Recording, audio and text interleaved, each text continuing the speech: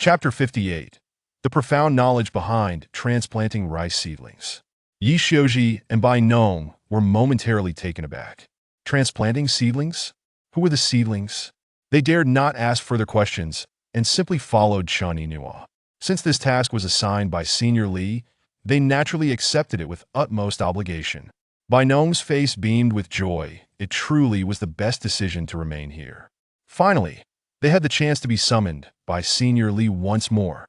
This time, he had to showcase his talents and ensure Senior Li perceived his brilliance. Yi Xiuji, pouting in displeasure, felt quite miffed.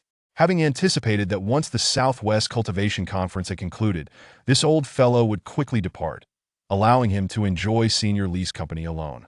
Yet, here was this man, stubbornly lingering in his sect. Now that they had awaited Senior Li's summons again, he certainly had no inclination to leave. This simply wouldn't do. He needed to find an opportunity to embarrass him in front of Senior Li, compelling him to lose face and avoid appearing before Senior Li again. Both retained their individual thoughts, closely trailing behind Chen Yinhua. Upon regaining their senses, they were both quite astonished. Why was the Saintess walking all the way down from Kai Mountain? Moreover, she wasn't channeling any cultivation energy, moving as if she were an ordinary individual. Exchanging a glance, they suddenly realized. The Saintess had been close to Senior Li all along. Perhaps this was precisely the correct method of cultivation referred to by Senior Li. Yes, it must be so. Turning around, they likewise ceased the flow of their cultivation energy within. However, abruptly stopping their cultivation energy left them feeling rather uncomfortable. After proceeding a short distance, they began to notice a slight soreness in their feet and instinctively resumed circulating their energy. Instantly, the aches in their feet abated. Before they could even take a comfortable breath, they were overcome with regret. How could they circulate their energy? Wasn't that tantamount to wasting their efforts? They had to endure. They must not circulate their energy again next time. Chen Yinhua smiled softly, ignoring their subtle antics.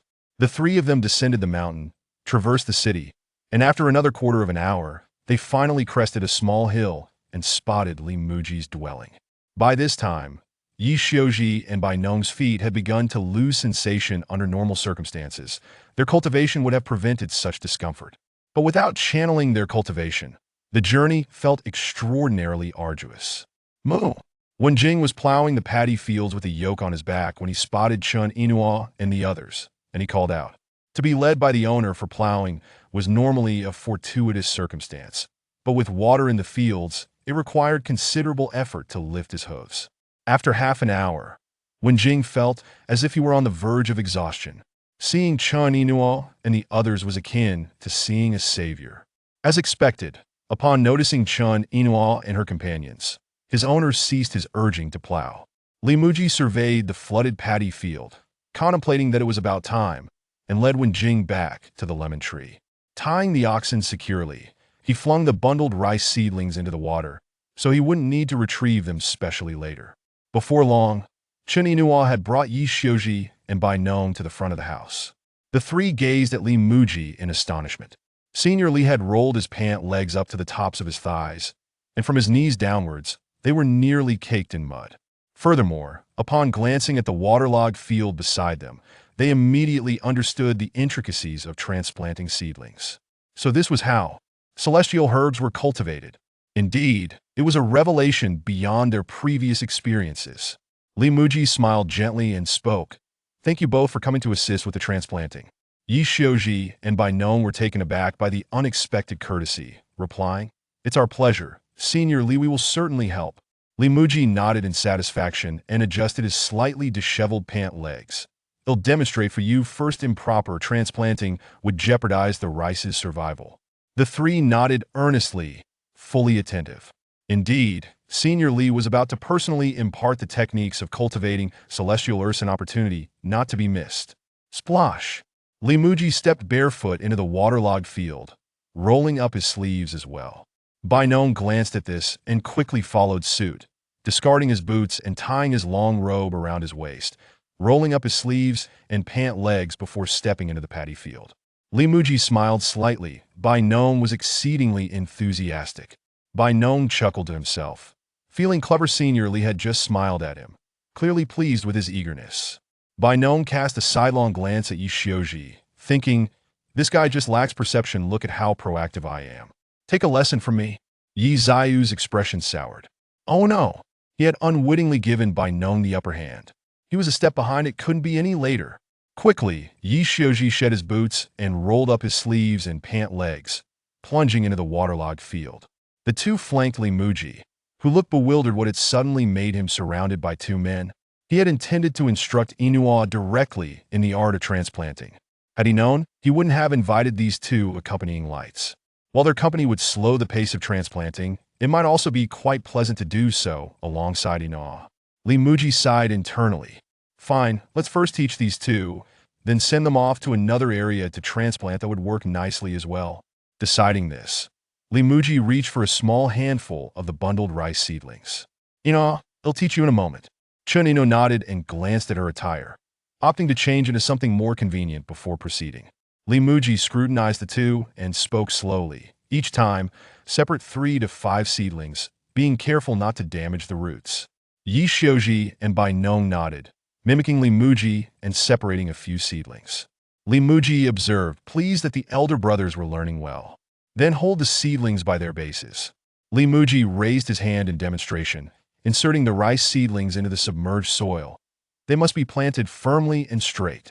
Yi Xiuji and Bai Nong nodded, glancing at the seedlings Li Muzhi had successfully planted, and proceeded to plant their own. Upon inspecting Yi Ziyu's handiwork, Li Muzhi gently stirred the water surface, causing the rice seedlings to float. Brother Yi, yours is a bit shallow. See how it floats when the water stirs. Yi Xiuji chuckled awkwardly, quickly pulling the seedlings back out and replanting them. Li Muzhi nodded this time. It was perfect. Turning, Li Muzhi took another look at Bai Nong's planting. Brother Bai, yours is crooked. Bai Nong, who had been mocking Yi Xiuji, suddenly found his grin frozen as he hastily pulled the seedlings out, redoing them once again.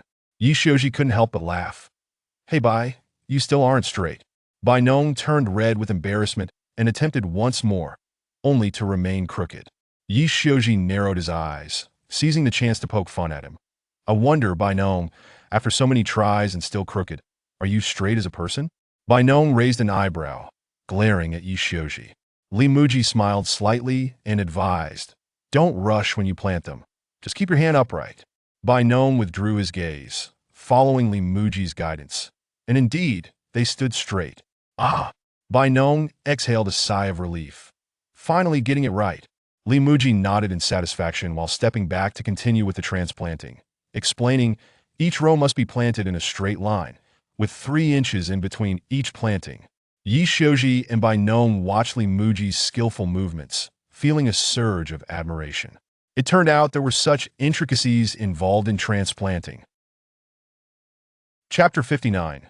This is not like the script. Li Muzhi inserted a small row and glanced at Yi Xiuji and Bai Nong. The two had already mastered the technique of transplanting rice seedlings and could be assigned to the opposite end of the field. Chun Inua had also changed into a capable outfit, with her sleeves and pant legs rolled up, revealing her fair skin. To be honest, Li Muzhi felt a twinge of reluctance to see such a pristine body stepping into the muddy rice paddy. However, Chun Inua showed no concern at all and had already stepped into the field. Li Muzhi looked at Yi Xiuji and Bai Nong, pointing to the other end of the rice paddy. Brothers, you two go transplant over there. Yi Xiuji and Bai Nong were racing against each other when they suddenly paused, momentarily taken aback by Li Muzhi's words, upon seeing Chun Inua. They quickly understood. Splash, splash! They trudged through the mud, each step leaving a footprint, muttering to themselves, we'll transplant over here, and you'll do it over there. Li Muzhi shot a sidelong glance at Yi Xiuji and Bai Nong, furrowing his brow slightly. What were these two chattering about? Chun Inua also glanced at them, thinking to herself that Li Qianbei was probably concerned about everyone crowding together, which would hamper efficiency. Ahem. Li Muzhi cleared his throat and called Chun Inua over, demonstrating the technique for her. Chun Ina nodded, swiftly separating several seedlings from her hands, and began transplanting with her right hand. Steady, precise, and quick. The seedlings were inserted upright and stable. Li Muzhi couldn't find a single fault. Li Muzhi felt a surge of frustration. This left him no opportunity to join in, Last night, she had taken ages to learn how to close a door. How was it that today she could master this technique so quickly?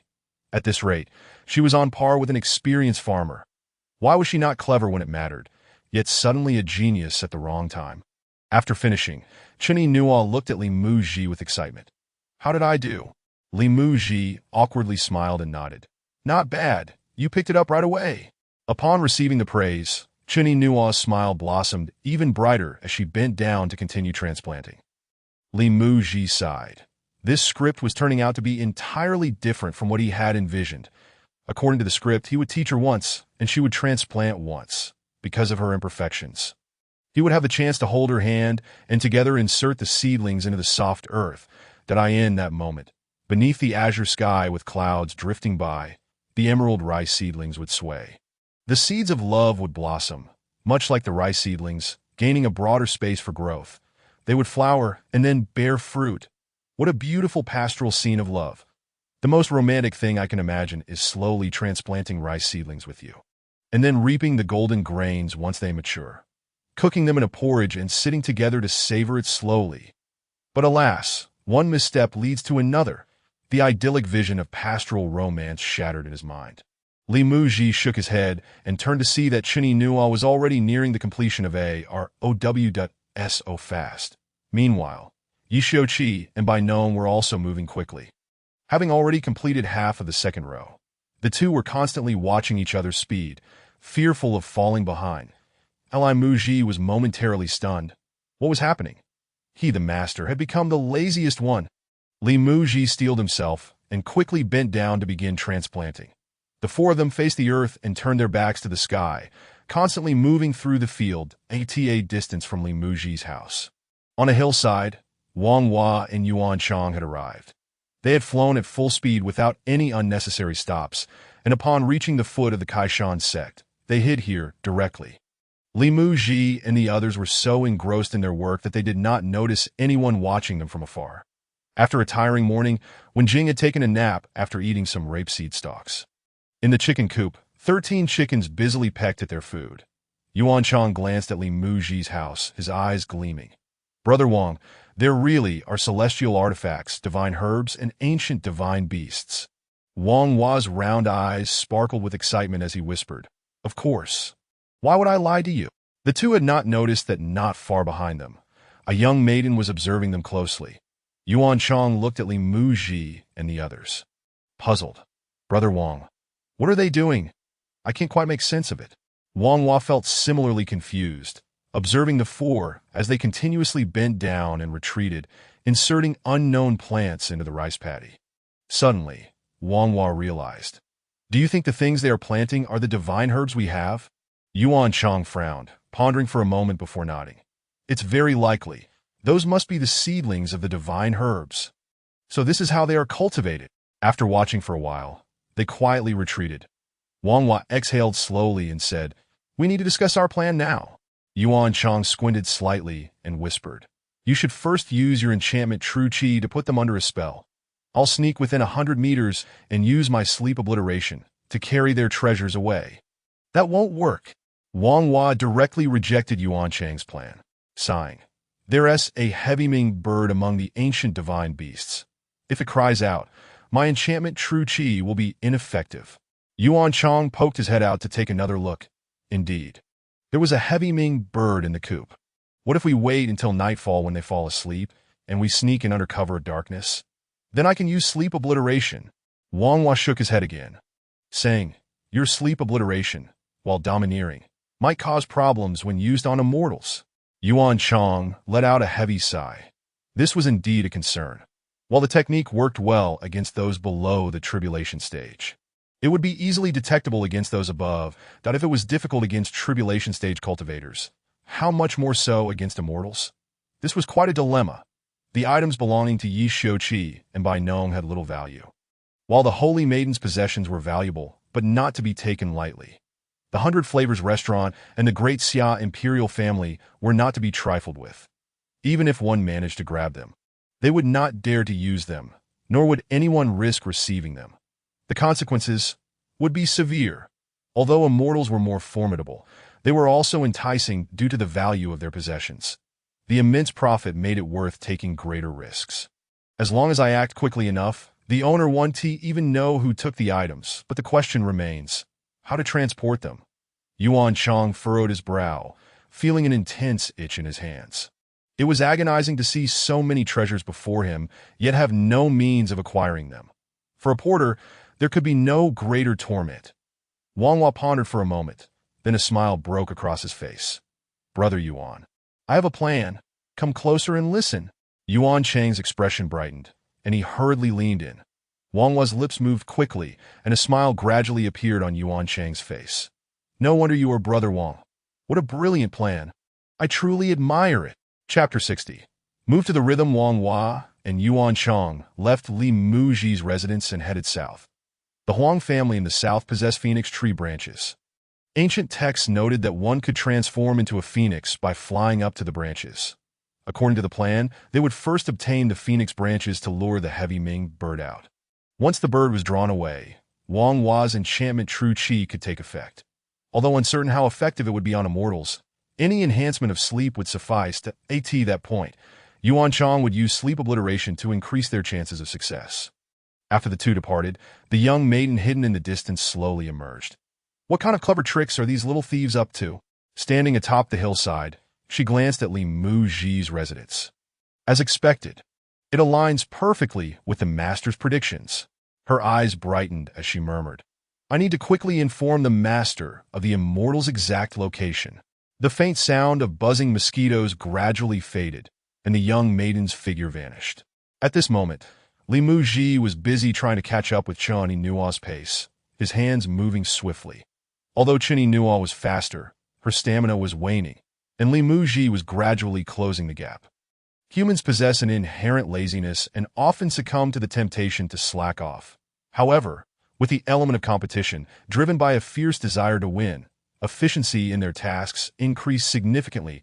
Li Muzhi planted rice seedlings. Glancing at Chen Nua, it seems like Nua's energy is almost spent. Li Muzhi chuckled lightly, maintaining a steady pace as he transplanted. You may be quick, but you won't last. Ali may not be the fastest, but I excel in endurance. Chen Nua was breathing slightly harder, her movement slowing. She hadn't expected that planting celestial herbs would be so exhausting, having barely finished 6 rows. Her back was already aching that if she were to use her cultivation, she could simply separate the rice seedlings, and in a matter of breaths, transplant them as desired. Chen Nua pondered this, slowly standing upright, her spine cracking softly. Just then, Li Muzhi was catching up to Chen Nua, his hands still in motion, that he looked at her with a light chuckle. If you're tired, take a break. Chen Nua examined Li Muzhi and suddenly noticed a slight difference in the details of how they both transplanted the seedlings. Though they were both separating seedlings, transplanting, and retreating, it seemed that Li Muzhi had a certain rhythm to his movements. Could it be that he was not fatigued because his body maintained this rhythm? Chen Nua contemplated this for a moment, then began to move her head in sync with Li Muzhi's rhythm. Li Muzhi had always found such mechanized tasks to be tedious. Each time he engaged in monotonous work, he would unconsciously beat out a rhythm in his mind. Move to the rhythm. Move to the rhythm. The first move to the rhythm corresponded to separating the seedlings and transplanting them. The second move to the rhythm aligned with stepping back with his left leg, then his right. Once the mechanized task acquired a certain rhythm, Li Muzhi felt that his body did not tire as easily, and the farm work became far less dreary. This experience stemmed from the time when Li Muzhi helped his grandfather with farm work, a technique imparted by his grandfather. Chen Nua swayed her head in rhythm with Li Muzhi, her eyes sparkling with realization. Indeed, the movements of her senior were steeped in a certain cadence. I shall join in, she declared, continuing to nod in sync with Li Muzhi's tempo, her hands deftly planting seedlings in time with the rhythm. Maintaining this harmonious pace, Chen Nua made 5 or 6 plantings, a smile blossoming on her face. Truly, Senior Li's method was remarkable. Sustaining such a rhythm cultivated a reflexive response in the body. Although her speed had diminished slightly compared to before, it afforded her a delightful sensation of ease. Yi Xiuqi and Bai Nong had long reached their limits, yet neither wished to be the first to cease. Upon completing the 4th row, they rose to commence the 5th. only to be greeted by a sharp pang of soreness in their waists. Hiss, they gasped, their features contorting in shared discomfort. While they had merely felt a mild ache from bending over, straightening up in one swift motion unleashed a wave of pain. Exchanging glances, they mutually agreed to a temporary truce. Turning back, they observed Li Muzhi and Shan still diligently planting, to their astonishment. Senior Li and the Saintess had already embarked on the seventh row, their movements and rhythm perfectly synchronized, embodying a profound sense of harmony. Yi Xiuqi and Bai Nong stood in stunned silence. That it became clear that Li Muzhi had not dismissed them to create a secluded world with the Saintess. Rather, he was imparting deeper, esoteric techniques. When he had previously instructed them on cultivating celestial herbs, he had not mentioned this subsequent rhythmic method at all. If Li did not teach it, they would have to learn it themselves. Observing the synchronized motions of Li Muzhi and Chun Inua, Yi Xiuqi and Bai Nong swiftly joined the rhythmic assembly. Move to the beat. Move to the beat. Li Muzhi kept his head down, silently counting the rhythm, diligently continuing to plant seedlings. Chun Inua and the others followed Li Muzhi's tempo, working earnestly to end the rice paddies. The four maintained a uniform rhythm. When Jing, roused from slumber, slowly opened her bovine eyes, staring blankly at the quartet. What was occurring here? Their coordinated movements appeared captivating, and as she watched, her head began to sway in time. The chickens in the coop bobbed their heads in perfect harmony with the rhythm as well. Having planted the last few rice seedlings, Li Muzhi paused to retrieve the seedlings that had been flung into the field. Raising his gaze, he noticed that the rhythmic alignment of Chun Inua and the others was strikingly akin to his own earlier cadence. A quick glance confirmed that even the cow and chickens were moving in synchrony. That Li Muzhi chuckled softly. What was going on here? However, at this pace, it seemed they would manage to plant this substantial expanse of rice paddies by day's end. Grasping the rice seedlings, he resumed his planting. The four busily toiled in the paddies as the sun gradually sank in the west, signaling the approach of twilight. When the sun finally set, Li Muzhi and his companions encountered Yi Xiuqi and Bai Nong at the paddy center. After a full day of labor with scarcely any respite, they had successfully planted the vast stretch of rice fields that Li Muzhi's spirit soared. The seeds provided by the system boasted a growth cycle far shorter than that of crops on Earth. The last time he had planted wheat, it had taken merely 15 days to reach harvest maturity. Now, with the rice planting completed, he estimated that in just over 10 days, he would be able to commence the harvest of rice. Once the rice was ready, he could proceed to produce rice noodles, and the primary ingredient for the snail noodle dish would soon be at hand. That Li Muzhi calculated that the ingredients for stinky tofu were also in order. 3 new snacks were nearly within reach, with only the collection of young boys' urine remaining. The prospect of selling these delicacies was imminent. With a gentle sigh, he noted that the hen had already begun laying eggs, signaling that it was time to gather the required urine. With this thought in mind, he glanced at Chun Inua, who was washing off the mud by the well. Inua, come into town with me tomorrow. Chapter 61. Lemons on the Lemon Tree. You and I beneath the lemon tree, without a moment's hesitation, Chun Inu readily agreed. Since Senior Li had taken her under his wing as a disciple, there was no reason to delay when the master requested her assistance.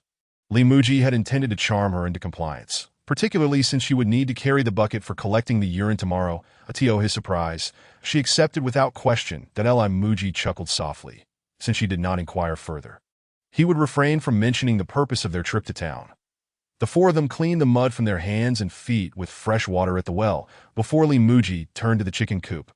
You too, great brothers. Thank you for your hard work. I shall prepare a grand feast for dinner. Yi Xiuqi and Bai Nong exchanged delighted glances. Being with Senior Li was truly a blessing. Promising them a taste of celestial cuisine, Li Muzhi inspected the 12 chicken nests, finding that none of the hens had laid new eggs, instead opting to sit idly in their nest. That he pouted slightly. Are these eggs fertilized? Are you just sitting here? Cluck, cluck, cluck. Li Muzhi reached beneath a hen and retrieved an egg with ease. Each of the 4 received an egg to replenish their energy after a long day's labor. A perfectly reasonable arrangement. Upon receiving the egg, the hen seemed displeased, pecking fiercely at Li Muzhi's hand. That he quickly withdrew his hand, pursing his lips, and swatted the hen's head lightly. Still want a sneak attack? As a hen, you should know that this won't hatch any chicks. Right? The hen, having received a gentle reprimand, became considerably more docile. Hiss! Chen Inoa and the others inhaled sharply. Senior Li was indeed formidable. Li Muzhi, holding 2 eggs carefully, secured the chicken coop door, with the 2 he had eaten the previous night. There remained 6 eggs in the nesting area. Chen Inoa felt a pang of sympathy. Were they truly going to eat the eggs of these ancient divine beasts? Yi Xiuqi and Bai Nong's eyes were glued to the eggs in Li Muji's hands. Pondering whether he intended to give each of them 2, Li Muzhi glanced at the 2 with a smile.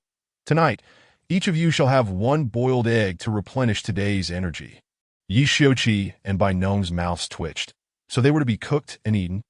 Had anyone else suggested such a thing, they would have surely subdued him on the spot. The 2 exchanged awkward smiles, murmuring, "Brotherly, is that really appropriate?" "Not at all." Li Muzhi waved his hand dismissively, eyeing the chickens in the coop.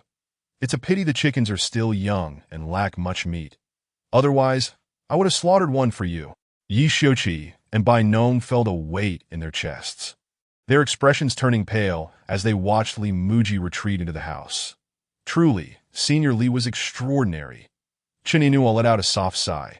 It became clear to her that Senior Li raised these ancient divine beasts without any intention of using them for anything other than consumption. Li Muzhi entered the house to prepare dinner. "Yinua, come in and tend the fire." Hearing the call from inside, Chen Yinua promptly responded and entered. Yi Xiuqi and Bai Nong exchanged glances. Turning around, they found the Zhuke bird tilting its head. Observing them intently, the 2 shivered in unison and hurried inside. They dared not provoke these ancient divine beasts. Upon entering, they saw Chen Yinua skillfully placing a wooden bucket beside her. Moments later, a partially bitten lemon appeared in her hand. "Chirp!" Chen Yinua took a hearty bite of the lemon, her face contorting in distaste as she began to chew. Yi Xiuqi and Bai Nong stared. Bewildered, what was the Saintess doing? After a moment of chewing, she spat the lemon and her saliva into the wooden bucket. In an instant, Yi Xiuqi and Bai Nong grasped the underlying purpose. The Saintess was purging impurities from her cultivation. That fruit it seemed to be from the tree outside where they tethered the cows. Who would have thought such celestial fruits held this remarkable utility? If only they could partake as well? Li Muzhi, rinsing the pot, glanced up at the 2 standing at the kitchen door. Noticing they appeared to be salivating, he chuckled lightly. Watching someone eat a lemon could indeed provoke saliva production. In ancient times, one could quench their thirst by gazing at plums. Today, one could stimulate their appetite by watching someone eat a lemon. Li Muzhi squinted at them. "If you 2 wish to taste, go and pick one from the tree outside." Chen Yinua shot a glance at Li Muzhi. He truly was generous, sharing all the good things. Yi Xiuqi and Bai Nong licked their lips. Astonished by his kindness, that Tob offered an ancient divine beast's egg for dinner was already a tremendous opportunity, and now, to have such a generous offer from Senior Li was profoundly moving. Tears of gratitude welled in the corners of their eyes as they wiped their mouths. "Is this really okay?" "Quite fine. If you want to eat, then go and get one." Receiving Li Muzhi's affirmation once more, Yi Xiuqi and Bai Nong no longer hesitated. Inside the house, they maintained their composure, but as soon as they stepped over the threshold, they dashed outside, fearing the other would seize the largest fruit first. After all, Senior Li had instructed them to pick one. This opportunity was singular, so naturally, they aimed to select the largest one. Li Muzhi chuckled. How could they still be thinking of eating after witnessing Chen Yinua consume the lemon? Did they not realize how unpalatable it was? He shook his head. At least they were willing participants, and he would not be held responsible should they find it too sour. Yi Xiuqi and Bai Nong suddenly dashed to the lemon tree, startling Wenjing, who leapt up from the ground, her tail instinctively guarding her rear, ready to unleash her. "Hello, you're so bold." Yi Xiuqi and Bai Nong quickly raised their hands, offering awkward smiles. "Don't be alarmed. Your master sent us to pick celestial fruits." Wenjing glanced up at the lemons on the tree, her bovine eyes darting as she slowly stepped aside. Yi Xiuqi and Bai Nong exchanged sheepish smiles, tilting their heads back as they licked their lips, their eyes scanning the lemon tree eagerly. They bobbed their heads in and out, twisting left and right, their excitement palpable. Huff! Wenjing exhaled heavily through her nose, growing slightly impatient.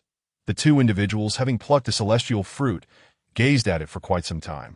while the esteemed gentleman grew impatient and declared, "I still require a moment of rest." Yi Xiuqi and Bai Nong exchanged an awkward smile, repeatedly apologizing, "It will be done shortly." After surveying their surroundings, they simultaneously set their sights on a large, round lemon. Upon sharing a glance, their eyes narrowed, and they leapt into action almost in unison. Point one grasped the top of the lemon, while the other seized the bottom. "I got it first." "Clearly. It was I who seized it first." "I did." "No, I did." Their bickering persisted until Wen Jing, with a sharp glare, swished his tail, prompting both Yi Xiuqi and Bai Nong to dodge aside. With a heavy exhale, Wen Jing realized that these two would not be allowed to approach any closer. Yi Xiuqi and Bai Nong looked at each other and huffed. "Well, this works out. 1/2 for each of us." After meticulous calculations, they finally determined the cutting point. As Bai Nong prepared to swing his sword, Yi Xiuqi halted him. "Wait, let me do it. You can't even plant seedlings straight. It's best if I handle the cutting." Bai Nong pouted and shot Yi Xiuqi a glare. "You're the one who's crooked. You're even bent." Chapter 62. I am sour. Bai Nong regarded Yi Xiuqi with evident skepticism, doubting his ability to slice it evenly. They conferred and decided to entrust the task of cutting the lemon to Senior L.S., a third party. Senior Li would ensure absolute fairness. Moreover, his knife skills were nothing short of extraordinary. Leaving no room for error, Yi Xiuqi held the upper half of the lemon with his right hand, while Bai Nong grasped the lower half with his left, casting sideways glances at one another as they entered the house. Muzhi glanced over, bemused. Why were these two holding hands? They always appeared and departed together. Surely, they weren't being coy, were they? Upon entering the kitchen, illuminated by candlelight, Muzhi discerned that they were indeed clinging to the lemon. So, it was not a matter of being coy. What is going on? Muzhi inquired, and only then did they recount the situation. Engaged in kneading dough, Muzhi was somewhat preoccupied. You might as well divide it yourselves. The one who cuts the lemon can choose last.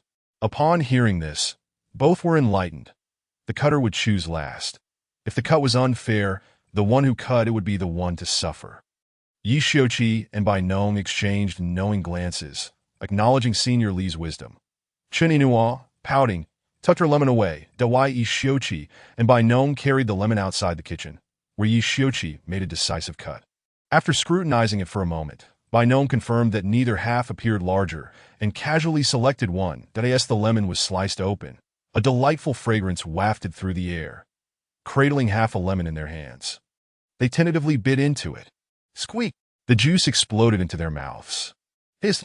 Their eyes widened in shock as they filled their mouths with tart saliva. Hearing the commotion from outside, Muzhi erupted with laughter.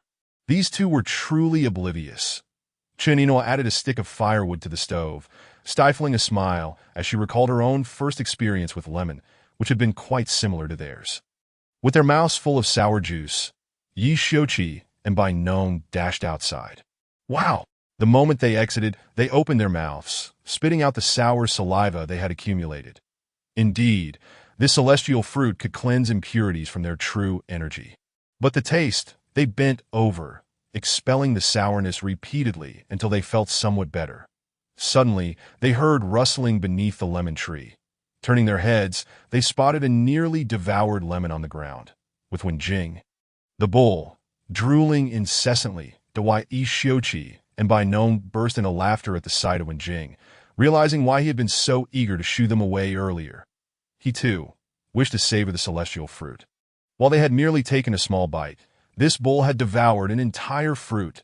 Yi Xiuqi and Bai Nong were delighted, laughter spilling forth as their mouths watered anew. The chickens in the coop tilted their heads, observing the trio as if they were fools. Having only sampled the fruit a moment ago, Yi Xiuqi and Bai Nong soon felt fine. However, Wen Jing groaned in distress, glaring at the two who were reveling in his misfortune. Had it not been for their fruit-picking antics, he would never have lingered beneath the tree so long. Nor would he have contemplated tasting it himself. Yi Xiuqi and Bai Nong exchanged glances, their expressions shifting as they hurriedly stifled their laughter and darted back inside.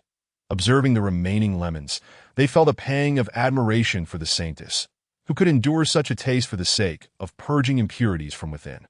They decided to set the lemons aside, as these would need to be consumed gradually. Muzhi had already begun preparing the evening meal, glancing at the two with their rather ghastly expressions, which struck him as amusing. Tonight's main dishes consisted of braised wild beast meat, accompanied by stir-fried potato shreds, mapo tofu, sautéed lettuce, and meatball soup, topped off with steaming flatbreads and a single egg for each. Muzhi skillfully operated 2 pots simultaneously, growing increasingly pleased with the performance of Chun Inua, his firewood assistant. She could be big or small, as the situation required. Yi Xiuqi and Bai Nong stood by, awaiting the dishes to be ready, assisting in bringing them to the 8 immortals' table. The atmosphere in the house was filled with warmth and harmony. After dinner, Yi Xiuqi and Bai Nong, bellies round and full, bid farewell to Muzhi and Chun. Though they longed to sleep once more on the bed of celestial herbs, they felt it best to leave, considering that Senior Li wished to spend time alone with the Saintess. Brother Bai, isn't it a bit too disingenuous for Senior Li to offer us a place to stay? As soon as we said we wouldn't, he promptly let us go.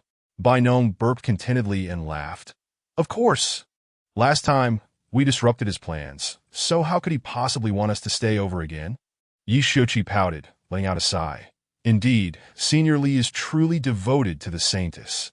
Bai Nong chuckled and suggested, why not you become a woman in your next life, and seek out Senior Li? Yi Xiuqi shot him a glare and produced a lemon from his storage space. Why do I feel as though I've just bitten into a lemon? Bai Nong glanced at his own lemon and nodded in agreement. I feel the same. Senior Li calls this feeling sour. They both sighed and took a bite of their lemons, exclaiming, I am sour. Far from Muzhi, in the southern region, Wang Hua and Yuan Chang were still on their journey. They traversed mountains and seas, evading the throngs of people that at their current pace. They expected to arrive at the Huang family by the hour of the pig. The southern coastal area was beset by a torrential night rain that in their quest to procure the phoenix tree branch. Neither of them paused to seek shelter from the rain. This deluge showed no signs of abating, and taking cover would only delay their arrival at the Huang family. At the hour of the pig, most of the Huang family would be deep in slumber, making it the perfect opportunity for Yuan Chang to employ his sleeping beauty technique. The night rain not only lasted long, but also covered a vast area. Even upon nearing the Huang family, Wang Hua and Yuan Chang remained drenched. Wang Hua leaned against a large tree, feeling increasingly agitated, muttering under his breath, this accursed weather seems to be targeting us. Yuan Chang pouted and retorted softly, you dare curse the heavens? Watch out for lightning. Boom! Just as Yuan Chang finished speaking, thunder rumbled ominously above. Wang Hua's heart skipped a beat, and he quickly apologized. I was wrong. Forgive me. After several more thunderclaps, the sound gradually faded. Wang Hua let out a sigh of relief, chuckling, see? All is well. Crack! No sooner had Wang Hua spoken than a bolt of lightning struck him. Yuan Chang jumped back in fright. Wang Hua was left charred, emitting wisps of smoke, while the nearby tree was split in half by the lightning. Yuan Chang gasped, murmuring, could it be that the celestial beings know we intend to transport their treasures, and thus they've chosen to rain upon us? Wang Hua, upon hearing Yuan Chang's words, felt a chill run down his spine. Standing so close to Yuan Chang, why was the lightning directed at him? Was it truly a warning from the celestial beings? Was the singular punishment aimed at him due to his previous handling of celestial herbs? Chapter 63. Never seek shelter under trees in the rain hiss. Wang Hua gasped in disbelief, casting a terrified glance at Yuan Chang. Strangely enough, the rain began to pour as they crossed over the mountains of the Kaishan sect's southern region. The rain had not ceased throughout their journey. Cursing the heavens had seemingly invited the wrath of thunder. The more Wang Hua pondered, the more fear gripped him as he felt the gaze of celestial beings lingering upon him. Yuan Chang cautiously approached, noting the lack of light on this rainy night, and wondered about Wang Hua's condition after the lightning strike. Brother Wang, are you all right? Wang Hua stared blankly at the sky, swallowing hard. Old Yuan, do you feel as though someone is watching us? Yuan Chang's heart sank, and he slowly raised his head to scan the heavens. Boom! Above, dark clouds loomed, and amidst the thunder, streaks of lightning danced, as if ready to strike at any moment. Yuan Chang shuddered, feeling a tingling sensation spread across his body. Stop talking. The more I look, the more unsettled I feel. The two huddled together in the rain, watching the lightning flicker within the clouds. After a long silence, Yuan Chang hesitantly asked, "Should we continue our transport?" Wang Wan nervously swallowed again, his wide eyes darting around the stormy sky. "What if we try again?" Boom! No sooner had Wang Hua spoken than thunder erupted in the sky. Crack! Startled, both Wang Hua and Yuan Chang clutched each other tightly, exclaiming, "We were wrong. We were wrong. We won't transport anything." Lightning struck, hitting a large tree not far from the two individuals. Boom! The massive tree, which required several people to encircle, was cleaved in half and fell heavily to the ground. After the lightning, the two, shaken and relieved, embraced each other, exclaiming, "Wah! That scared the life out of me." They had witnessed the trajectory of the second bolt of lightning, which had evidently altered its course midair. Clinging to one another, they silently rejoiced at having recognized the danger in time. Otherwise, they would have been struck again. The second lightning bolt was clearly thicker than the first, undoubtedly a consequence of their unrepentant ways, prompting the celestial beings to intensify their punishment. Wang Hua's round, startled eyes were filled with terror when he suddenly felt something grasping his rear. "Yuan, where are you touching?" Yuan Chang quickly released Wang Hua, offering an awkward smile. "My apologies, my hands are rather long, and when I get nervous, I tend to grab at things. It's purely instinctive." Wang Hua narrowed his eyes and took 2 steps back. Yuan Chang slapped his own face in embarrassment, stammering, "That was a mistake. Just an overreaction." Wang Hua's heart raced, and he hastily retreated even further. Yuan Chang was momentarily bewildered. Could an overreaction also be problematic? Damn! Yuan Chang suddenly realized, rushing after him. "Wang, what are you thinking?" "I'm excited." The more Yuan Chang chased, the faster Wang Hua ran, fearing an impending jab to his back. Rumble! Li Muzhi was soundly asleep when he was abruptly awakened by the thunder. There was no sound of rain outside. As the saying goes, the thunder may roar, but the rain may be sparse. He wondered if this world adhered to that principle. What if it did rain and the cattle and chickens were still outside? Getting drenched and falling ill would be unfortunate. After pondering for a moment, Li Muzhi resolved to open the door and lead the cattle and chickens to a sheltered spot. As he turned the doorknob, Chun Ino also stirred awake. "Li, why are you up so late?" Creak! Li Muzhi gently opened the door, cautious not to disturb Chun Inua's rest, but the wooden door creaked inevitably. Chun Inua, hearing the sound, felt a twinge of curiosity. Why was Li so careful when stepping outside? Was he afraid of being discovered? Slowly, she rose from her bed, as her window offered a clear view of the fields in front of the house. Pressing herself against the wall, she peeked through the window. Li Muzhi secured the door and made his way to Wenjing, untying the rope tethering the cow to the tree. Wenjing, in a deep slumber, was abruptly awakened and felt a surge of irritation. Upon seeing his master, he could only groggily follow along. Li Muzhi led the cow into the barn and caught a chicken in each hand, placing them in the shed where the rapeseed stalks were stored. Chinil watched intently, noting that aside from the ancient divine beast showing no signs of resistance in Li Muzhi's hands, there seemed to be nothing unusual. Yet, she was perplexed. Why was Li so cautious while leaving? After placing the cow and chickens inside, Li Muzhi did not rush back indoors. Earlier, he had just planted the rice seedlings and thought it prudent to check the water levels in the fields. During the day, the water had only reached a few centimeters, insufficient for the rice. If the sun evaporated at all by tomorrow, the fields would likely dry up. If necessary, he would have to use well water for irrigation. Li Muzhi looked up at the sky, where lightning flickered, uncertain if rain would follow. Back in the countryside, his grandfather often said that farmers relied on the weather for their livelihood. In that moment, Li Muzhi felt the weight of those words, that if a torrential rain were to fall tonight, it would suffice for the rice paddies. Taking a deep breath, he extended his hands to feel for any raindrops. Chinanua glanced at Li Muzhi, then looked up at the sky. What was Li doing, stretching his hands out towards the heavens, utterly still? Did he sense something in the sky? Li Muzhi gazed upwards. The dark clouds from the south were being blown northward by the wind. Watching the clouds move, he felt a surge of joy. A wide, it seemed rain was indeed on the way. Rumble. Thunder echoed through the sky, and Li Muzhi smiled slightly. The rain is coming. Drip drop. Raindrops began to descend, softly pattering against the surface of the water. Gulp. Chininua was astounded. Was this the power of a celestial being? She had not sensed any fluctuations of cultivation from Li Muzhi a moment ago. Yet with a mere utterance of the rain is coming, the heavens responded. So, when Li Muzhi inhaled deeply and spread his arms, it was as if he were summoning the winds, clouds, and thunder from the sky, breathing in to transform the winds and clouds. And with a word, rain would fall like a refreshing drizzle. Hiss! Chuninu marveled inwardly. This was indeed a grand display of divine prowess. Was this the essence of being a celestial being? To command the natural order without employing any cultivation? Truly, a master of masters. As the rain intensified, Li Muzhi felt elated and quickly moved to the eaves of the house, with just a wall between them. Chininua suspected she had been discovered by Li Muzhi. With such extraordinary abilities, how could he not notice her?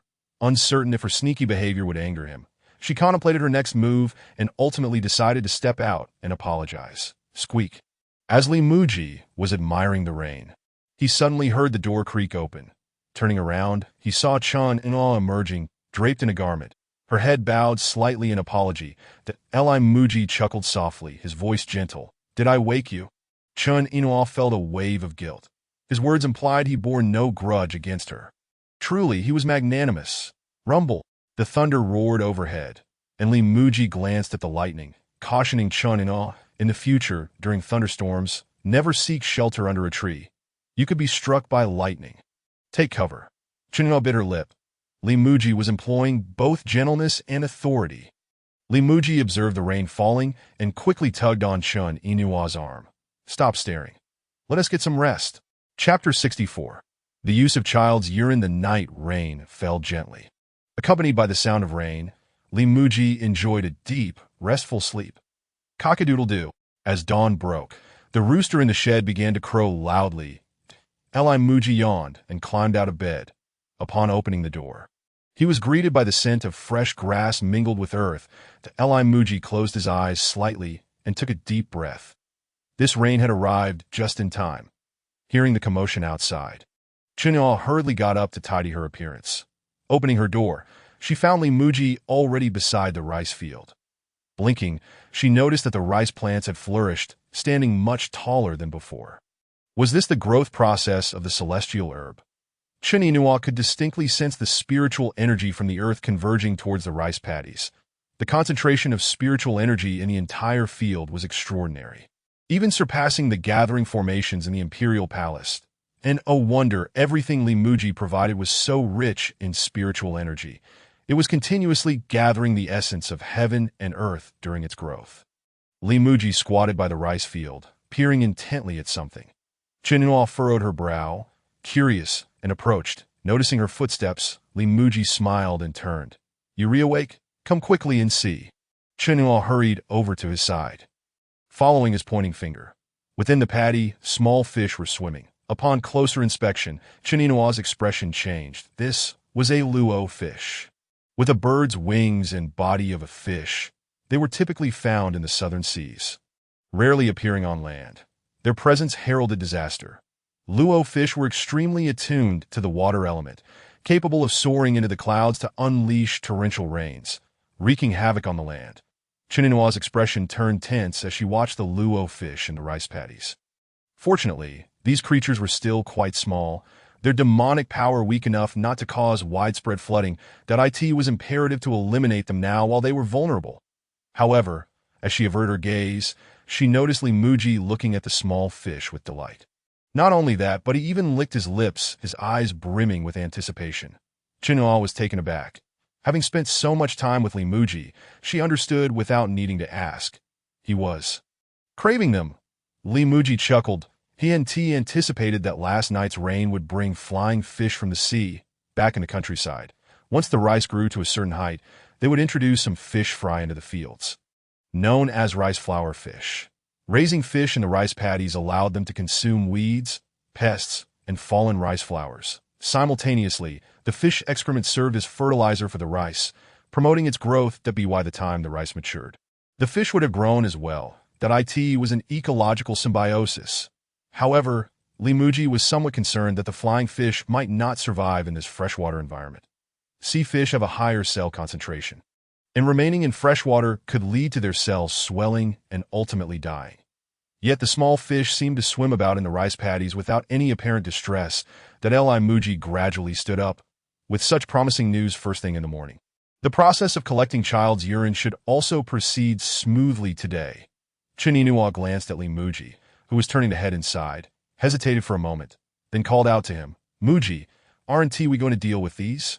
Li Muzhi paused, looking back at Chen Yinhua with surprise. "Deal with them? They're too small now. There's not much to eat, that we'll wait until they grow bigger." Chen Yinhua pouted slightly, giving a soft sigh, murmuring, "Li, you really aren't picky. How come everything you see, you think about eating? Yinhua, come in and start the fire." Li Muzhi called out from the kitchen.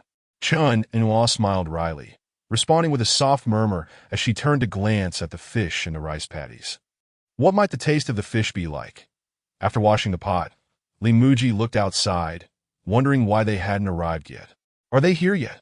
Chen Yinhua withdrew her gaze and hurriedly replied, "They're here." After enjoying their breakfast, the two closed the door and made their way directly to the city. That today's primary task was to collect the urine of young boys. Upon entering the city, Li Muzhi first led Chen Yinhua to the home of Granny Zhang. The moment Granny Zhang saw Li Muzhi, her face lit up with a smile as she engaged him in small talk about mundane matters. However, upon noticing Chen Yinhua, Granny Zhang's heart filled with a tinge of fear. After all, she was the current Saintess, a figure of immense power. What surprised Granny Zhang even more was that the Saintess followed closely behind Muzhi, resembling a devoted maid. Essentially, whenever Muzhi called upon her, the Saintess would act without hesitation. That a surge of pride swelled within Granny Zhang. Muzhi was indeed remarkable, having managed to train the Saintess to be so obedient. After exchanging a few pleasantries, Li Muzhi inquired, "Granny, I heard from the craftsman that there are many children in the city. Do you happen to know where they live?" "Of course I do," Granny Zhang replied with a slight smile. "I've lived here for decades. I know all the happenings of every household." Li Muzhi felt a wave of joy and quickly said, "Then please tell me. I need to find these children." Granny Zhang furrowed her brow, looking at Li Muzhi with surprise. "What do you need these children for?" Li Muzhi awkwardly chuckled, scratching his head in embarrassment. "I need to collect some young boys' urine." Granny Zhang was even more taken aback. Collecting urine? What on earth would one need that for? Chen Yinhua, standing by, also frowned slightly. Was Li Muzhi's purpose in the city solely to collect young boys' urine? What could it possibly be for? Suddenly, Chen Yinhua recalled Li Muzhi's earlier mention of boiling eggs in young boys' urine, and she was momentarily stunned. With a soft sigh, Li Muzhi awkwardly smiled, saying, "Granny, let's not delve into that. Just tell me the exact locations." Granny Zhang chuckled and shook her head, listing the households in the city that had children. Li Muzhi memorized each location, his face beaming with gratitude as he said, "Thank you, Granny. You've been a tremendous help." Without further ado, fearing he might be late and the children would wake up and relieve themselves, Li Muzhi quickly took Chen Yinhua to the nearest household with children. Granny Zhang remained utterly perplexed, her mind swirling with questions. Why did Muzhi appear so embarrassed? Was there something unspeakable about this? Slowly, Granny Zhang rose, leaning against the doorway to watch the two figures that had already walked far away. Suddenly, a thought crossed her mind. Could it be? Granny Zhang's face broke into a smile, given how long Muzhi had been with the Saintess. It was likely they had already consummated their relationship. His urgency in collecting young boys' urine likely stemmed from the fact that the Saintess had yet to conceive. That in her memory, there was indeed a folk remedy that suggested applying young boys' urine to the abdomen to aid in conception. No wonder Muzhi had looked so embarrassed when he refrained from disclosing his intentions. How could this old woman be so naive? Muzhi was embarrassed in front of me, with a soft sigh. Granny Zhang slowly returned indoors to fetch her needle and thread. "I can prepare to sew a small garment for the children now." As Li Muzhi walked along, he retrieved 2 buckets from the system space, one large, one small. Arriving at Wang Erga's door, he set the buckets down. Wang Erga had 3 children. This was a significant opportunity. "Knock, knock." Li Muzhi rapped on the door. "Coming." "Who is it?" a man's voice called from behind the door. Accompanied by the faint sound of a baby's cries, that Li Muzhi quickly responded, "Ergo, it's Li Muzhi, the one who sells snacks in the south of the city." Upon hearing Li Muzhi's voice, Wang Ergu opened the door, just a crack to peek at him, and Chen Yinua, "What brings you here?" Li Muzhi smiled awkwardly, aside from Granny Zhang. He wasn't particularly familiar with anyone else in the city. "I wanted to discuss something with you," Li Muzhi said, pursing his lips and speaking softly. "I heard you have 3 children." Wang Ergu furrowed his brow, cutting Li Muzhi off. "Not for sale. Not for sale. We would rather starve than sell our children." With that, Wang Ergu began to shut the door. "Wait a moment." Li Muzhi quickly pushed against the door, smiling. "You've misunderstood. I'm just looking for some of your children's urine."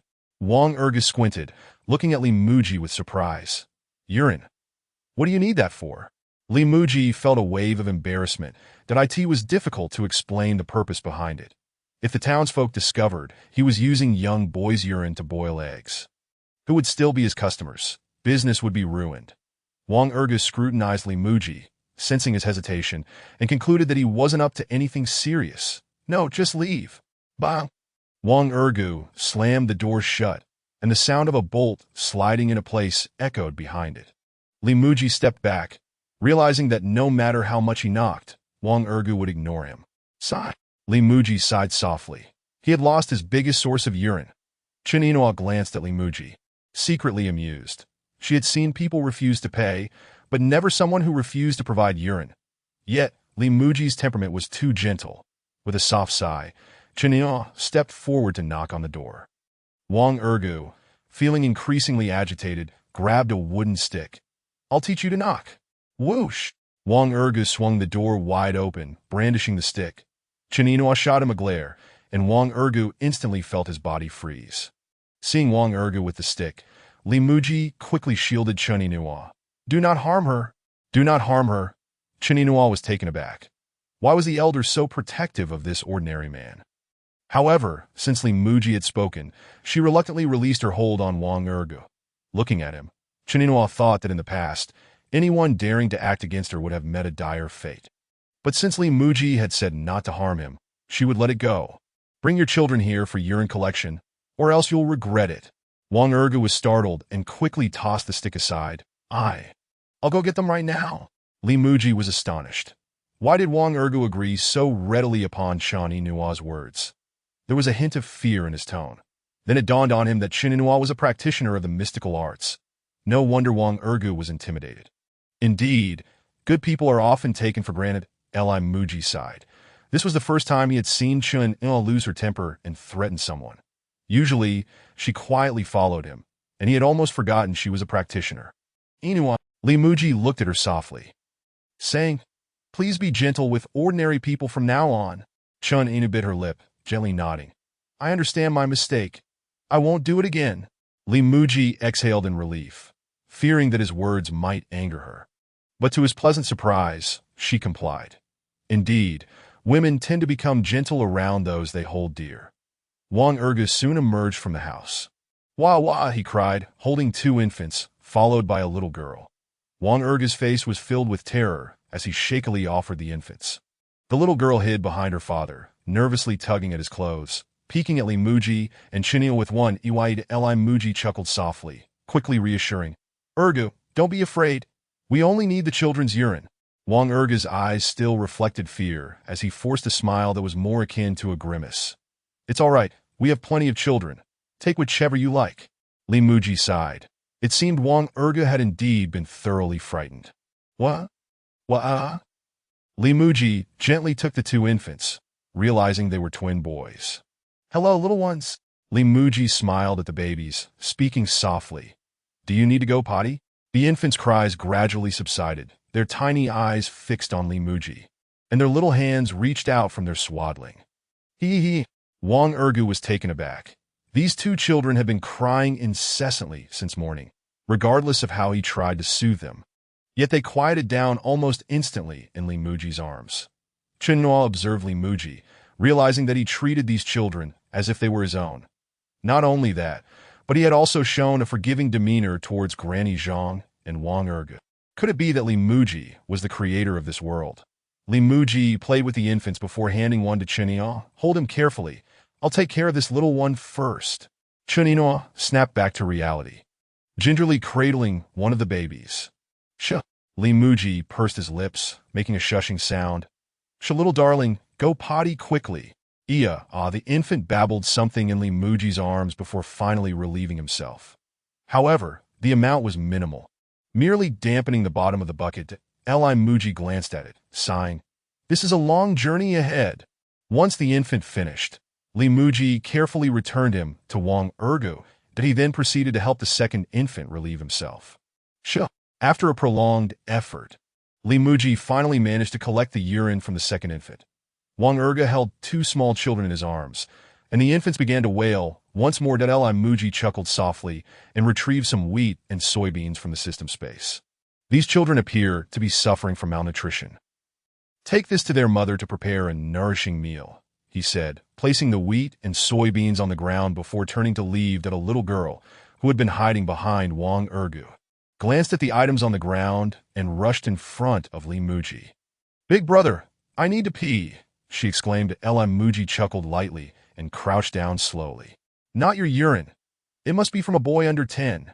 The little girl bit her lip, tears welling in her eyes. Li Muzhi gently wiped her tears, noting the impoverished state of Wang Ergu's household, realizing how challenging it must be to raise 3 young children. And no wonder her initial reaction to his mention of children was to think he wanted to buy one. From now on, you shall help me collect your 2 younger brothers' urine, and I will provide you with food, all right?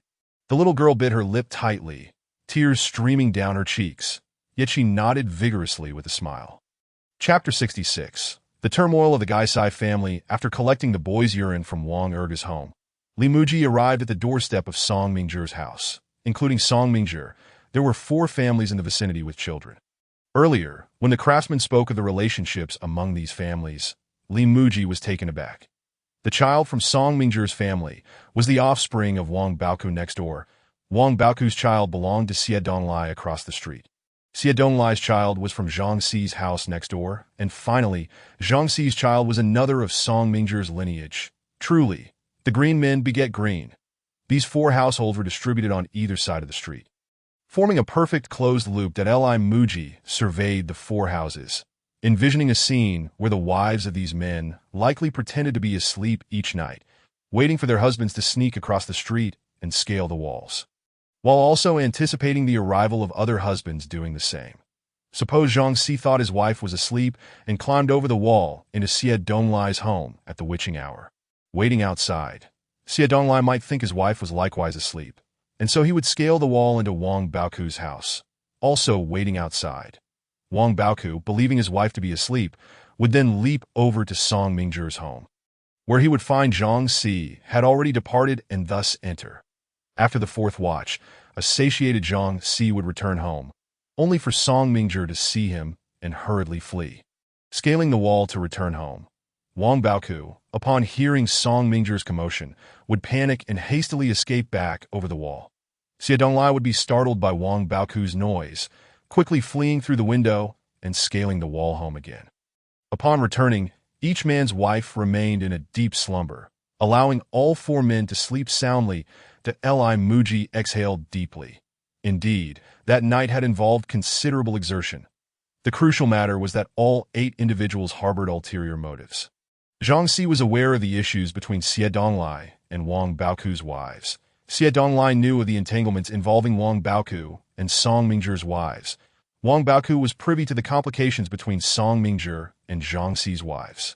And Song Mingzhi was cognizant of the matters concerning Zhang Xi and Xie Donglai's wives. Li Muzhi felt somewhat dizzy from the convoluted relationships, picturing how lively the scene would be if these 4 men were to encounter one another on the street. Rubbing his temples, he concluded that no matter how chaotic these 4 families were, it mattered little to him as long as he could procure the children's urine. After a moment's contemplation, Li Muzhi decided to knock on Song Mingzhi's door. Knock! Knock! Li Muzhi rapped on the door, soon hearing the light patter of footsteps from within. It was a child. Creak! The little boy opened the door without hesitation, lacking any sense of wariness. Who are you looking for? He asked. Gazing up at Li Muzhi, Muzhi smiled gently, recognizing him as Wang Baoku's child from Song Mingzhi's household. "I'm looking for you," he replied, bending down to present a wooden bucket. "What is your name? And how old are you?" The little boy pouted, counting on his fingers. "My name is Xiaoming, and I'm 7.5. Li Muzhi felt a rush of joy. He was under 10, which was perfect. Very clever. As he spoke, Li Muzhi held the bucket before Xiaoming. "Big brother needs your help. Can you urinate into this wooden bucket?" Xiaoming eyed the bucket curiously, glancing back at Li Muzhi. "What do you need my urine for?" Li Muzhi pondered for a moment before responding. "Actually, I'm a monster catcher, and there's a hidden monster in the city that can only be driven away with the urine of clever children." Upon hearing the word monster, Xiaoming's eyes widened with fear as he gazed at Li Muzhi. "If I give you my urine, you must promise to drive the monster away." Li Muzhi nodded, smiling as he ruffled Xiaoming's hair. The boy unfastened his belt, and Qininhua instinctively turned her head, though her eyes couldn't help but sneak a peek. After all these years, she had never seen such a thing. How small it was! Splish splash! The 7-year-old boy's urine clearly exceeded that of an infant. Once Xiaoming finished, the previously slightly damp bottom of the bucket now visibly rippled with liquid. He adjusted his pants, cautiously glancing inside his home, and then whispered, "Big brother, can you help my mother?" Li Muzhi, collecting the bucket, looked at Xiaoming. "What troubles your mother? I suspect there is a monster in our house." Xiaoming whispered in Li Muzhi's ear. "Sometimes, I hear my mother crying and laughing in the middle of the night. She says it's because I had a nightmare and tells me not to tell anyone."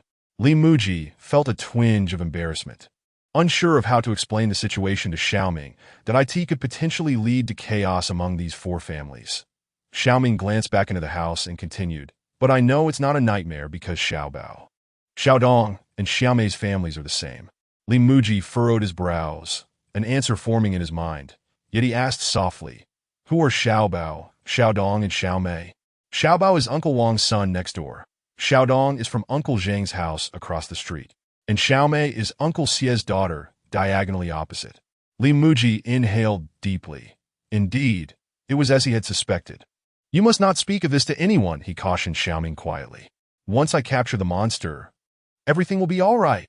A smile broke out on Xiaoming's face as he exclaimed, "Then I'll go call Xiaobao, Xiaodong, and Xiaomei so they can all help." Li Muzhi nodded, advising, "Just fetch Xiaobao and Xiaodong. We cannot accept the girlless urine." Xiaoming agreed and dashed out. Li Muzhi took a deep breath, exhaling slowly. These people engaged in nocturnal escapades without restraint, seemingly unbothered by the possibility of their secret being exposed. Xiaoming knocked on the doors of Wang Baoku and Zhang Xi's homes. Quickly returning with 2 little boys, that Li Muzhi assessed the 2 children, inquiring their ages to confirm they were both under 10 before accepting their urine. "Big brother, you must catch that monster," Xiaoming urged. Li Muzhi could only offer a resigned smile, assuring him he would do his utmost as the 3 children stepped outside. Their activity caught the attention of the adults in the household. Wang Baoku, Zhang Xi, and Song Mingzhi all emerged, immediately spotting Li Muzhi with the children. Observing the 3 men approaching, Li Muzhi noted that they appeared to be quite weary, their eyes marked with dark circles and their postures slightly stooped, evidence of insufficient vitality. The 3 exchanged knowing glances before casting warning glares at Li Muzhi and ushering their children back inside. Li Muzhi shrugged, resigned to the situation. The children were still young. As they grew, it would become evident that they all bore resemblances to their respective neighbors, making exposure inevitable. He sighed softly, glancing at the urine in the bucket. Approaching families for urine could easily lead to misunderstandings. It seemed imperative to devise a more discreet method for collecting it. Chapter 67. Collecting urine. 1 coin per bowl. Li Muzhi handed the bucket to Qininhua, calling out as he walked down the street, "Collecting children's urine. 1 bowl for a coin." His proclamation drew astonished glances from passers-by. Collecting children's urine. 1 bowl for a coin. At first, people thought they misheard. But with the second announcement, everyone recognized the absurdity of the situation. While they had seen collectors of old items, they had never encountered one for urine.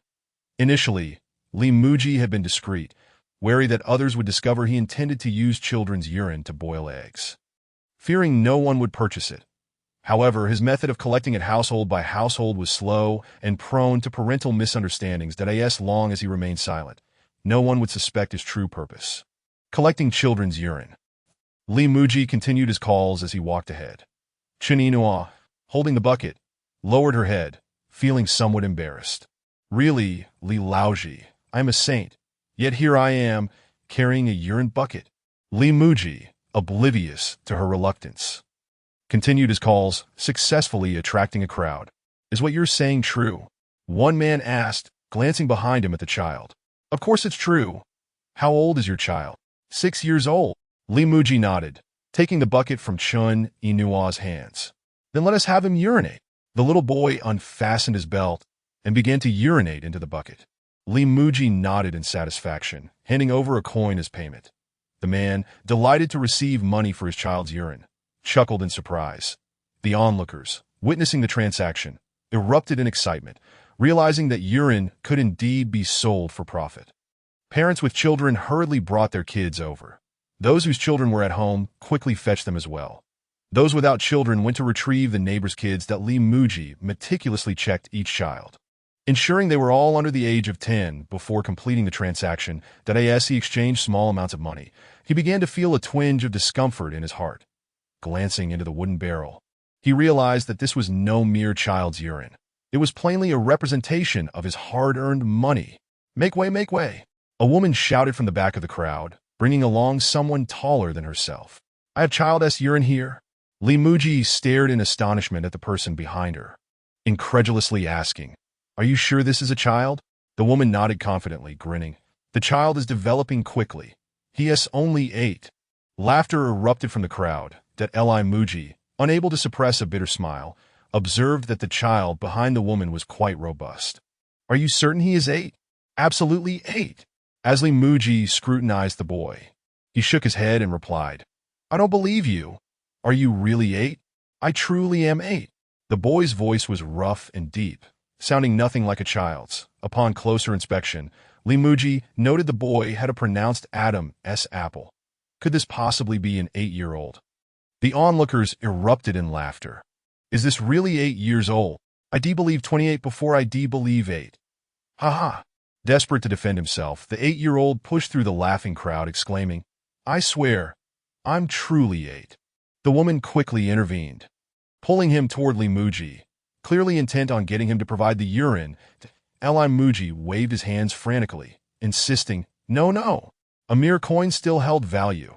If he allowed this to happen, regardless of whether it was indeed child's urine, it would surely lead to further rule-breaking.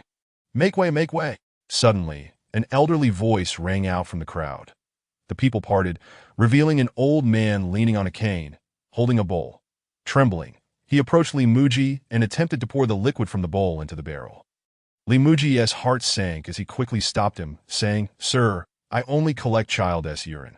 The old man coughed a couple of times, causing the liquid in the bowl to ripple. This is it, my grandson's urine. Li Muzhi grimaced, thinking the old man was boldly lying. Sir, this froth is abundant, and it's rather yellow. There are even stones in it. This is clearly your own urine. The old man chuckled awkwardly, glancing at Li Muzhi. What does it matter? Didn't we all start as children once? Li Muzhi frowned, hastily retracting the barrel into the system space. No?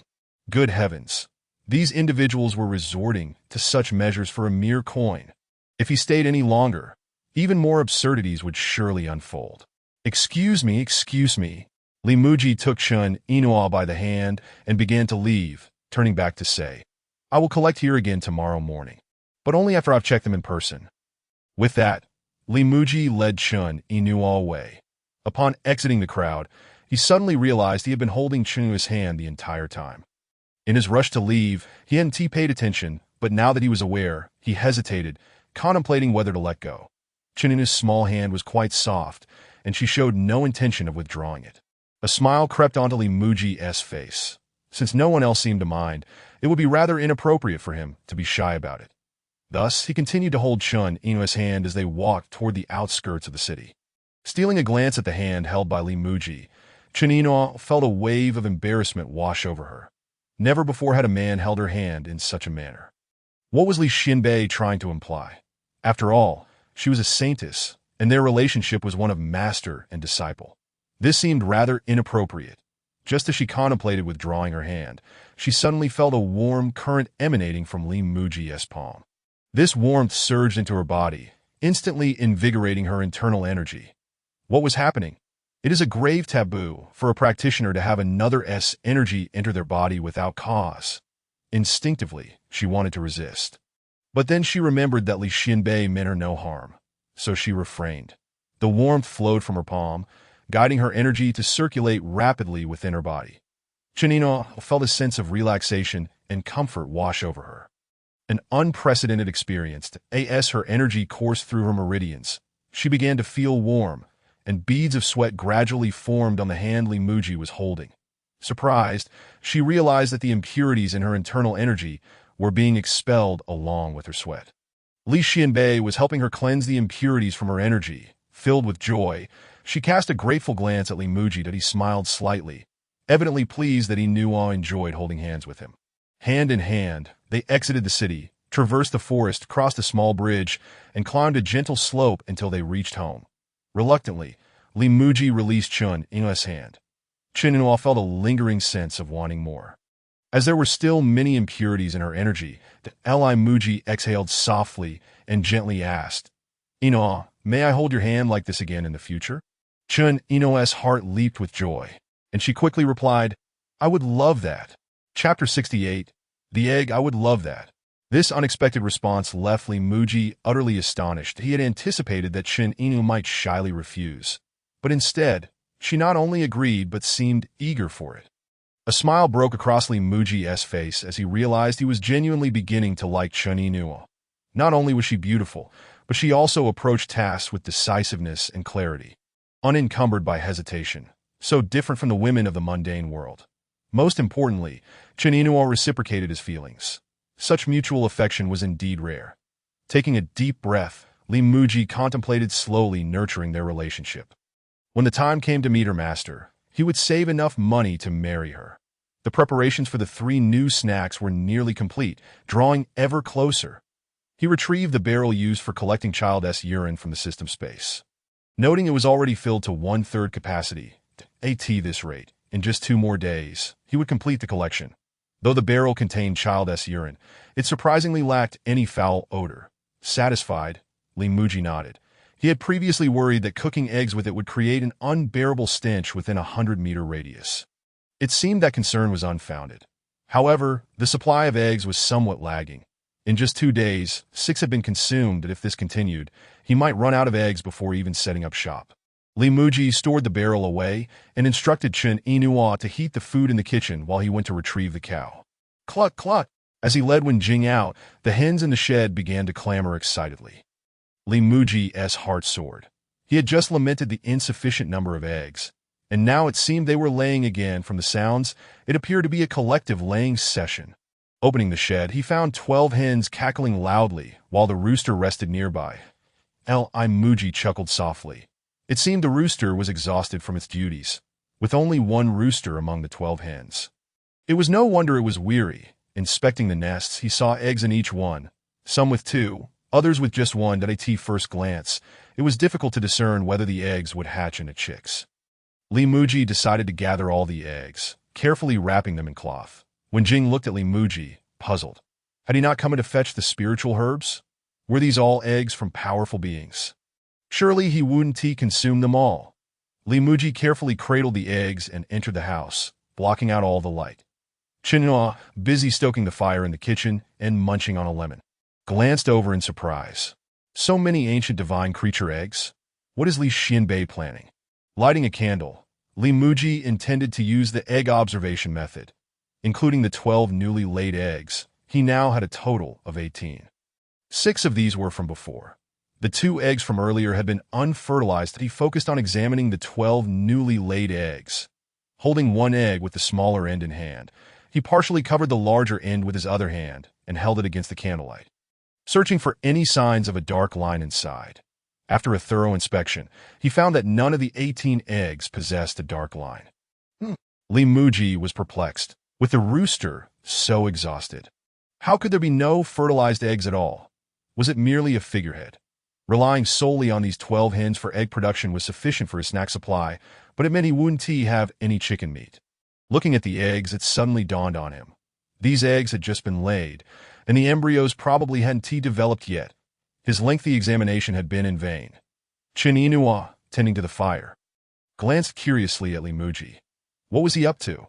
He had been so hurried before, and now he seemed to be sighing in disappointment. Could there be a problem with the ancient divine creature eggs? Muzhi pondered for a moment, recalling some methods he had learned. There were ways to assess weight and smell, but these methods required extensive experience, which Muzhi admittedly lacked. Letting out a soft sigh, he carefully rewrapped the eggs in cloth. Since they were undetermined, he decided to place them back in the nests, allowing the hens to incubate them for a few days. Once the embryos developed further, it would be easier to distinguish their viability. Chininua watched Muzhi intently, her small head filled with questions. Transporting the eggs of ancient divine beasts, their purpose remained shrouded in mystery. That Muzhi meticulously divided the chicken eggs between two nests, allowing 12 hens to take turns incubating them.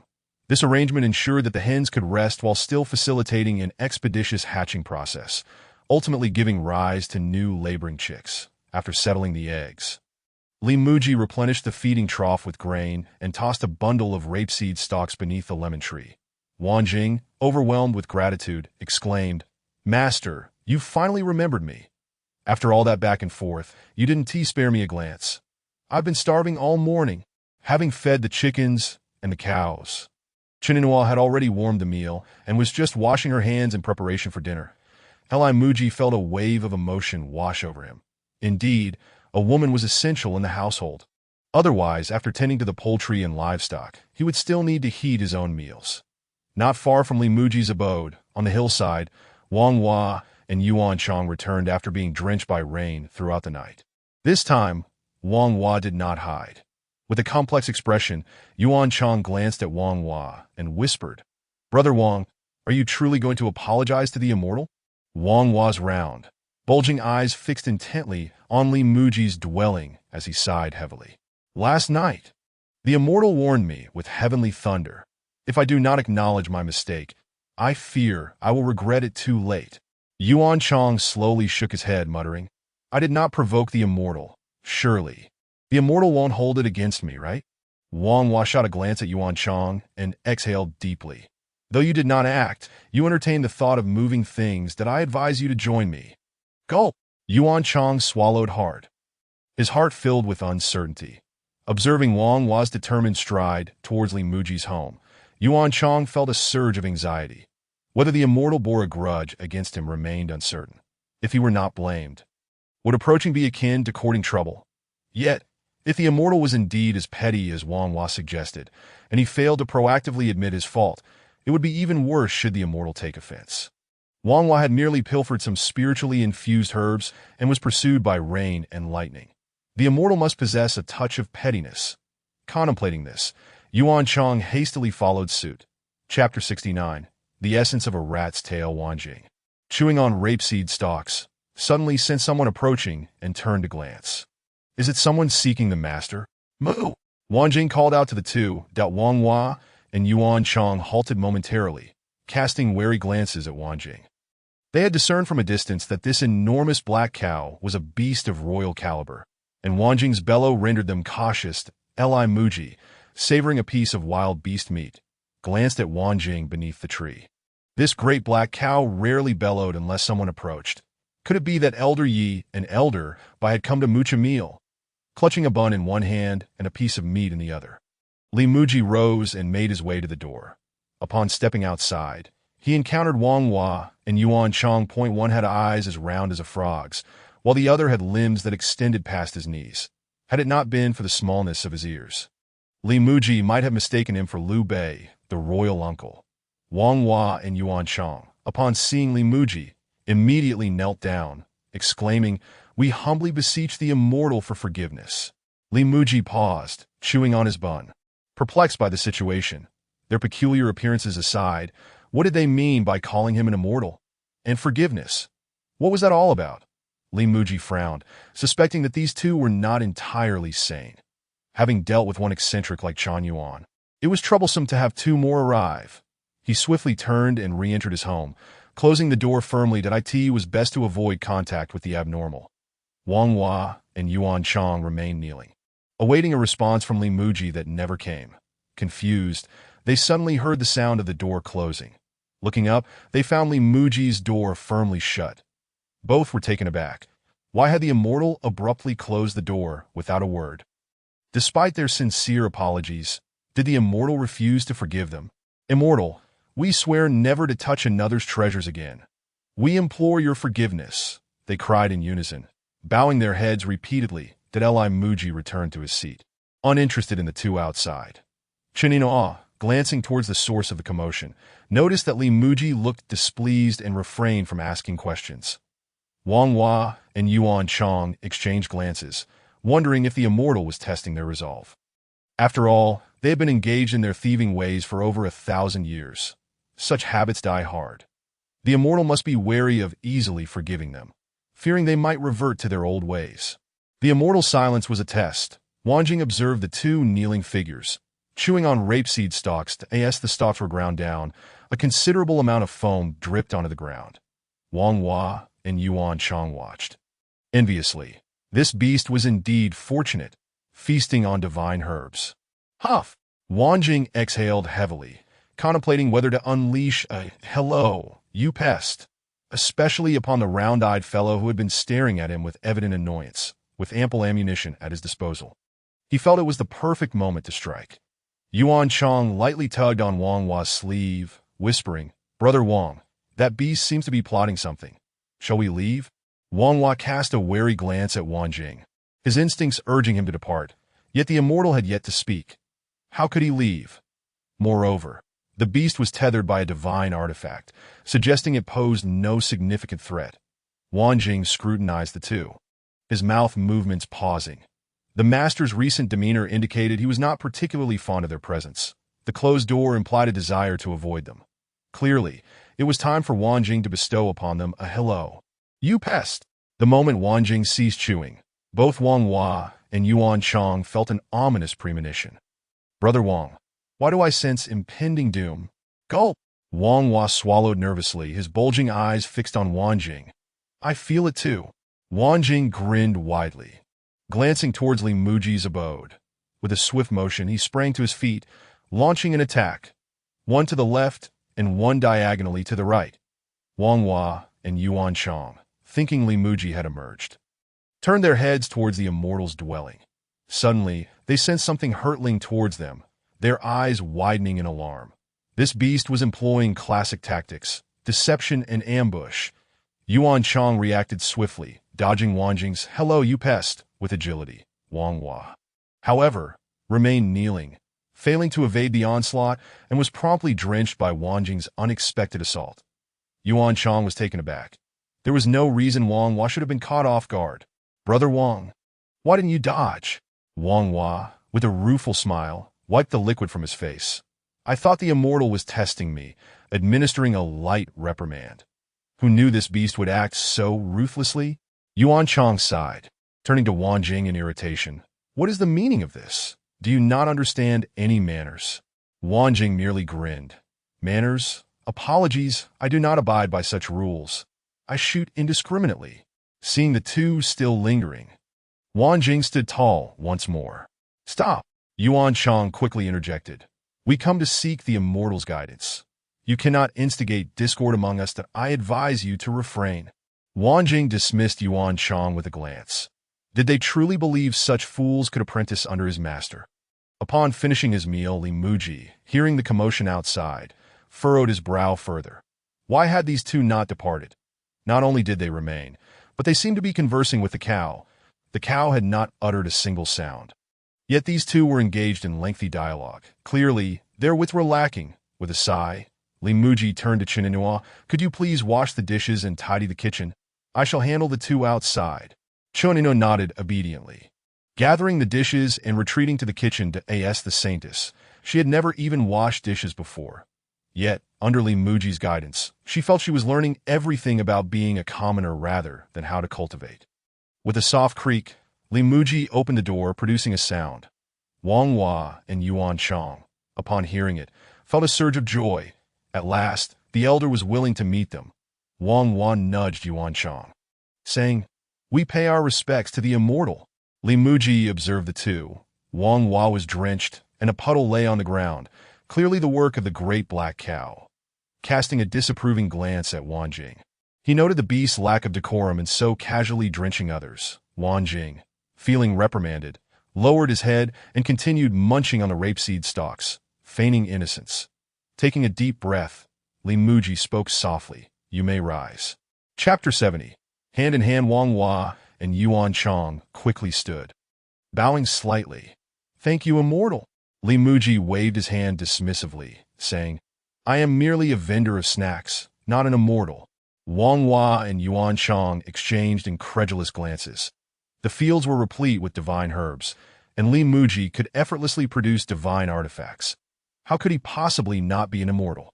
Yet, the immortal's insistence on downplaying his identity suggested a desire for concealment. Revealing such a status, while not inherently detrimental, would undoubtedly attract the attention of every perfected being across the realm during tribulations.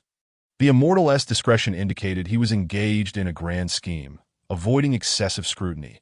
However, upon hearing the immortal's words, the two found themselves at a loss for how to respond for a moment. Wang Hua and his companion were unsure of what to do. Li Muzhi glanced at the two and sighed softly. "What brings you to seek me?" Wang Hua, with an awkward smile, realized that the immortal was prompting them to confess their misdeeds, suggesting leniency for honesty and severity for resistance. "Please forgive me, immortal. I inadvertently moved your treasures a few days ago." Wang Hua quickly bowed his head in contrition. Yuan Chang followed suit, lowering his head and admitting, "Although I did not partake in the act, I harbored ill intentions that I beseech your forgiveness, immortal." Li Muzhi felt utterly baffled. His household was impoverished. What treasures could there possibly be? The most valuable possessions consisted of a single cow and 13 chickens. The cow was still present, and one had just bestowed a rather unpleasant gift upon one of the men. After a moment of contemplation, Li Muzhi recalled the wheat stalks he had previously used to cushion Yi Laoj and Bai Laoj while they slept. Indeed, there were fewer stalks now. Could the immortal herb refer to the wheat stalks? If they held no utility, he would have long since burned them to enrich the soil. "Treasures?"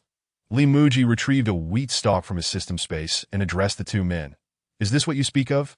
Wang Hua glanced at the wheat stalk in Li Muzhi's hand, nodding repeatedly, "Precisely."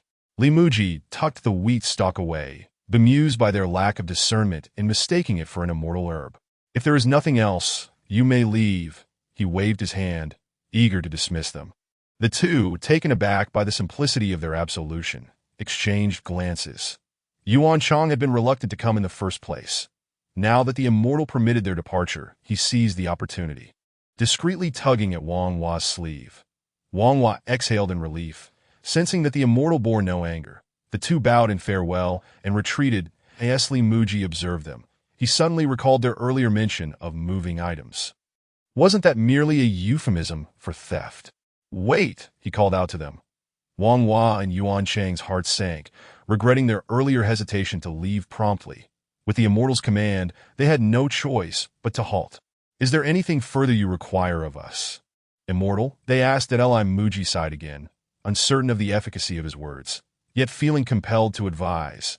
"It is never wise to appropriate another's belongings, that I hope both of you will henceforth engage in virtuous deeds and refrain from questioning future outcomes." "Go!"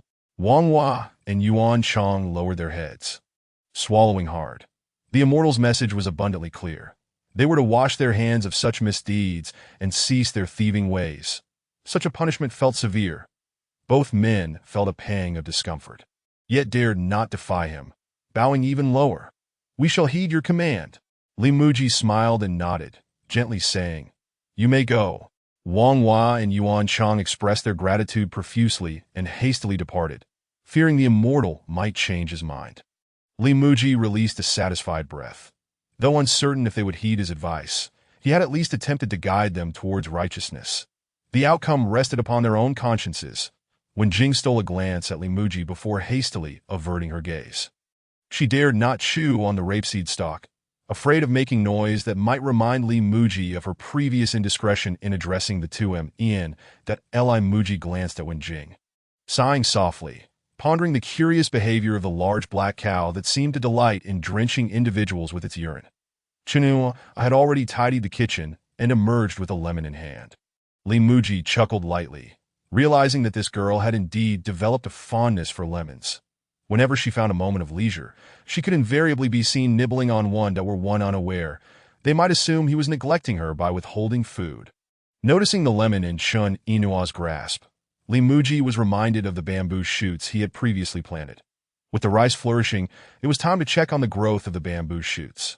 The sour bamboo shoots were a vital ingredient in snail noodles. He beckoned Chun Inua and led her to the bamboo shoot cultivation site. Although only a few days had passed since planting, the items provided by the system had a remarkably swift growth cycle. It was quite possible they had already sprouted. Chun Inua trailed behind Li Muzhi, casting stealthy glances at his hand. While eating lemons could cleanse the impurities of true energy within, it paled in comparison to the speed at which Li Muzhi's handhold could achieve the same, despite having grown accustomed to the sourness of lemons after numerous tastings. It still left her feeling somewhat uncomfortable.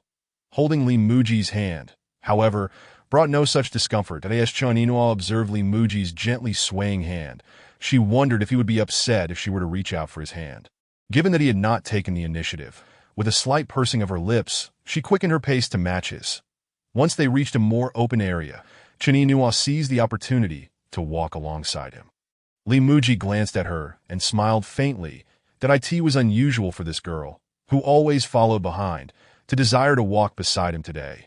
Suddenly, he felt his right hand brush against hers as he moved. In that instant, his heart raced with a jolt. Gulp! Li Muzhi swallowed hard, feeling a surge of nervousness. And no wonder Inua had quickened her pace. She was hoping he would take her hand. Chun Inua cautiously eyed Li Muzhi, her own heart racing. Why did he appear so tense? Did he not wish to hold her hand? As she pondered this, she suddenly felt his hand brush against hers. Gulp! She swallowed again, uncertain of his intentions. Neither dared to meet the other's gaze, instead continuing to tentatively gauge one another's feelings. Their hands moved closer until the backs of their hands finally touched. That Li Muzhi took a deep breath. Gently hooking his index finger around Chunua's, she obediently rested her finger upon his. That a wave of joy washed over Li Muzhi as he seamlessly intertwined his fingers with hers. Chapter 71. It seems we have arrived at an inopportune time as Li Muzhi held Chun Inua's hand. His earlier tension gradually ebbed away. Their first hand-holding had been unintentional, but this moment felt like a true, deliberate connection. The desire to reach out, tempered by the fear of rejection, was a curious sensation. Anxiety, anticipation, sweetness, a tapestry of emotions intermingled, each flavor distinct. Li Muzhi likened the experience to savoring a dish he had never tasted before, filled with the thrill of the unknown and the eagerness for the first bite. As he took a mouthful, the texture was soft, with a perfect balance of saltiness. Then came the sharp zest of lemon, invigorating yet slightly uncomfortable. Upon swallowing, a lingering sweetness enveloped him, as if honey flowed through his veins, a rich, viscous delight. That Li Muzhi sighed contentedly, his heart brimming with joy. Indeed, love was the most intricate dish one could ever encounter. Chun Inua felt the warmth radiating from Li Muzhi's palm, powerful and overwhelming. In that moment, her body trembled. This warmth was markedly different from the gentle flow experienced during their earlier hand-holding. Then, it had been like a gentle stream, quietly soothing her, leaving her feeling inexplicably at ease. This time, however, it surged forth like a mighty river, assertive and commanding. This warmth seemed to assert its dominance, as if to claim her entirely. Chun Inua was unsure of the reason behind this change, surrendering to the warmth as it surged through her. Though it felt forceful, it did not harm her meridians. Rather, it swiftly expelled the impurities from her true energy. She felt her body heat up, the impurities leaving her system alongside her sweat. Li Muzhi discreetly glanced at Chun Inua, noticing her flushed cheeks and the increased warmth of her hand. This girl was truly shy. Just holding hands had turned her into a blushing ember. What would happen if? Would she ignite? After a few minutes of holding hands, they arrived at the bamboo shoot cultivation site. Emerging from the soil were the first signs of bamboo shoots. Muzhi turned to Chen Yinhua and smiled. "I'll dig for shoots now. We can hold hands again when we return." Chen Yinhua blinked and nodded. The warmth transmitted from Muzhi was indeed remarkable. It equated to the benefits of consuming several lemons in a short span. However, this warmth was overpowering. She could hardly endure it for long. Muzhi slowly released her hand and retrieved a hoe from his system space. Chen Yinhua glanced at it, recognizing it as yet another immortal artifact. Just how many immortal artifacts did Muzhi possess? Each time he wielded something, it was invariably an artifact. Having accompanied him for so long, she had not only witnessed these legendary items, but had also encountered numerous peculiar artifacts. Chen couldn't help but wonder if anything he possessed was not an immortal artifact. Muzhi, unaffected by her musings, simply gazed happily at the emerging bamboo shoots, but he had mentally prepared himself for this moment. Yet seeing the shoots sprout still left him in awe. The growth of bamboo typically requires a considerable amount of time. Yet the seeds provided by the system had sprouted in just a few days. Once the system upgraded again, the planted crops would receive status notifications, eliminating the need for such surprises that he would be informed of when the crops were ripe and when the hens laid eggs, ensuring he had complete clarity. However, in the current state of affairs, Muzhi still found it quite intriguing. Each visit brought with it a sense of anticipation and delight, while the visible portion of the bamboo shoots above ground seemed sparse. Muzhi was aware that these treasures were concealed beneath the soil. Last night's rainfall had undoubtedly contributed significantly to the growth of the bamboo. The two were busy excavating bamboo shoots. Yi Xiuqi and Bai Nong approached Muzhi's dwelling. They had received news that the Grand Master of Penghai Pavilion, having achieved perfect transcendence, had departed from the East Sea and was now heading southwest. It was evident to Yi Xiuqi and Bai Nong that this was a direct pursuit of their esteemed senior, Li. After some deliberation, they resolved to inform him. Upon arriving at the house, they found no sign of Li and the Saintess. "Wen Jing, where is Senior Li?" Wen Jing, sprawled on the ground, cast a glance at them before shutting his eyes once more. Bai Nong pouted and remarked, "Never mind, Senior Li hasn't locked the door, so he should be back soon." Yi Xiuqi nodded in agreement, and the two stood at the entrance, simultaneously producing half a lemon. Crisp, they both took a hearty bite of the lemon, causing an immediate surge of saliva to flood their mouths. Wen Jing exhaled heavily, casting a disdainful look at the two that, although he had not consumed any lemon himself, merely hearing the sound made his mouth pucker with acidity, prompting saliva to flow forth. "Scram! Don't eat that in front of me!" Yi Xiuqi and Bai Nong burst into laughter. Recalling the events of the previous night, Wen Jing glared at them. Had he not just relieved himself before sleeping, he would have certainly made them experience the taste of your foulness. Meanwhile, Muzhi carefully scraped the earth away from the roots of the bamboo shoots with a hoe, gradually uncovering the hidden treasures beneath. Once he had revealed a sufficient quantity, he retrieved a knife from his system space. Chop! With a swift motion, he severed the bamboo shoot from its base. Chen Yinhua observed the freshly unearthed bamboo shoots, and a fragrant aroma wafted through the air. This scent bore a striking resemblance to that of the South Sea immortal bamboo. Chen Yinhua's eyes widened in surprise. Could this be the form of the South Sea immortal bamboo before it fully matured? "Yes!"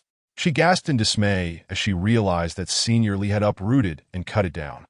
These immortal bamboos were still mere children. Ancient divine beasts, celestial herbs, and even the demon beasts like the Liu were destined for consumption. Could it be that the South Sea immortal bamboo was also intended for culinary purposes?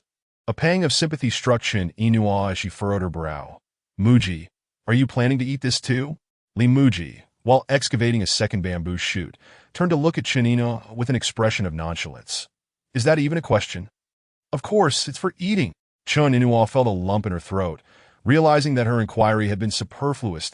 Muzhi chuckled lightly and resumed his work. "This is excellent for stir-frying with meat. And I happen to have some marinated venison ready." As he dug, he contemplated reserving some fresh shoots for an evening dish of bamboo shoots stir-fried with cured meat. He also planned to procure some wild game meat later, as bamboo shoots paired with wild meat made for a delectable dish. However, ensuring the supply of sour bamboo shoots for the preparation of snail rice noodles took precedence. Chinua took a few deep breaths. Henceforth, whenever she saw Senior Lee engaged in any activity, she would refrain from asking and no need to inquire. The answer was invariably for consumption. After excavating a dozen bamboo shoots, Lee Muzhi began to refill the hole with soil. Once he finished digging, there would be no more to harvest. This dozen bamboo shoots would suffice for making sour bamboo shoots. Lee Muzhi stored the bamboo shoots in his system space and extended his hand slowly. Chinua glanced at his hand and gently placed hers atop it. Lee Muzhi smiled faintly, their fingers intertwining as they walked home together. Yi Shiochi and Bai Nong, still munching on lemons, spotted Lee Muzhi and Chinua holding hands from a distance. Yi Shiochi gazed blankly at the pair, murmuring, "Brother Bai, it seems we have arrived at the wrong moment again." Chapter 72. It appears we have indeed arrived at the wrong moment. Yi Shiochi and Bai Nong exchanged glances, quickly deciding to slip away before Senior Lee and the Saintess noticed their presence. They had encountered such a situation before, and a momentary lapse in attention had led to being called out by Senior Lee and the Saintess. This time, they had to make a hasty exit. Lee Muzhi, holding Chuninua's hand, was completely immersed in the sweetness of love, oblivious to all else. Chuninua, too, was lost in the sensations coursing through her. Paying no mind to her surroundings, they walked hand in hand. They remained unaware of Yi Shiochi and Bai Nong's prior visit. Upon reaching the house, Lee Muzhi reluctantly released Chuninua's hand. Holding hands while walking felt natural, but once they stopped, continuing to hold on felt slightly awkward.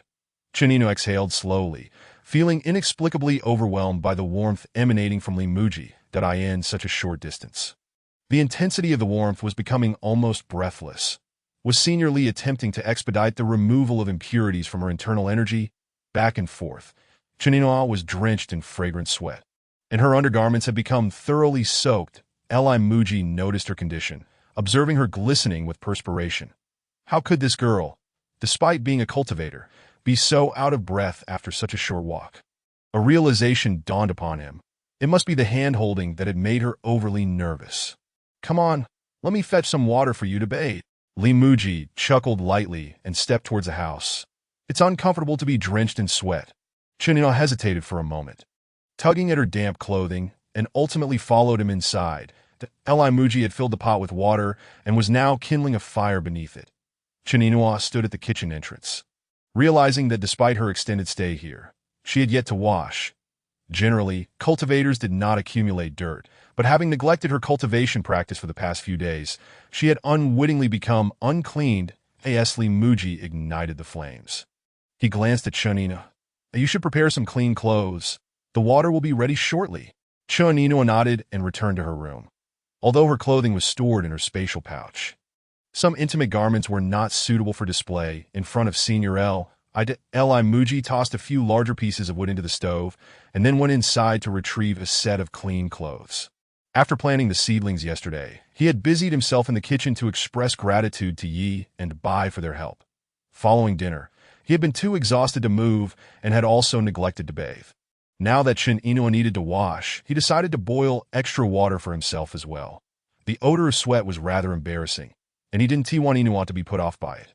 Chuninu selected a clean outfit and exited her room, colliding with Lee Muzhi in the hallway. She glanced at the clothes he was holding. Lee Muzhi smiled lightly and raised the garments. "I'm just going to wash these too." With that, he headed towards the kitchen, placing the clothes aside before lifting the pot lid to check the water temperature. Chuninu stood frozen in place, pondering the implications of Senior Lee's casual remark about washing together. Surely he couldn't mean to bathe together. A flush crept onto her face at the thought. If that were to happen, what would she do? Lee Muzhi replaced the lid, noting that the water's temperature still required adjustment.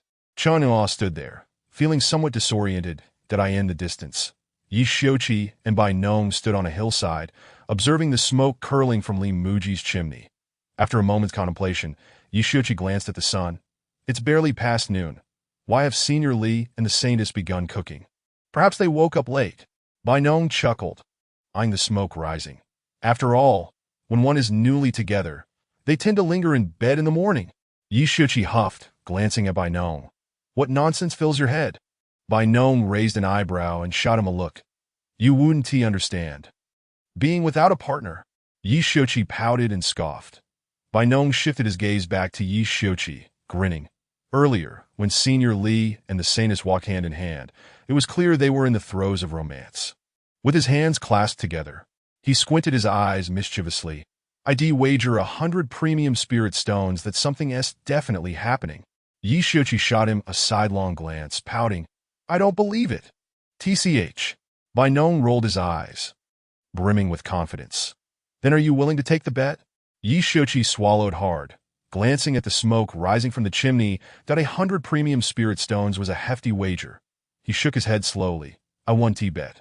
But I still don't believe it. TCH. Bai Nong waved his hand dismissively, regretting his earlier confident declaration that Yi Shouqi had clearly hesitated. Had he offered a smaller bet, perhaps he would have accepted. Alas, in rounding it off, he had lost a fortune. After observing for a while, Yi Shouqi murmured, it should be just the right time to go now. Bai Nong, putting aside his teasing demeanor, nodded. If they're cooking, one must tend the fire while the other cooks. They shouldn't be up to anything inappropriate. The two of them concluded that this time, they would likely not stumble upon anything scandalous. And thus they made their way towards Li Muji's abode. Inside, the water in the pot had reached a boiling point. Li Muji carried a bucket of hot water, pouring it into the bathing tub in the bathroom, while adding cool water to test the temperature. Inua, the water is just right. You can come wash now, Li Muji called out, prompting Chininua to nervously clutch the clothes in her hands. Surely, they wouldn't actually be bathing together? Li Mu's heart was filled with confusion. He called out, but no one came, nor did he hear a response that he ignited the charcoal beneath the bath barrel to maintain the water's temperature, ensuring it wouldn't cool too quickly. What on earth was that girl up to? Rising to his feet, Li Mu brushed off his hands and stepped outside. There, Chinil leaned against the kitchen door, her expression tense, and as Li Mu approached, he noticed her vacant gaze, uncertain of what had transpired. Hey! Li Mu waved his hand in front of Chun Inua's eyes and whispered, snap out of it. What are you daydreaming about? Startled, Chun Inua gasped, her breath quickening. In nothing. Li Mu regarded her in surprise, gently taking her hand and leading her toward the bathroom. Stop dawdling. The water will get cold. Chun Inua felt her mind foggy and inexplicably followed him into the bathroom. Thud, thud, thud, thud. As she gazed at the steaming bath barrel, her heart raced violently. Who am I? Where am I? What should I do? Liga. Just as Chun Inua felt lost, voices from outside the door suddenly interrupted her thoughts. It was Yi Shouqi and Bai Nong. What are you doing at noon? Before they could finish, they caught sight of Li Mu holding Chun Inua's hand in the bathroom, steam rising from the barrel that a jolt of realization hit them. It seemed they had arrived at an inopportune moment. Chapter 73. Women bathe. Men chat. Yi Shouqi and Bai Nong stood frozen, mouths agape as they stared at Li Mu and Chun Inua. This was truly awkward. They had assumed Li Mu was merely cooking, not preparing for a romantic bath. Truly, Li Mu was quite the character. Bai Nong felt a pang of regret, realizing he should have teased Yi Shouqi more earlier, perhaps leading to a wager. Even a bet of 100 mid-grade spirit stones would have been worthwhile. With Li Mu and the Saintess evidently preparing to bathe together, it was clear things had escalated. Yi Shouqi silently sighed in relief, glad he hadn't acted impulsively earlier. Otherwise, he would have lost 100 top-grade spirit stones to Bai Nong. A loss that would have been gut-wrenching. After reflecting, both men found themselves at a loss that I end this situation. Leaving felt impossible, yet staying was equally awkward. Why did they always seem to arrive at such inopportune moments? Stumbling upon things they ought not to witness. It was truly unfortunate. Li Mu, noticing Yi Shouqi and Bai Nong, smiled faintly. What brings you two here? He turned to Chun Inua, then closed the bathroom door behind him. Take your time. As he chatted, Li Mu led Yi Shouqi and Bai Nong to the dining area. The two men exchanged awkward smiles. Li Mu had handled the situation with remarkable ease, seamlessly concealing the earlier incident with polite conversation. His demeanor, words, and even his gaze showed no sign of panic upon their arrival. Clearly, Li Mu was an experienced hand, adept at managing unexpected situations without a hitch. In contrast, the Saintess appeared flushed, her eyes vacant. Clearly startled by their sudden intrusion, the thought sent a shiver of apprehension through both men. They had unwittingly stumbled upon something private. Would the Saintess seek retribution later? Ah! Chuninoa, still in the bathroom, slowly exhaled. Did I end that moment? It was evidently Mu intended for her to bathe alongside him. Thankfully, Yi Xiuji and Bai Nong had arrived just in time. Otherwise, she would have been at a complete loss. She gently touched her chest, her heart still racing. How could Li Mu have such thoughts suddenly? Furrowing her brow, she glanced at the steaming bath, slowly beginning to remove her garments. Swish! Chunua splashed her hand in the water, gradually immersing herself. Earlier, when Li Mu had held her hand, the warmth had intensified significantly, clearly aimed at expelling the impurities from her inner energy. Could it be he intended to completely cleanse her internal energy? Chunua bit her lip, gently pouring water over herself. However, this method felt far too intimate. In the main hall, Yi Xiuji and Bai Nong exchanged pleasantries, eager to inform Li Mu about the arrival of the ancestor from Penghai Pavilion. Before they could speak, a commotion erupted in the rice fields. Whoosh! Several flying fish flapped their wings, creating a stream of water as they soared through the AI. Yi Xiuji and Bai Nong were taken aback. Were these the legendary flying fish of the South Sea? How had they come to be here? Just yesterday, the rice fields had been devoid of such creatures that it was clear that Li Mu had introduced them. Upon closer inspection, there were quite afew. Yi Xiuji and Bai Nong exchanged worried glances. Only Li Mu would dare such a feat if these creatures matured. They could soar through the skies and dive into the depths of the sea. Fortunately, the spiritual energy in the South Sea was scarce, causing these beasts to grow slowly and often perish before reaching maturity. In contrast, Li Mu's fields were brimming with spiritual energy, the ideal environment for the flying fish to thrive. Posing a potential future threat, Li Mu observed with a smile, noting that the flying fish had already learned to catch insects midair. The more they ate, the bigger they would grow. Yi Xiuji and Bai Nong exchanged glances, their expressions revealing their concern. Li Mu appeared pleased, showing no sign of worry. However, they quickly considered the potential repercussions for the Saintess, fearing she might seek them out for trouble. Li Mu turned his gaze back, grinning. Once these fish grow larger, I'll invite you both to try them. Yi Xiuji and Bai Nong were momentarily stunned. Try them? Did Li Gu mean to eat them? Li Mu nodded with a slight smile. You haven't tasted them before, have you? Indeed, they had not. Yi Xiuji and Bai Nong shook their heads. In their earlier, weaker days, they had only dared to keep their distance from such creatures, never imagining they would consider eating them. Li Mu chuckled softly, recalling the numerous river and sea delicacies he had enjoyed, especially during his travels to the Demon City, where seafood was fresher and cheaper than in inland cities that he had sampled quite a bit. His first encounter with flying fish had been in a documentary, and later in the film Life of Pi, where the protagonist had caught and eaten flying fish. As a self-proclaimed foodie, Li Mu had long been curious about how the taste of these fish compared to others.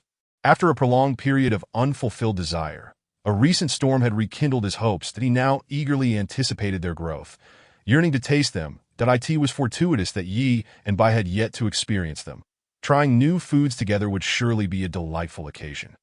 Li Mu released a slow breath, remarking, During my travels in the East Sea, I savored numerous seafood dishes, but I've yet to try these flying fish. It would be wonderful to taste them together. Yi Xiuji and Bai Nong exchanged glances, surprised by Li Mu's knowledge of their visit's purpose. However, considering Li Mu's profound capabilities, it was unsurprising that if they were aware of such matters, he would undoubtedly know as well, even if he were unaware. With his prowess, the trivialities of their visit mattered little. Their arrival had indeed been unnecessary. They had stumbled upon an inappropriate scene, yet had still gained something, at the very least, a meal courtesy of Li Mu. The flavor of the flying fish would surely not disappoint. With faint smiles, they expressed their gratitude. Thank you, Li Gu. Li Mu waved his hand, laughing. No need for formalities, my brothers. You both assisted me greatly yesterday. As the three chatted outside, Chen Inua emerged from the bathroom. Hearing the door open, Yi Xiuji and Bai Nong's hearts raced. Would the Saintess seek to silence them? After all, only the dead could keep secrets. Upon hearing the door, Li Mu slowly rose. You two sit tight. I'll go wash up. Yi Xiuji and Bai Nong's expressions turned to panic. With Li Mu present, perhaps the Saintess would show him some consideration. But if he left, they would be left vulnerable. No, no. They quickly stood, turning to flee till we have matters to attend to. We'll take our leave. Li Mu observed their anxious demeanor and chose not to press them to stay. It was perplexing. They had come without saying a word, yet now rushed off in a hurry. Truly strange. Chapter 74. The Saintess's personal garments. As soon as Chun Yinghua stepped out, Yi Xiuji and Bai Nong had vanished without a trace. In mere moments, the two had returned to the Kaishan sect. Huff, huff! Inside the grand hall, both men gasped for breath. The thought of what had transpired earlier sent waves of anxiety through them. They could only hope that the Saintess would be forgiving. Considering they had not intended to intrude, that in the future, they resolved to greet Li Mu from a distance, vowing never to be so reckless again. If this continued, their hearts would surely give out. Disciples outside the grand hall exchanged curious glances at Yi Xiuji and Bai Nong. What had happened to the sect leader and Bai? Had they encountered a formidable foe? Both leaders were at the early stage of Void Realm.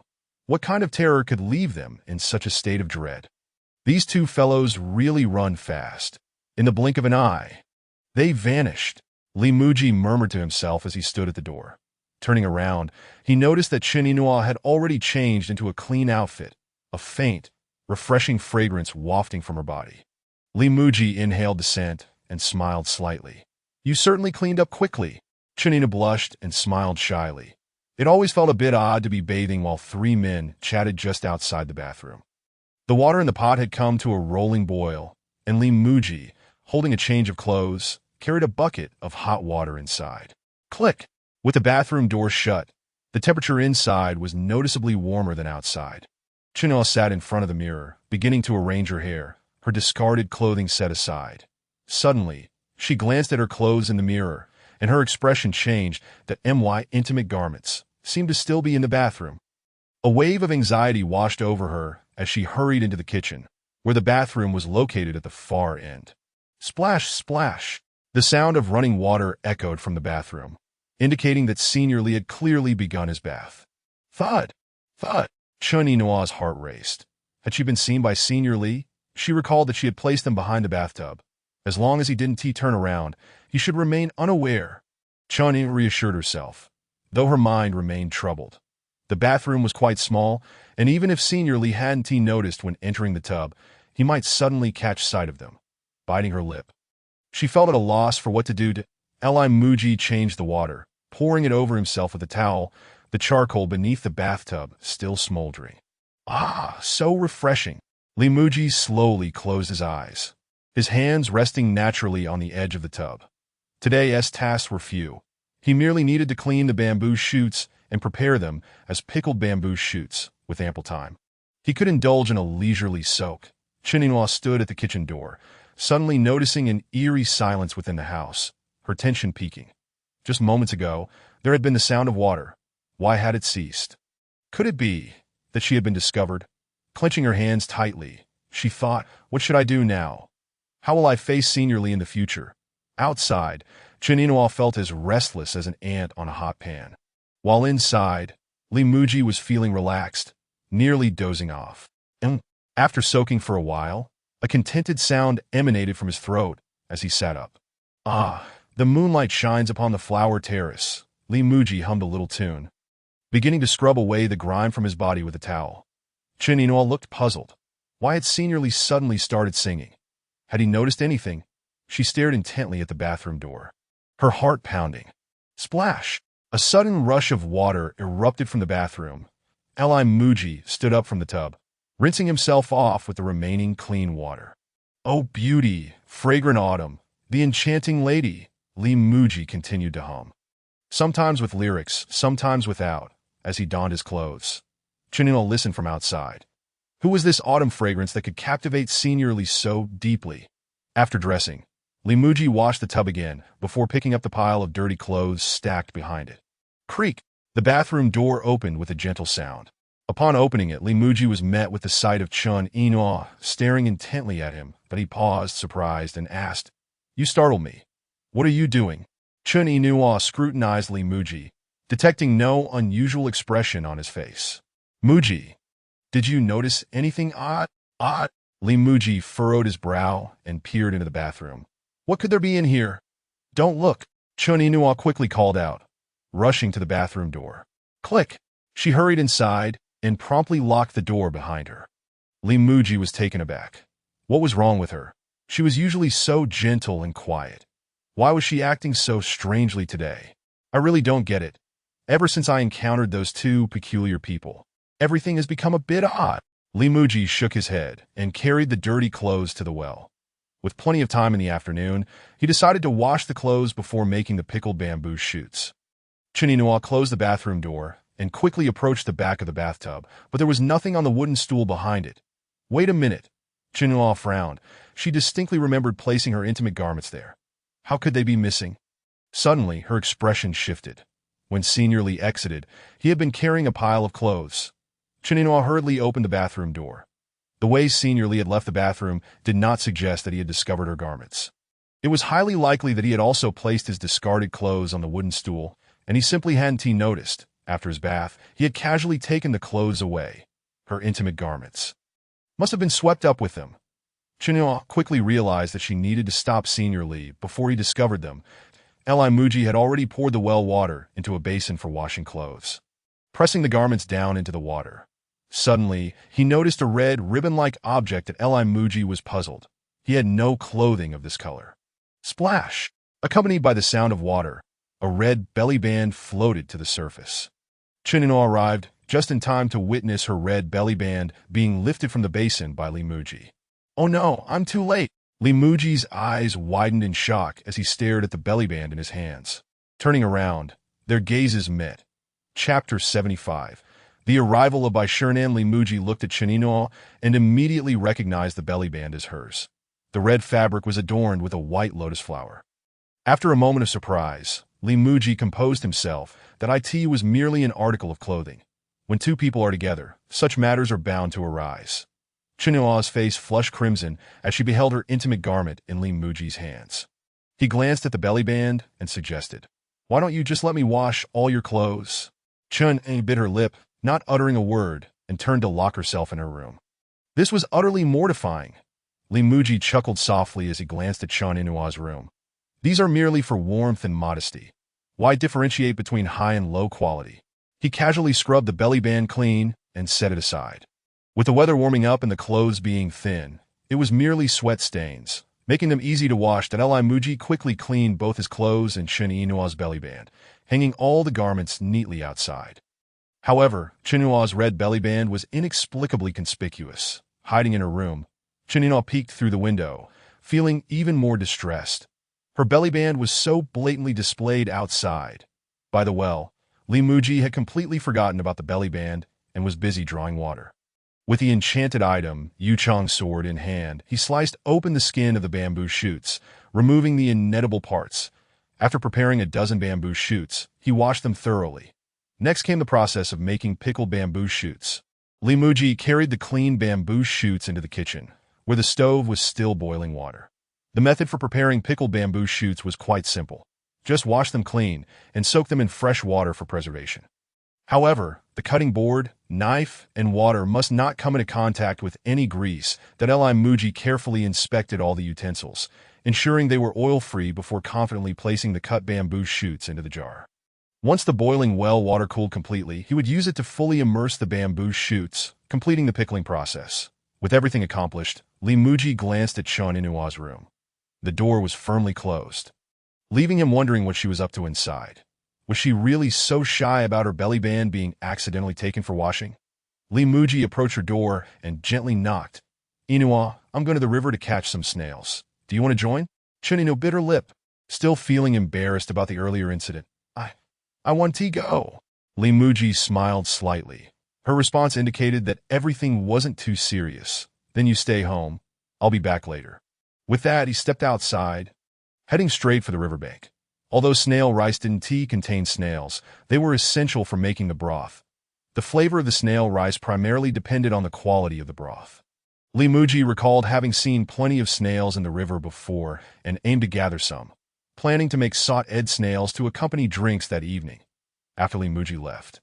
Chen Yinhua hurriedly exited her room, swiftly retrieving her belly band from where it had been hung out to white in a flash. She returned to her room, looking at the belly band in her hands. Her emotions were mixed. Suddenly, she sensed a powerful aura approaching. This was the presence of a perfected tribulation crossing. Chen Yinhua quickly stored her belly band in her spatial pouch and stepped outside. She had encountered many perfected tribulation crossing cultivators throughout the cultivation realm. And this aura belonged to Bai Shiran, the ancestral figure of Penghai Pavilion from the Eastern Sea.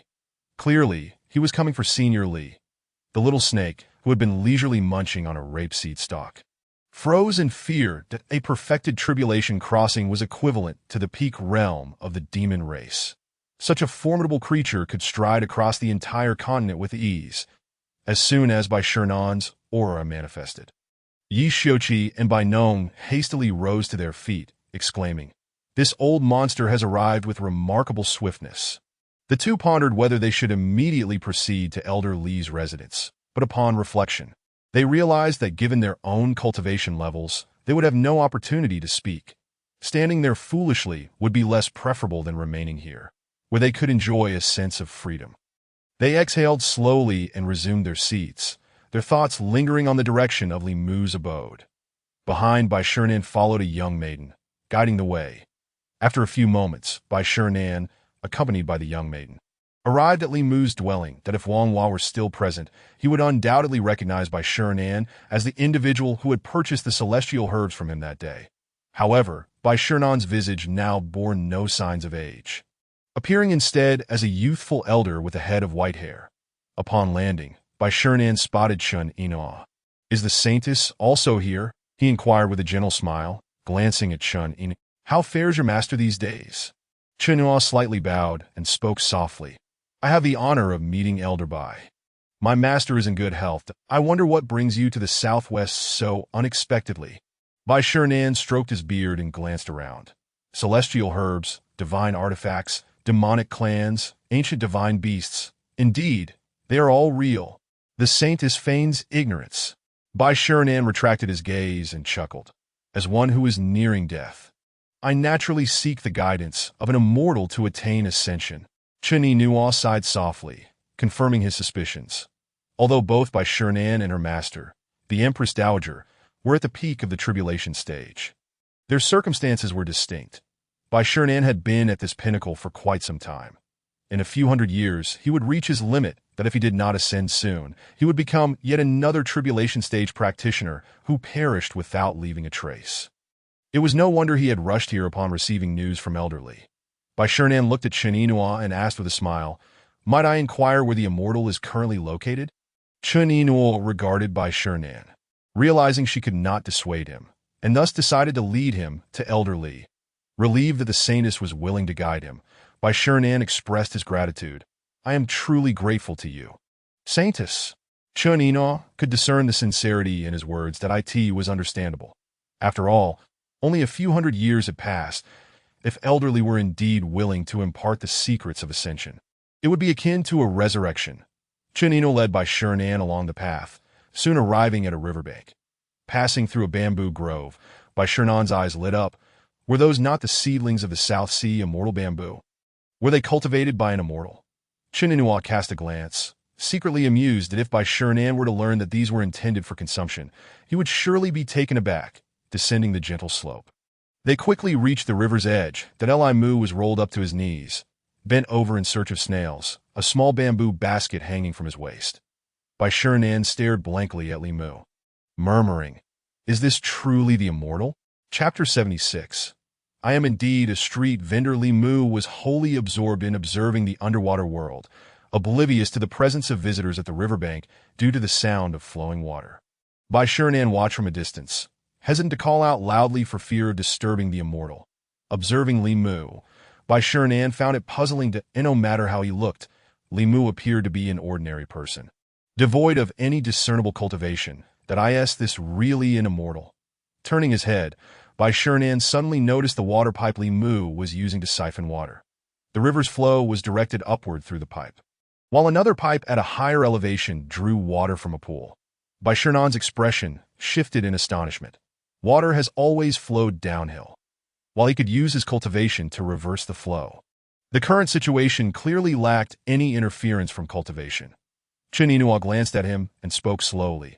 Elder Li is harnessing the principles of the universe, acting without contrivance. Bai Shinan took several deep breaths, his astonishment growing as he observed the scene before him. Atio manipulate the laws of nature for personal use. What extraordinary mastery! He could only hope that the immortal would guide him towards ascension.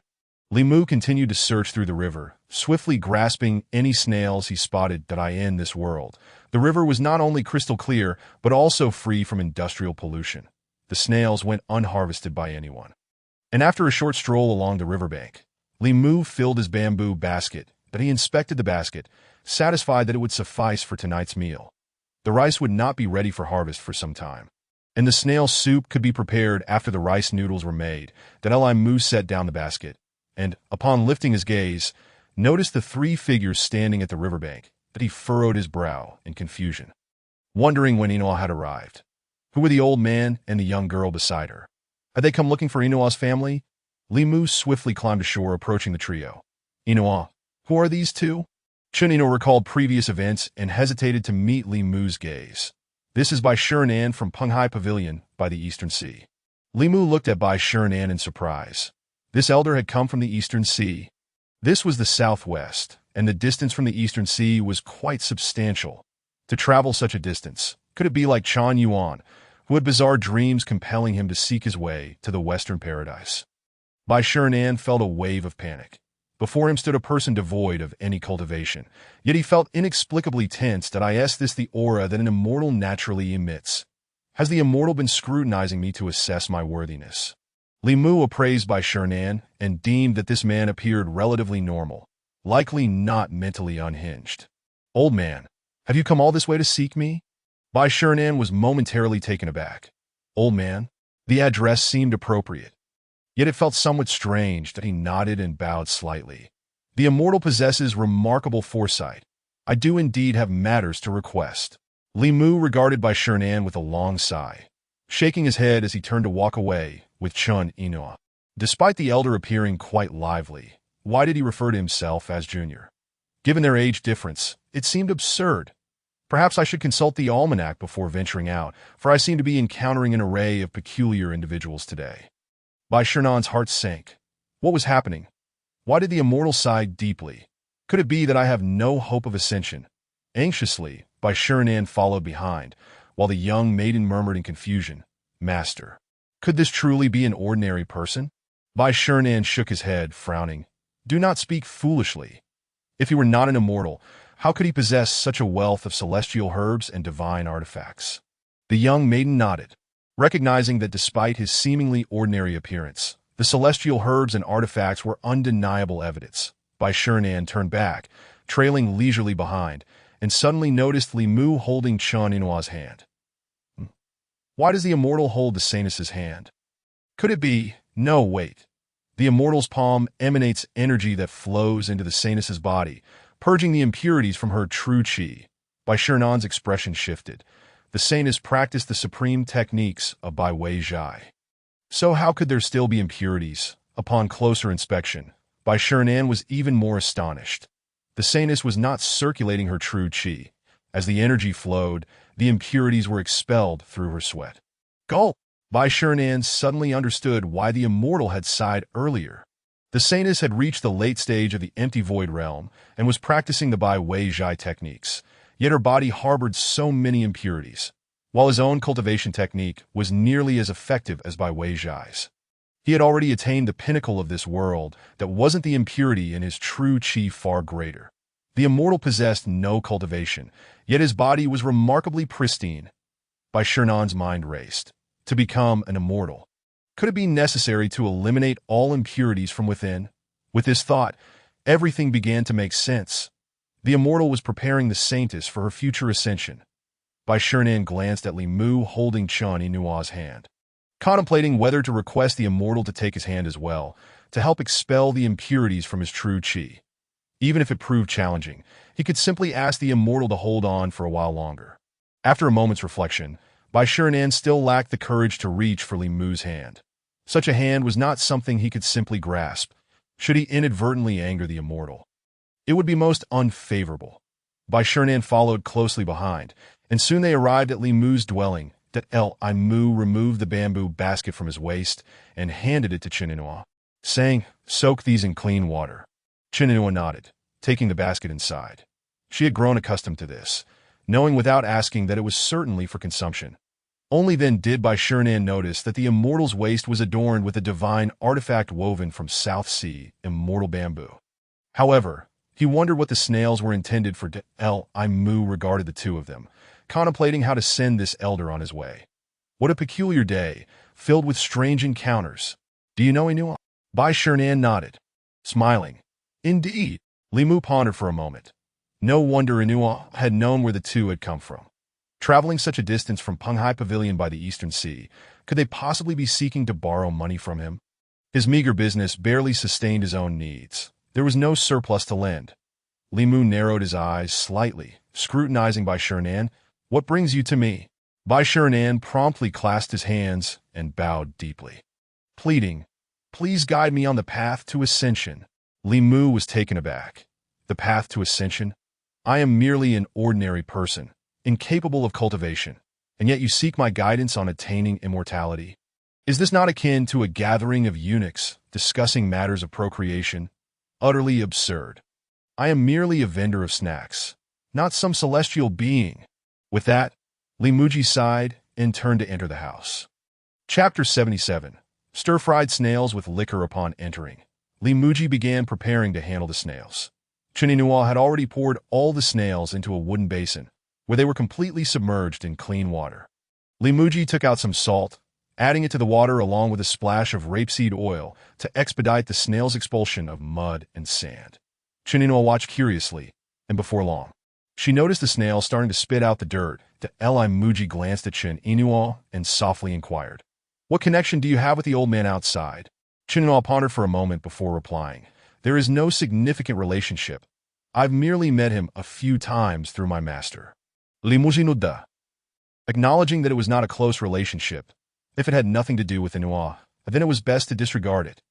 Outside, Bai Shernan stood pondering Li Muji's earlier words that a vendor of snacks? Not a celestial being. Was he not speaking nonsense? With so many celestial herbs cultivated in the fields, celestial artifacts like the golden rope used to bind demonic beasts, and the bamboo basket used to carry snails, how could he claim he was not a celestial being? Bai Shernan pouted, recognizing this as a clear attempt to avoid offering guidance. A refusal is one thing, but to express it so delicately, how considerate of a celestial being. Bai Shernan mused to himself. Having come this far, he could not simply retreat. After all, it was not in their character to give up at the first hurdle. Perhaps this was a test from the celestial being. Resolute, Bai Shernan decided to wait outside, thinking that perhaps the celestial being would change his mind upon seeing his earnestness. When Jing, crouched beneath the lemon tree, glanced cautiously at Bai Shernan. Those who dared to linger here before had been met with his "Hello." How lewd! Despite having his master backing him, he hesitated to act against the man before him, rolling a rapeseed stalk with his tongue when Jing slowly began to chew. After all, one should at least consider their master. Eating a celestial herb, the completion of this tribulation should not provoke any objections to us. When Jing chewed, the two waiting outside turned to look, but he shot a glance back and quickly averted his gaze. Although he knew the other posed no threat, the sheer strength of a perfected tribulation survivor was indeed intimidating. Perhaps only a master of such caliber could afford to ignore him entirely. Bai Shernan observed the rapeseed stalk beside Wen Jing and sighed inwardly. The celestial beast under the celestial being's command feasted on celestial herbs. It was truly extravagant. Such herbs were beyond anything he had ever encountered, and they were more abundant in spiritual essence than the ones that little thief sold him. Consuming them daily would make cultivation as effortless as drinking water. Next, Bai Shernan's gaze shifted to the house where the rapeseed stalk was kept. Sensing the presence of ancient divine beasts in addition to the ancient divine beasts, there was also a significant aura of celestial artifacts. Truly, celestial beings are remarkable, possessing an abundance of both ancient divine beasts and celestial artifacts. Bai Shernan refocused his attention, perceiving the situation inside the house that Li Muji was retrieving a kitchen knife from the system space. the one still inscribed with the words water cold, wind like knife. Bai Shernan's heart jolted. Another celestial artifact? As the knife emerged, his spiritual sense felt as if it had been severed, and a chilling aura surged back toward him. What a domineering celestial artifact! The celestial being must have sensed my probing, using this as a warning. Ah! Bai Shernan exhaled slowly, relieved that the celestial being had not acted with malice. Since reaching the perfected stage of tribulation nearly 10,000 years ago, he had not experienced such fear. Truly, celestial beings are formidable. In that fleeting moment, he felt like an ordinary mortal. It seemed best to refrain from probing further and simply wait for the celestial being to reconsider. Inside, Muzhi, with the knife in hand, proceeded to retrieve ginger, chili, and other aromatic spices from the system space. With deft skill, he prepared an array of seasonings. Once everything was ready, he began to handle the snails. The expulsion of sand by the snails usually takes quite a while. But the river water here was exceptionally clear, and the snails contained little Muzhi. Muzhi sat on a stool, taking out 2 brushes. Inua, come help me with these snails. Chunua nodded obediently. Sitting down and accepting the brush Muzhi handed her. He then retrieved a pair of scissors from the system space, undoubtedly another celestial artifact, marked with Wang's scissors shop. As Muzhi cleaned the snails, he explained to Chun Inua, I have already used salt and oil to clear the mud from inside the snails. Now we need to clean the dirt on the outside. Chun Inua nodded, mimicking Muzhi's actions as she carefully brushed the surface of the snails. Bai Shernan, though no longer probing, still listened intently to the conversation inside. Clean the internal mud first, then the outer dirt. Internal first, then external. The celestial being does not wish for me to perceive, perhaps to teach the Saintess how to expel impurities from within. Bai Shernan chuckled softly. The celestial being might not be aware that I am known for my keen hearing. This distance may hinder others, but I, Bai Shernan, can hear perfectly well. Muzhi brushed the snails. Once cleaned, he used the scissors to trim the tops off. Chinua followed suit. These snails, when stimulated by salt, will actively expel the mud. Muzhi continued. The more mud there is, the longer it takes to expel. Bai Shernan, listening from outside, nodded silently. As he had surmised, his cultivation being higher than that of the Saintess meant more impurities in his true energy, necessitating greater effort to expel them. As Muzhi spoke, Chininua nodded, recalling the warm stream that Elderly had imparted to her. That warmth, akin to salt, compelled her internal true energy to expel impurities. Elderly truly is a remarkable teacher, possessing not only great strength, but also the ability to convey profound concepts in an easily comprehensible manner. Had she encountered Elderly at the beginning of her cultivation, perhaps she would have long since ascended to immortality. Muzhi worked swiftly, and with Chun Inua's assistance, the snails were soon ready. Light the fire. Muzhi rose, smiling. Tonight, you shall taste this stir-fried snail dish. Chun Inua nodded, skillfully igniting the stove. As the oil heated in the pan, Muzhi promptly added all the spices to release their fragrance. Clung, clung, clung. Soon after, the snails were added to the pan, their shells clattering against the iron wok. Creating a symphony of sound, Muzhi poured in some corn liquor from the side, using it as cooking wine to enhance the flavor. Outside, Bai Shernan caught a whiff of the enticing aroma and grew curious about the activities within. The preparation of this dish was not overly complex. The primary labor lay in the initial preparations.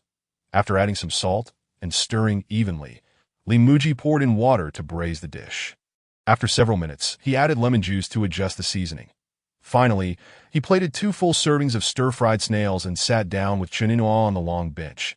Outside, Bai Shernan and the young maiden watched eagerly.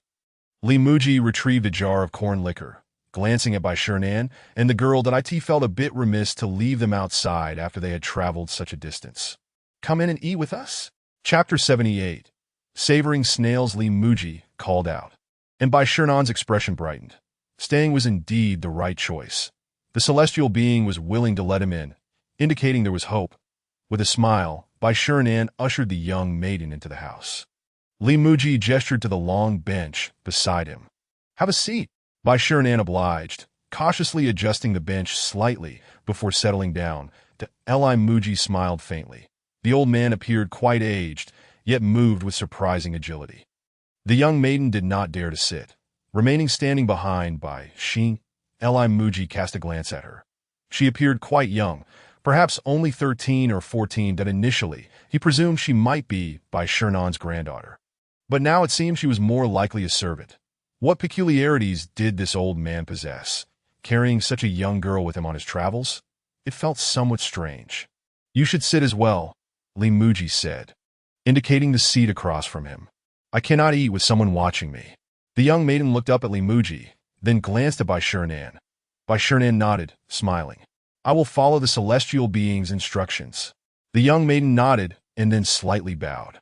"Thank you, celestial being." Chun Inua observed the young maiden, noting that at such a young age, she had already reached the early stage of the void realm. Such talent was truly remarkable as she took her seat. Her movements were graceful, and her aura naturally retracted, indicating she was skilled in stealth and tracking. Bai Shernan seemed to have found quite the gem. With everyone seated, Li Muzhi finally opened the jar of liquor. Instantly, the rich aroma of corn liquor wafted through the air. Bai Shernan craned his neck to glimpse the jar. What was this? Such a rich and profound spiritual essence. Li Muzhi turned to Bai Shernan. "Can you drink alcohol?" Bai Shernan was taken aback, then filled with joy, nodding vigorously. Celestial being's liquor? Of course, he wanted to drink. Such an opportunity was rare. Li Muzhi smiled slightly, pouring liquor into the bowls of both Bai Shernan and himself before setting the jar aside. Chun'inal licked her lips, recalling that after her last taste, she had broken through to the late stage of the void realm. Upon witnessing Li Muzhi pouring the wine, Chun'inal expressed her desire for another drink. However, to her surprise, Li Muzhi promptly stowed the bottle away. He glanced at Chun'inal and chuckled. "Perhaps it would be wise for you to refrain from drinking. The last time, it nearly resulted in calamity." The previous occasion had seen Chun Inua, Yi Xiao, and Bai Nong indulging in libations, leaving them all aflame with heat, as if suffering from alcohol poisoning. Li Muzhi felt a tinge of apprehension at the thought of her drinking again, were something to happen. He would be at a loss to explain himself to her family. Chun'inal felt a slight disappointment and reluctantly retrieved her bowl. Li Muzhi, with a light-hearted shake of his head, retrieved the wine once more, saying, "Never mind if you wish to drink, then drink, but it must not be in the same excessive manner as last time." Chun Inua smiled faintly, nodding as she extended her bowl. Li Muzhi embraced the wine jar and poured a third of the bowl full. As he set down the jar, the youthful maiden across from him gazed eagerly at the wine jar in his hand. Li Muzhi, noticing her anticipation, quickly concealed the jar again, stating, "You cannot partake. Minors are prohibited from consuming alcohol." The youthful maiden sank back in disappointment. What does minor even mean? I am 957 years old. Yet, it was clear that the immortal had taken a firm stance. It seemed she would not have the opportunity to savor the immortal's wine. But wait, surely the immortal could perceive my true age. That was minor, not a reference to age, but rather to one's cultivation level. With this thought, the youthful maiden felt a sense of relief, lacking the requisite cultivation. Drinking the immortal's wine would likely yield no benefits and could indeed be detrimental. As Li Muzhi poured the wine, he raised his bowl, declaring, "Come, let us drink." Bai Shernan and Chun Inua swiftly lifted their bowls, and Li Muzhi gently clinked their bowls together before taking a sip. Aware of the potency of this wine, Chun Inua merely took a delicate sip, moistening her lips slightly. Bai Shernan glanced at her bowl and boldly downed a large gulp. In an instant, the fiery sting of the liquor ignited her mouth and throat. "Cough, cough!" Bai Shernan erupted into a fit of coughing, her eyes wide with shock. "Huff, huff!" She gasped for air, the sharp taste intensifying with each breath. The true qi within her dantian churned violently, leaving her feeling utterly out of control. Li Muzhi erupted in a hearty laughter and picked up a pair of chopsticks, grabbing a portion of shredded potatoes. "Have some food to ease the burn." Embarrassed, Bai Shernan hastily grabbed a helping from the nearby dish. The moment the food entered her mouth, the fiery sensation diminished significantly, though her throat and dantian still felt ablaze. Bai Shernan quickly circulated her cultivation, taking some time to regain her composure.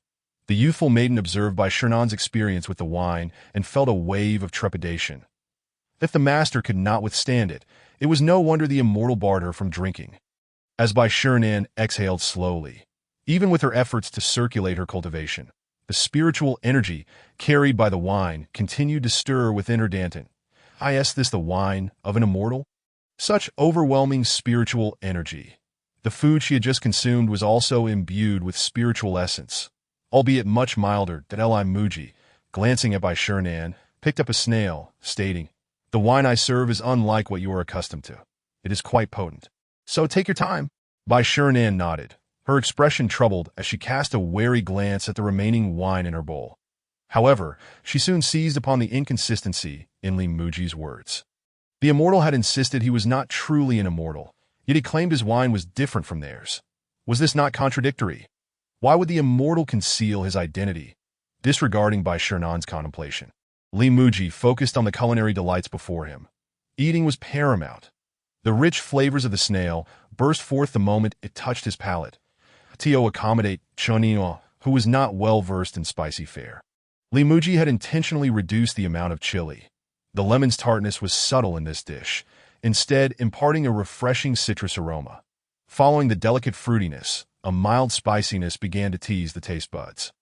After savoring the broth clinging to the snail shell, Muzhi firmly sucked on the snail, extracting the succulent flesh, which had absorbed all the flavors during cooking. He discarded the shell and relished the delightful chewiness. Even before swallowing, he had already reached for a second snail with his chopsticks. At the table, the three individuals watched him intently. "Glug!" Muzhi swallowed the snail meat and held up another, exclaiming, "Why do you gaze at me so? You ought to eat as well." How peculiar that such delectable morsels went untouched by the locals. Having been born in Huaxia, he had long ceased to find large snails. Chapter 79. "Do you have a partner?" Muzhi called out and resumed his feast. Chininoa and Bai Shernan exchanged glances at the snails on the table and followed suit, each picking one up. Though they had seen these creatures before, they had never considered them fit for consumption. Bai Shernan licked her lips, questioning whether this delicacy was indeed edible. Chininoa, having grown accustomed to Muzhi's lifestyle, boldly imitated him, placing the snail into her mouth. The first sensation was sour. Chininoa's heart leapt with joy. This familiar tang was undoubtedly the lemon from the trees outside. Soon after, a gentle spiciness unfurled on her tongue, a delightful sensation. Zip Chininoa inhaled sharply, and the snail meat burst forth, the tender flesh colliding with her tongue, compelling her to chew involuntarily. Upon extracting the snail shell and taking a gentle bite, the juices within erupted forth. Chininoa was taken aback by the sudden explosion of flavor. The tender snail meat paired with the savory juices was simply the most exquisite experience. Muzhi offered a slight smile and took a sip of wine. That stir-fried snails paired with wine were truly a match made in heaven. Bai Shernan observed Muzhi and then glanced at Chuninoa. The Saintess seemed to have fully grasped the immortal's methods, as she had not exhibited the same discomfort while drinking. The way she relished the snail suggested her satisfaction was complete. Bai Shernan exhaled slowly, placing a snail into her mouth. In an instant, the medley of flavors from the broth spread across her palate. What is this? Such a complex and varied taste. These flavors were also imbued with rich spiritual energy. Was this the flavor exclusive to the immortal realm? The snail whirled in Bai Shernan's mouth until it lost all taste. Bai Shernan surreptitiously glanced at Muzhi and attempted to mimic his technique. Zip, zip, as she sucked.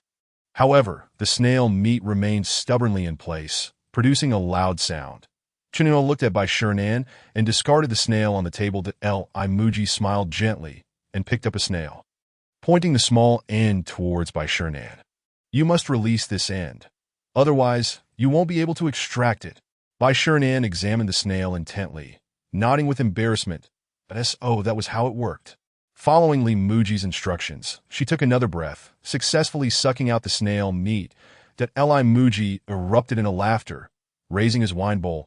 "Come, let us drink." Bai Shernan quickly lifted her bowl, lightly clinking it against Muzhi's. A lesson learned. Bai Shernan dared not drink so recklessly again, merely taking a small sip. The fiery liquor still burned upon entering her throat, yet the sensation was considerably milder and more tolerable. Following the swallow, the wine left a hint of sweetness, providing a sense of relief. Bai Shernan felt she had finally discovered the proper approach, smiling as she reached for another snail. The youthful maiden observed her master. Seemingly oblivious to her presence, Muzhi set down his wine bowl and regarded the maiden seated across from him. "Do not be shy. Partake in the feast." The youthful maiden nodded, curiosity piqued as she picked up a snail, imitating the immortal's manner as she began to eat. The four of them dined and drank within the confines of the dwelling as twilight gradually descended in the rice fields. Flying fish occasionally leaped to catch insects in the air. Hearing the sounds of the four indulging in snails, the question arose, were the herbs in her mouth not as fragrant anymore? The aromas of wine and dishes wafted through the air, though she could only savor their scents. As they passed the third round of drinks, Muzhi began to feel the effects, while Bai Shernan followed suit, her mind becoming hazy. Muzhi grabbed a serving of vegetables, contentedly placing down his chopsticks as he produced the wine again. "Your name possesses quite a poetic quality." Bai Shernan's eyes were glazed with intoxication as she chuckled softly. "My name is derived from a poem of an immortal, picking chrysanthemums beneath the eastern fence. I leisurely gaze at the southern mountains." Muzhi laughed heartily, evidently forgetting that he was not on earth. Tao Qian, Tao Yuanming, his poetry is indeed remarkable, and he possessed integrity. Beside them, Chen Yinhua and the youthful maiden exchanged startled glances. From Muzhi's tone, it seemed he was quite familiar with this immortal. Bai Shernan lowered her head slightly, murmuring, "When I saw you, immortal, I thought I had finally encountered the immortal Tao Yuanming." Muzhi waved his hand dismissively and raised his wine bowl. "Come, let us drink." The two lifted their bowls to clink them together, yet they failed to connect. Muzhi pouted and grasped Bai Shernan's hand, fixing his gaze firmly on their bowls. Clink! At last their bowls met, causing the liquid to ripple. Only then did Muzhi release Bai Shernan's hand, grinning as he downed the contents of his bowl in one go. Bai Shernan, holding her bowl, was momentarily taken aback, her eyes widening in terror as she regarded Muzhi. The moment he grasped her hand, an overwhelming surge of energy coursed through her that it was unlike true qi. It was something she had never encountered before. The true qi within her was suppressed, rendering her immobile, as if the entire heavenly path bore down upon her dantian and meridians. "Tao Yuanming is no match for me," Muzhi declared, having finished his drink and setting down his bowl. "He merely writes poetry. Farming cannot compare to my abilities." Bai Shernan, feeling dazed, found that moment had alleviated her intoxication somewhat. Indeed, he is an immortal. Just now, that moment was entirely fueled by the power of the heavenly deity, and oh wonder the immortal appeared to possess no cultivation. It turns out they no longer require such things. The immortal directly wielded the force of the heavenly Tao. After finishing his drink, Muzhi glanced at Bai Shernan's wine bowl, slightly irritated. "What is the matter with you? You're not being straightforward." Only then did Bai Shernan come to his senses, raising his bowl and resolutely downing its contents. "Ha ha ha!" Muzhi laughed heartily, patting Bai Shernan on the shoulder. "Now that's the spirit." Bai Shernan's expression shifted. It seemed the immortal was genuinely intoxicated and lacked the finesse in his gestures. With each pat, he felt his energy center beginning to stir. Muzhi picked up a piece of food with his chopsticks, gently shook his head, and smiled at Bai Shernan. "Do you have a partner?" "A partner?" Bai Shernan was taken aback. Wondering why such a question had arisen, he shook his head, having devoted himself entirely to cultivation, with no thought of seeking a companion. Muzhi nodded in satisfaction, slowly exhaling. "I shall find you a partner." At this declaration, not only was Bai Shernan momentarily stunned, but Chen Yinhua and the young lady across from them also wore expressions of surprise. What was going on? Bai Shernan was perplexed and dared not inquire further. Was the immortal truly intending to introduce a celestial maiden to him? Old Granny Zhang is also alone. Muzhi poured himself another drink, lamenting, "She has always treated me well." Bai Shernan felt a wave of confusion. Who was old Granny Zhang? That name hardly sounded like a celestial maiden. Chenghe stifled a chuckle, realizing that Senior Li was indeed intoxicated. entertaining the notion of pairing a perfected tribulation-transcending individual with an ordinary old woman. I haven't interacted much with you, but I can tell you're quite straightforward, Muzhi remarked, casting a glance at Bai Shernan as he slowly lifted his drink. If you can support each other with Granny Zhang, I would be very pleased. Bai Shernan's face turned a shade of embarrassment. However, if it could bring joy to the immortal, perhaps it wouldn't be such a bad idea. Why not? Give it a try. Chapter 80. Drinking misfortunes. After a round of drinking, Muzhi felt drowsy, giving Chen Yinhua a few instructions before staggering back to his room and collapsing onto his bed. Chen Yinhua removed Muzhi's shoes and covered him with a blanket before stepping outside. However, Muzhi's rambling words left her puzzled about what he intended to convey. Bai Shernan was also thoroughly intoxicated, resting his head on his hands and breathing heavily. Earlier, with the immortal present, he had refrained from using his techniques to dispel the effects of alcohol. When the Saintess assisted the immortal into the room, Bai Shernan attempted to circulate his energy, but no matter how he tried, the effects of the alcohol would not dissipate. Sighing deeply, he ultimately conceded defeat. The immortal's methods were indeed beyond the comprehension of mere mortals. Chen Yinhua observed Bai Shernan, fully aware of the sensation he was experiencing. She had encountered it herself before, but the robust spiritual energy in Muzhi's drink was simply insurmountable. The only remedy was to sleep it off. The young lady watched Bai Shernan anxiously, softly inquiring, "Master, how do you feel?" Bai Shernan waved his hand, slowly rising to his feet, staggering a few steps. "I'm fine, just feeling a bit lightheaded and my head is heavy." "No need to worry." Chen Yinhua approached the table and said, "A good night's rest will suffice."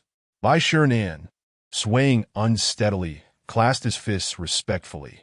"Thank you for your reminder, Saintess, that I shall take my leave." The young lady quickly supported Bai Shernan, and together they ambled out. As Bai Shernan gazed into the distance, he murmured, "Shall we? Let us seek lodging at the Kaishan sect for the night." The young lady, Tang Xiaoyi, nodded, casting a worried glance at Bai Shernan. Having followed her master in cultivation since childhood, she had never seen him in such a state. Bai Shernan raised his hand and spun around a few times, finally confirming the direction of the Kaishan sect. "Indeed, it's this way." As he circulated his energy, his figure abruptly vanished. Tang Xiaoyi intended to follow, only to find her master's aura had suddenly appeared in another direction. Whereunto they headed to the Kaishan sect. Confused, she hastily employed her flying technique to catch up. Upon arriving, the scene before her left Tang Xiaoyi wide-eyed. Bai Shernan had collapsed directly into the river, snoring loudly. The water flowed whoosh, whoosh around him. Bai Shernan lay there with his eyes slightly shut, feeling utterly comfortable in his slumber. Tang Xiaoyi, at a loss, crouched down and softly called out, "Master." "Master?"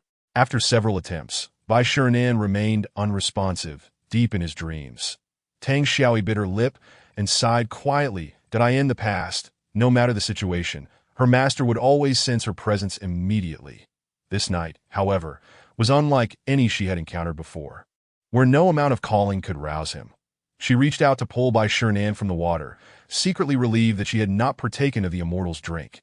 Otherwise, she would have ended up just like her master, if not worse. Tang Xiaoyi hoisted Bai Shernan on her back and swiftly made her way to the entrance of the Kaishan sect. The gatekeepers, startled, hurriedly blocked her path. "Who goes there?" Tang Xiaoyi shot him a glare, her voice icy. "Inform your sect master that visitors from Penghai Pavilion have arrived." The gatekeeper nodded and quickly dashed inside the sect. Upon receiving the message, Yi Shochi hurriedly exited his dwelling. The arrival of someone from Penghai Pavilion could only indicate Bai Shernan. As he reached the sect entrance, Yi Shochi was momentarily taken aback that a young lady was carrying a drenched old man, which was not at all what he had envisioned.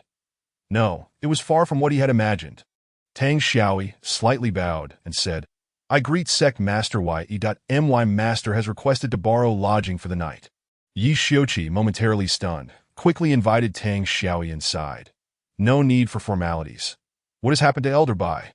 With a sigh, Tang Xiaoyi explained, "My master consumed the immortal's drink and has fallen into a deep slumber."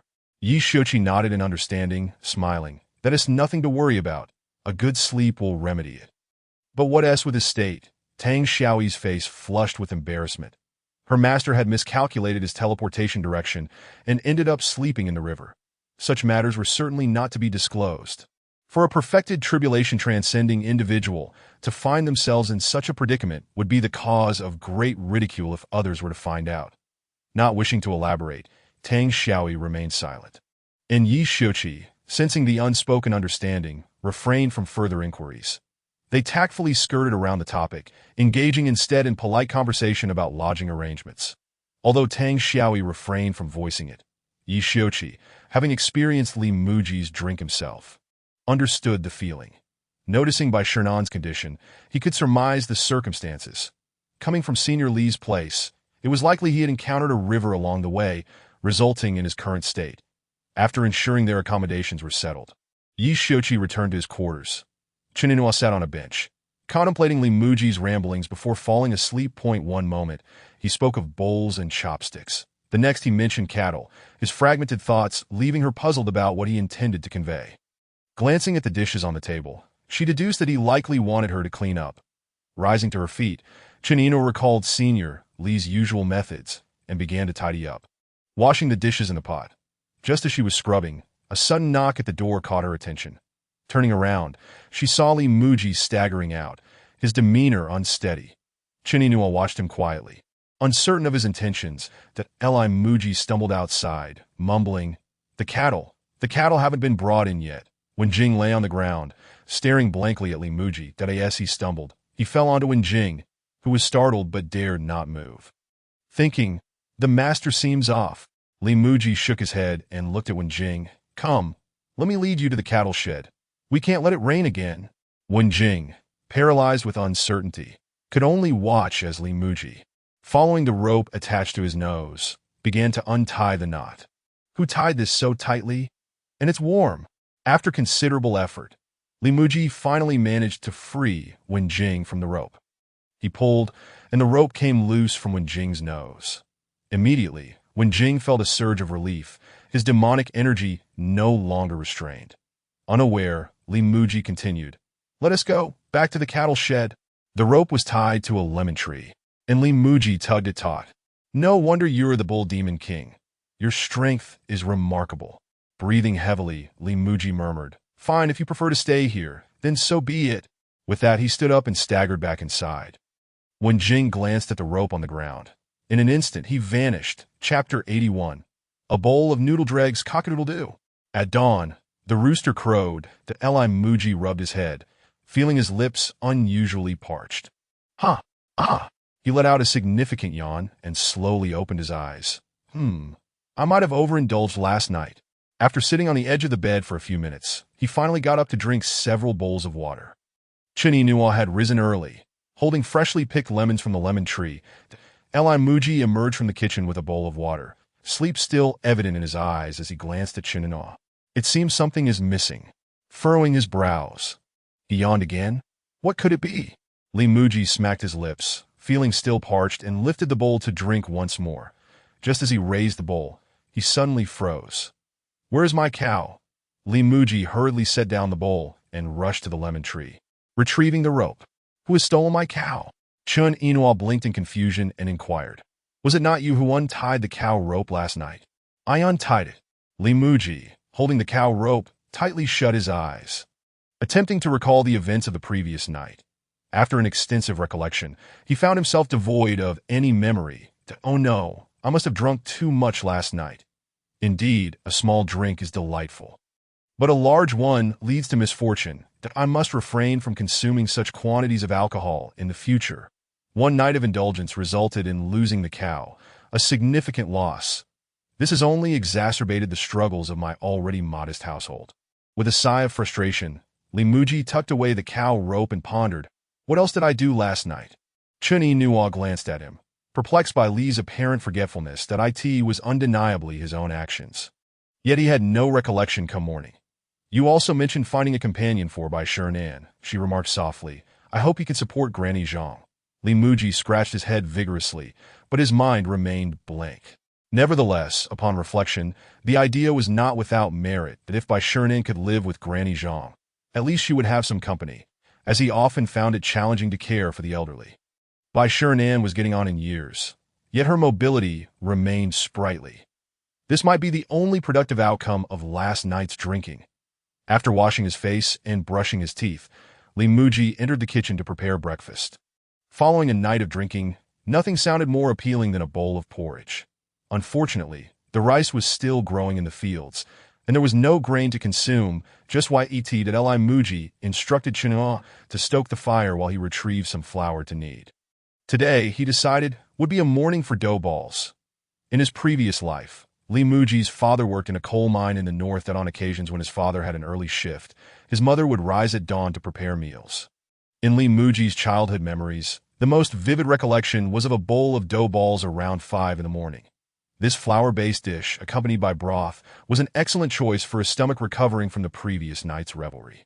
Having kneaded the dough, Muzhi began peeling potatoes.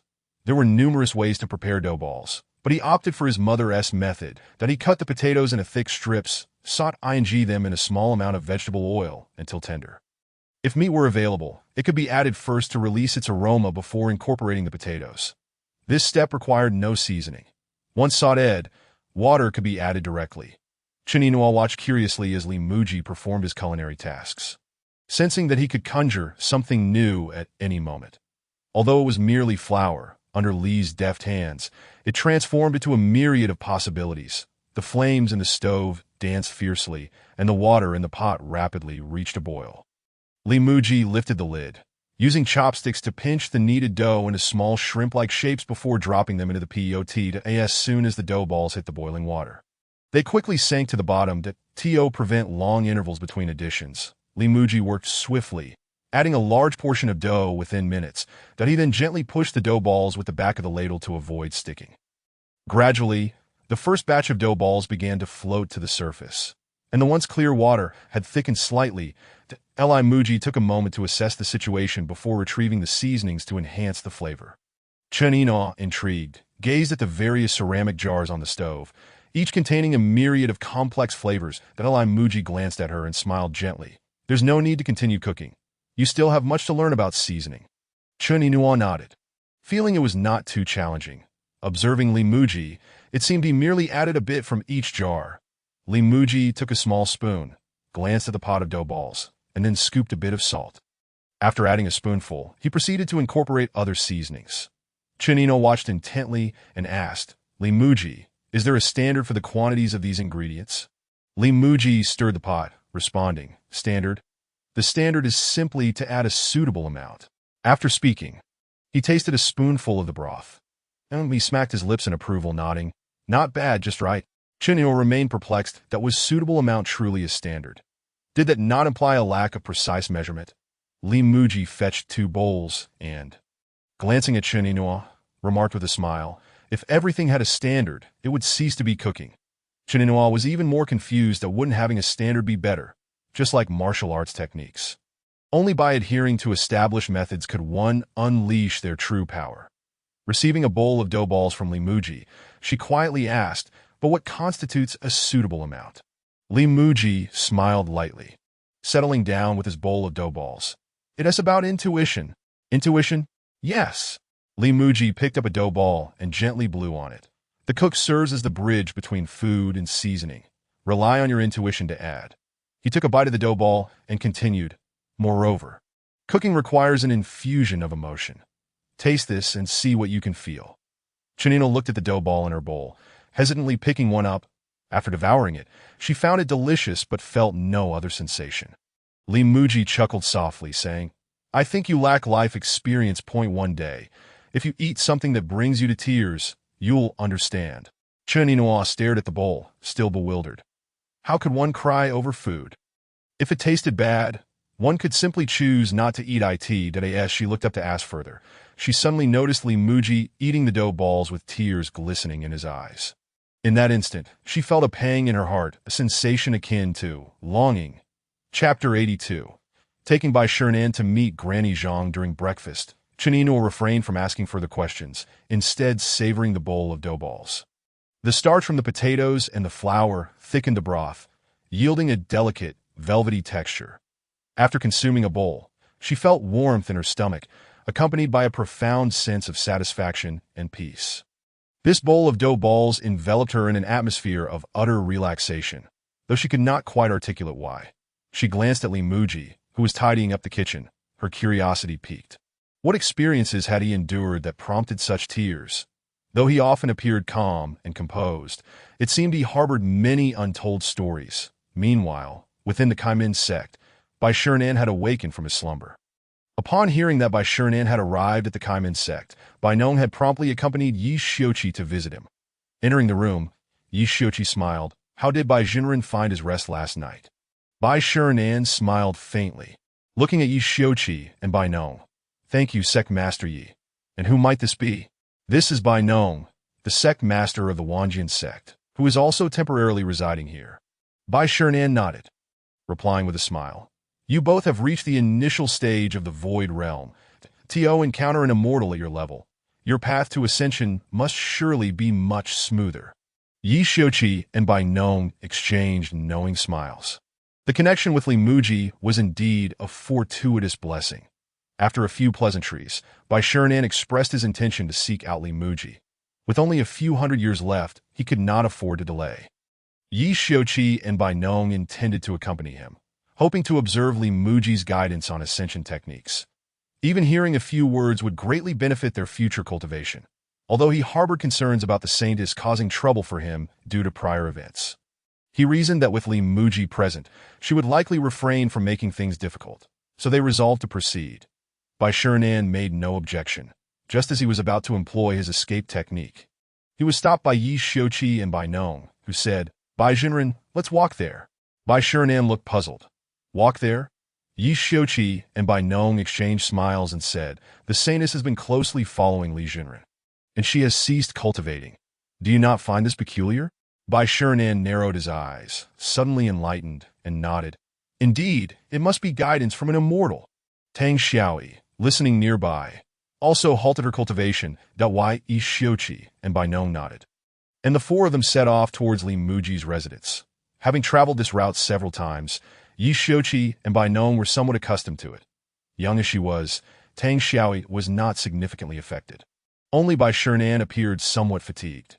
Walking was typically reserved for short distances. For longer ones, one would usually employ escape techniques. Now, suddenly ceasing to use his cultivation, he found his legs growing sore and heavy after only a short distance. Observing Yi Xiuqi and the others, he noted they appeared unfazed and asked the one with the highest cultivation here. It would be too embarrassing for him to suggest a break. Bai Shernan gritted his teeth and persevered, eventually arriving at the town at the foot of the mountain. Bai Jinren, we turn left out of the town, pass through the dense forest, cross a small river, and walk forward to a small hill where you will find Li Jinren's place. Listening to Yi Xiuqi outline the route, Bai Shernan felt a wave of despair. If only he could use his cultivation, this distance would be covered in an instant. Now it felt interminable as the four of them passed through the town. They encountered Muzhi and Chun Inua at the city gate. Bai Shernan sighed in relief, grateful to find the immortal leading the Saintess into town. At last, he would not have to walk any further. Oh, what a coincidence! Muzhi smiled upon seeing the four. Brother Yi, brother Bai, what brings you all together? Bai Shernan cast a puzzled glance at Yi Xiuqi and Bai Nong, wondering why the immortal addressed them as brother. Yi Xiuqi smiled gently and replied, Senior Li is a personable individual who prefers us to forego formal titles. Bai Shernan nodded in understanding, realizing that it was no wonder he seemed displeased when she referred to him as an immortal yesterday. We were just discussing going to find you. What a delightful coincidence. Muzhi smiled slightly and turned to Bai Shernan. Since we've encountered each other, allow me to take you to meet Granny Zhang. Yi Xiuqi and Bai Nong exchanged bewildered looks. They were familiar with Granny Zhang. A Senior Li's stall was set up right in front of her house. What could be the purpose of introducing Bai Shernan to her? The two of them looked at Bai Shernan with curiosity. Suddenly, Bai Shernan recalled what the immortal had mentioned about an old companion the night before, and an awkward expression crossed his face. Muzhi found it amusing that Bai Shernan, despite his age, could still feel embarrassed. Muzhi held Chinua's hand as they walked ahead, followed closely by Bai Shernan and the others. The four of them were transfixed, observing the intertwined hands of Muzhi and Chun Inuo. It dawned on Yi Xiuqi and Bai Nong that holding hands with Senior Li was a method of expelling impurities from the true energy within. In an instant, they cast their gaze towards Li Muji's other free hand. How wonderful it would be if that hand could hold mine. Although the group wasn't too large, they certainly drew the attention of many onlookers. Who are these people surrounding Muzhi? Who knows? Those two girls are quite lovely. Feeling somewhat uncomfortable with the comments from passersby, Bai Shernan and the others were unaccustomed to interacting with mortals, let alone being pointed at. They even encountered the vendor from the previous day, who sold child urine. Upon seeing Li Muji, he hurried over with a child in tow. "Are you collecting urine again today?" Li Muji glanced at the child beside him, retrieved a wooden bucket from his spatial storage, and said, "Of course. Please proceed." The child loosened his belt right in the street. Splash. After finishing, he received a coin, completing the transaction. Li Muji stowed the bucket and continued onward. Aside from Chun Inua, the other four were filled with confusion, wondering why they had suddenly stopped to collect child urine. After a moment of contemplation, Yi Xiuji and Bai Nong recalled Senior Li's earlier mention of a new delicacy. Child urine boiled eggs. Gulp. A sense of dread washed over them. They had initially thought Senior Li was joking, but now it appeared he was quite serious. They were genuinely using child urine to boil eggs. They had tasted the eggs of ancient divine beasts once, and knowing how delectable they were, they couldn't comprehend the rationale behind using child urine for cooking them. This was utterly absurd. They exchanged glances, resolutely deciding they would not partake. Even if it meant jumping off a cliff, they would never take a single bite. Li Muji soon arrived at Granny Zhang's doorstep. He knocked on the door, and a voice called from within. "Who is it?" "Granny, it's me, Muji." Upon hearing Li Muji's voice, the sound of the door opening followed. Bai Shernan stood outside, feeling inexplicably tense. Chapter 83. The sunset matchmaking. Granny Zhang slowly opened the door and was startled to see 5 or 6 people standing outside. "Muji, why are there so many of you?" Among them was not only the sect leader of the Kaishinzong, but also a Saintess. "Don't be afraid, Granny," Li Muji said with a gentle smile. "They are all my friends, and we happened to meet on the way." Granny Zhang nodded and opened the door wider. "Please come in and sit down." Bai Shernan glanced at Granny Zhang, wondering if this was the old companion she intended to introduce him to. She seemed like a rather ordinary person, leaving him perplexed about the immortal's intentions. Feeling awkward, Bai Shernan hesitated to enter. Li Muji noticed Bai Shernan's reluctance and gently pulled him inside. Whispering, "Don't be shy, I'll handle this." Bai Shernan's eyes widened in surprise. "Shy? Am I shy? Is the immortal's vision impaired? When did I ever display shyness?" As Li Muji led Bai Shernan into the room, Granny Zhang scrutinized him closely. When Bai Shernan met her gaze, he felt a surge of anxiety. What was she looking at him for? Could it be that she had taken a liking to him? Granny Zhang observed him for a few moments before inviting everyone to sit. "The house is a bit small, and we don't usually have many visitors, so please make yourselves comfortable." Everyone was quite polite. Li Muji held Granny Zhang in high regard and wouldn't dare to be disrespectful. As Granny Zhang turned to fetch some cups, Li Muji quickly stopped her. "No need to be formal, Granny. We'll just sit for a little while before we leave."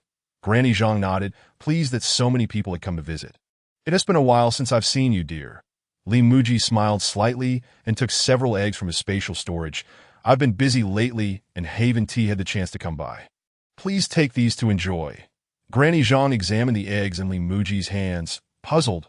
"What kind of eggs are these?" Bai Shernan's eyes widened. Weren't these the eggs of ancient divine beasts? The immortal had just suggested eating them. The immortal truly is generous towards Granny Zhang. "These are called chicken eggs," Li Muji said with a gentle smile. Placing them aside, "You can have one each day. Just boil it for about 3 minutes once the water is boiling." Granny Zhang nodded, looking at him fondly. "You're such a thoughtful child." Li Muji then turned to Bai Shernan, asking Granny, "Have you ever considered finding a companion?" Granny Zhang paused, instinctively glancing at Bai Shernan before quickly averting her gaze. Gulp. Bai Shernan felt a pang of anxiety. "This can't be good. It seems like Granny Zhang might be interested in me. I have lived for thousands of years, and I'm practically from the same era as her ancestors. She is only in her 70s, and the immortal surely must have noticed this. What on earth is happening?" Bai Shernan lowered his head in embarrassment. This was far too difficult to accept. After a moment of contemplation, Granny Zhang shyly admitted, "I've thought about it before, but I never met anyone suitable." Never met anyone suitable before? Does that imply she feels someone is suitable now?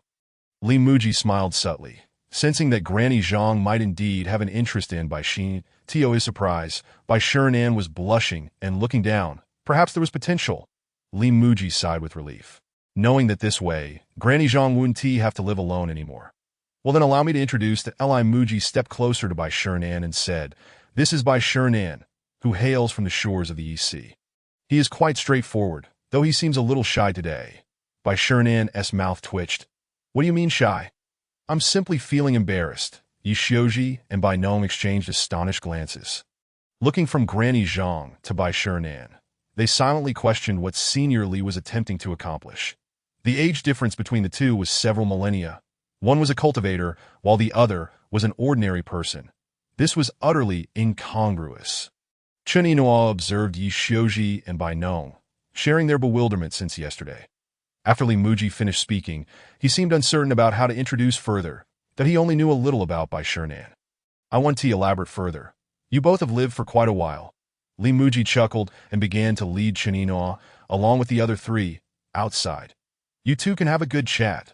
Yi Xiuji and Bai Nong, realizing the situation, discreetly exited, while Bai Shernan also wished to leave, but was held back by Li Muzhi. "Don't be shy." Bai Shernan felt a surge of frustration. What on earth? Li Muzhi glanced at Tang Xiaoyi beside him and pulled her along. "You come with me." Tang Xiaoyi looked back at Bai Shernan, ready to speak, but before she could, she was already being led out by Li Muzhi. Li Muzhi gently closed the door behind them. Smiling contentedly, "Let us not linger here. They can converse alone." Yi Xiuji and Bai Nong exchanged incredulous looks, glancing back at Granny Zhang's house. "That Li brother, is this appropriate? What is inappropriate about it?" Li Muzhi smiled lightly. "I think they make a lovely match." With that, Li Muzhi took Chen Yinhua's hand and walked forward. Tang Xiaoyi, still hesitant at the door, was pulled along by Li Muzhi, who sighed, "You shouldn't linger here. Let us go." Tang Xiaoyi looked conflicted, unable to stop glancing back. She tried to break free from Li Muzhi's grip, but found her cultivation ineffective, leaving her no choice but to be dragged along. As they walked, Li Muzhi began to sing cheerfully. Nothing is more beautiful than the sunset glow inside the house. Bai Shernan sensed that Li Muzhi and the others had departed, feeling anxious, despite standing before an ordinary person. He felt more troubled than facing 10 immortals that he turned to leave, but worried that it might displease the immortal. If the immortal were to become upset, my hopes of transcending and ascending could be dashed. However, staying here felt utterly inappropriate. Granny Zhang sat on a stool, her hands nervously fidgeting together. "Are you thirsty?" "No, I'm not thirsty." "Oh, my name is Zhang Xilan. I'm 68 this year, and my partner passed away 26 years ago." Granny Zhang lowered her head slightly and continued. "Muzhi said you're from the East Sea?" Bai Shernan frowned slightly. Was she really starting to introduce herself? Was this truly about matchmaking, with no other option? He nodded. Granny Zhang smiled, pondering how this old man seemed even shyer than herself. "The East Sea is quite far. My son mentioned he was also heading east, and hasn't he returned?" As Granny Zhang spoke. Bai Shernan listened quietly. Choosing not to respond, he thought that if he simply ignored her, perhaps this old lady would take the hint and retreat. Grandma Zhang spoke for a while and noticed that Bai Shernan seemed rather disinterested. With a gentle sigh, she remarked, "It is apparent that you are not particularly eager, and I shall not press you." Bai Shernan felt a wave of relief wash over him. It was finally coming to an end. Such an interminable duration felt unbearably tedious. "That child Muzhi always prefers to engage in matters quietly," Grandma Zhang said with a faint smile, casting a glance at Bai Shernan. "You can simply tell him that I have no interest in you. He will not make things difficult for you." Bai Shernan nodded and prepared to leave. As he opened the door, a sudden thought flashed through his mind. The immortal should have no reason to overlook the incongruity of my association with the elderly woman. What could possibly motivate such behavior? She had just mentioned that the immortal always liked to act quietly. Could it be that this is my opportunity for ascension? Bai Shernan turned back, instantly meeting Grandma Zhang's gaze. Chapter 84. Bai Shernan's decision. It is indeed a stirring feeling. Oh dear, how can I escape this inexplicable fluttering of the heart? At this moment, Li Muzhi was humming a tune, leading Chen Yinhua and the others to Wang Er Goes Home. Upon seeing Li Muzhi, the little girl beamed with joy, exclaiming, "Big brother, you have finally arrived." Li Muzhi smiled softly, kneeling down gradually. "Shall I ask your father to bring your brother to relieve himself?" The little girl grinned sweetly and dashed into the house, shouting, "Father, big brother is here."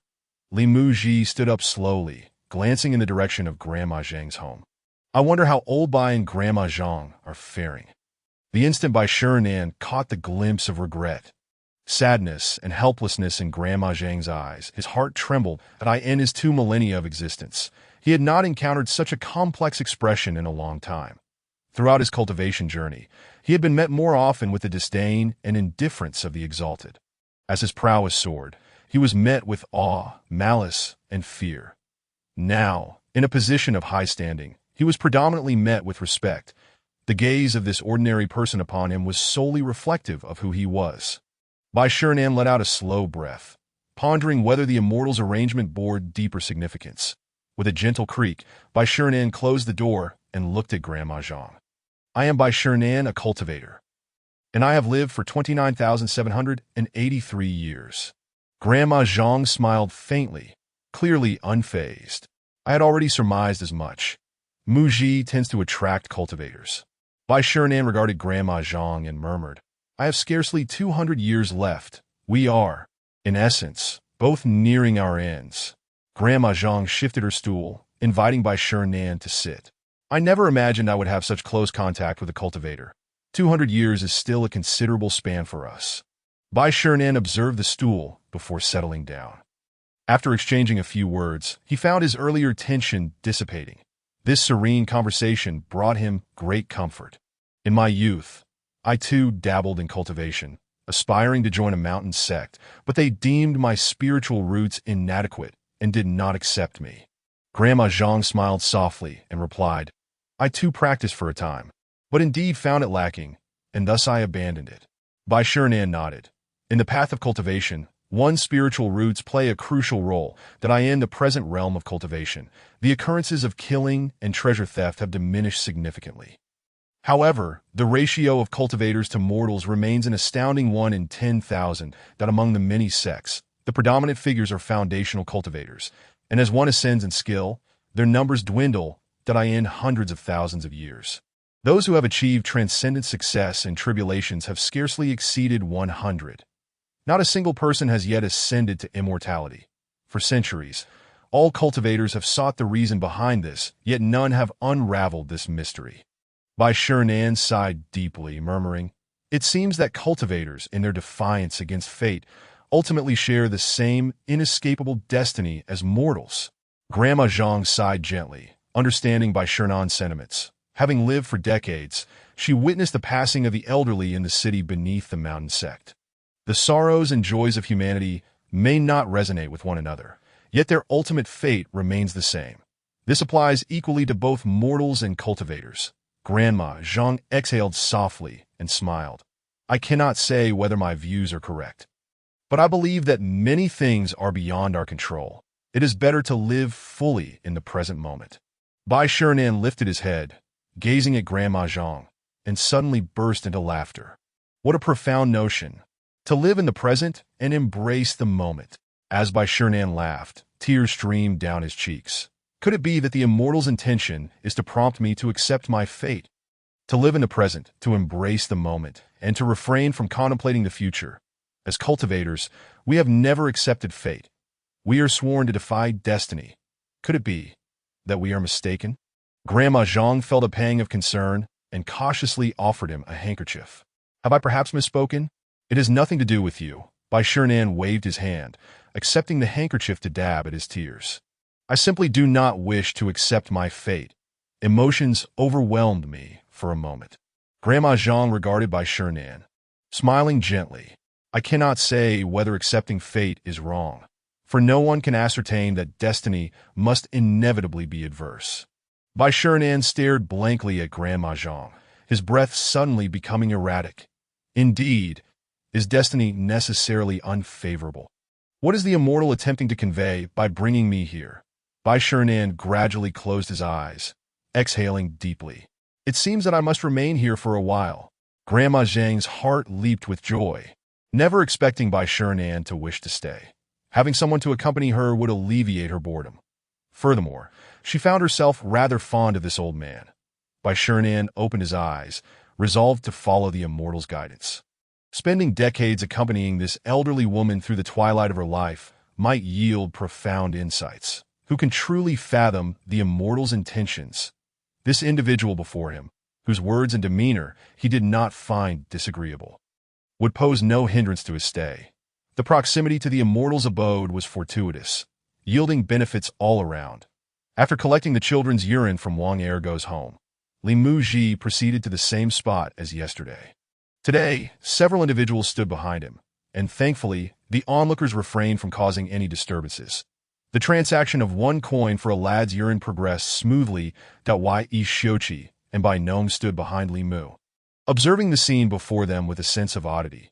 Tang Xiaoi, although stationary, consistently directed her gaze toward Bai Shining. Muzhi glanced at the barrel filled with the children's urine, nearly at capacity.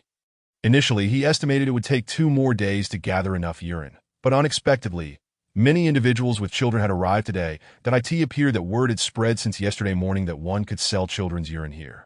Li Muzhi cheerfully packed the overflowing barrel and waved to the crowd. "All right, everyone disperse. We have enough."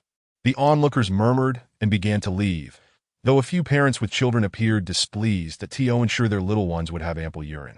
They had made sure the children drank plenty of water that morning, only to find a collection suddenly halted. Those unable to sell their urine glared sideways at Li Muzhi, grumbling as they departed. "I won't give you a single drop in the future. I won't let my resources flow to outsiders." Li Muzhi sighed helplessly. Unperturbed, this large barrel of children's urine was sufficient to cook many eggs, and he likely would not need to gather more in the future. Turning back, he glanced at Tang Xiaoi, smiling slightly. "Stop staring. Let us return now." Tang Xiaoi nodded and hurriedly followed suit, reassured that her master, with his profound cultivation, would not be tainted by such matters. Chapter 85. Muzhi. Be gentle. Li Muzhi and his companions navigated the bustling streets, returning to Grandma Zhang's doorstep in about a quarter of an hour. "Ha! Is there truly such an amusing affair?" Before they could knock, laughter echoed from within the house. Muzhi smiled softly, sensing that old Bai and Grandma Zhang were quite compatible. Yi Shiochi and Bai Nong exchanged glances. Taken aback by this unexpected sight, that a fully realized tribulation transcendent cultivator sharing jovial conversation with an ordinary elderly woman was indeed a rare spectacle. Clearing his throat, Li Muzhi softly knocked on the door. Creak! It was Bai Shernan who opened the door, a smile gracing his face. "You have returned." Li Muzhi smiled with satisfaction. Old Bai seemed to have already made himself at home here. How delightful! When he had left, Old Bai had appeared bashful. Yet the transformation had occurred swiftly. Upon seeing Li Muzhi's appreciative smile, Bai Shernan felt a surge of joy within. The immortal's arrangement truly held profound significance. That it seemed I made no erroneous choice. As Li Muzhi and his companions entered the house, Tang Xiaoi followed closely behind by Yi Shiochi, and Bai Nong exchanged glances between Bai Shernan and Grandma Zhang, then shifted their gaze back to Li Muzhi. Was this a dream? The two were still grappling with the disbelief of their own reality, as such a scene was beyond their wildest imagination. Grandma Zhang beamed, her complexion vibrant, appearing rejuvenated. "Muzhi, thank you for bringing him." Li Muzhi approached Grandma Zhang, gently kneeling beside her. "I am relieved that you two can converse so well. It brings me great comfort." Grandma Zhang regarded Li Muzhi with warmth in her heart. After a few pleasantries, Li Muzhi bid farewell to Grandma Zhang and Bai Shernan, leading Chinny Nuo and the others outside. The two elderly individuals had only just come together, and it was best to allow them ample time to converse and grow accustomed to one another. Yi Shiochi and Bai Nong followed suit, their expressions blank. Such an occurrence was indeed hard to accept. Li Muzhi glanced at the two individuals before him and waved his hand in front of Yi Shiochi and Bai Nong's eyes, exclaiming, "Hey, are you both all right?" The two promptly shook their heads, resembling a pair of rattling drums. Li Muzhi smiled faintly, pondering whether his old friends, Brother Yi and Brother Bai, had been so struck by the sight of Elder Bai and Granny Zhang as a couple that they were reminded of their own single status.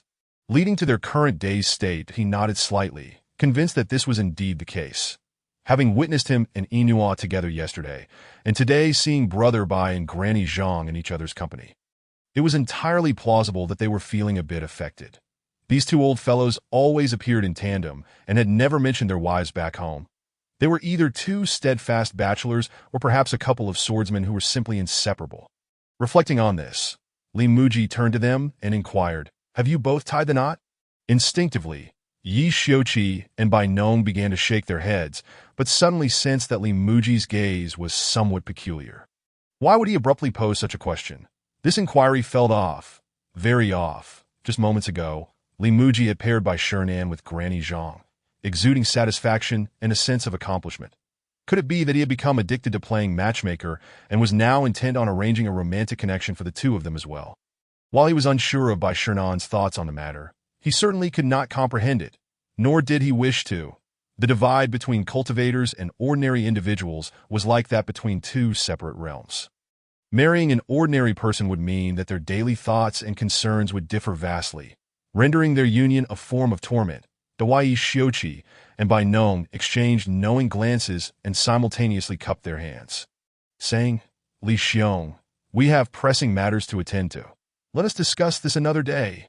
With that, they turned and swiftly vanished into the throng of the street.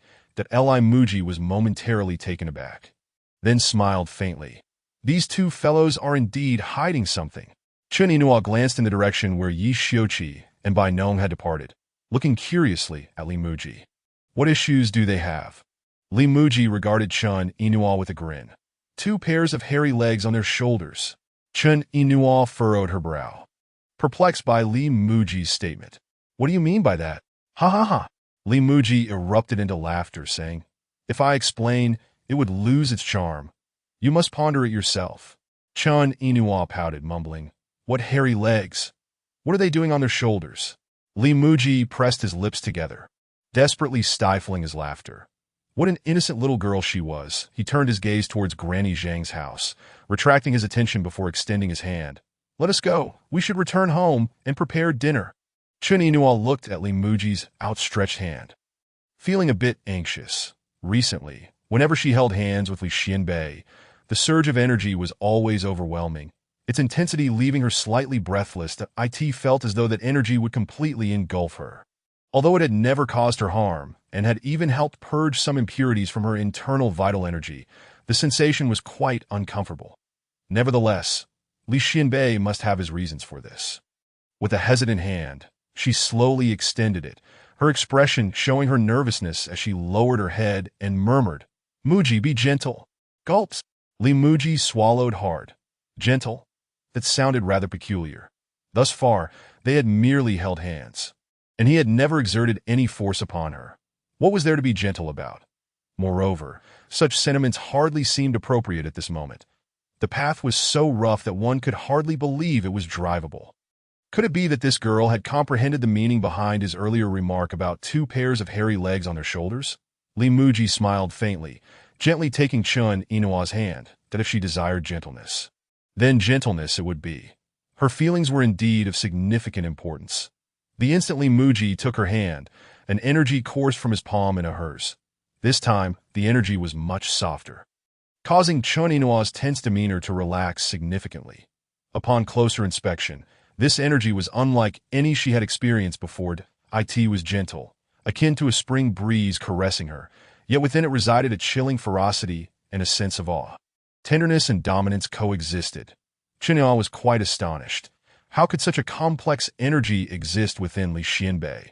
The energy within him could be so gentle it made one feel at ease, drawing her desire to be near him. Yet, in the blink of an eye, it could also be overwhelmingly forceful, inducing a sense of fear that made her want to flee, yet she dared not step away. Like a celestial being yet akin to a demon, it was inscrutable and unfathomable. Allowing Li Muzhi to lead her by the hand, Chen Yinhua stole a glance at him. That Li Muzhi bore a faint smile, appearing genuinely happy. What kind of person was Li Xianbei? Truly, noticing Chen Yinhua's furtive glances, Li Muzhi turned abruptly to look at her. Startled, she quickly lowered her head. Muzhi found her reaction amusing. Indeed. This girl was rather shy. Chapter 86. Inquiring about Jing's whereabouts, the two of them, hand in hand, traversed dense woods and crossed a small bridge, arriving at a gentle hill. Having experienced 2 instances of his house collapsing. Each time Muzhi crested this hill, his heart would skip a beat. Only when his eyes fell upon his house, still standing intact, could he finally breathe a sigh of relief that as they walked along. Muzhi felt a sense of melancholy wash over him. In the past, upon reaching the hilltop, the great black bull would bellow a greeting to him. Muzhi had long suspected that the bull was, in fact, a transformed dog.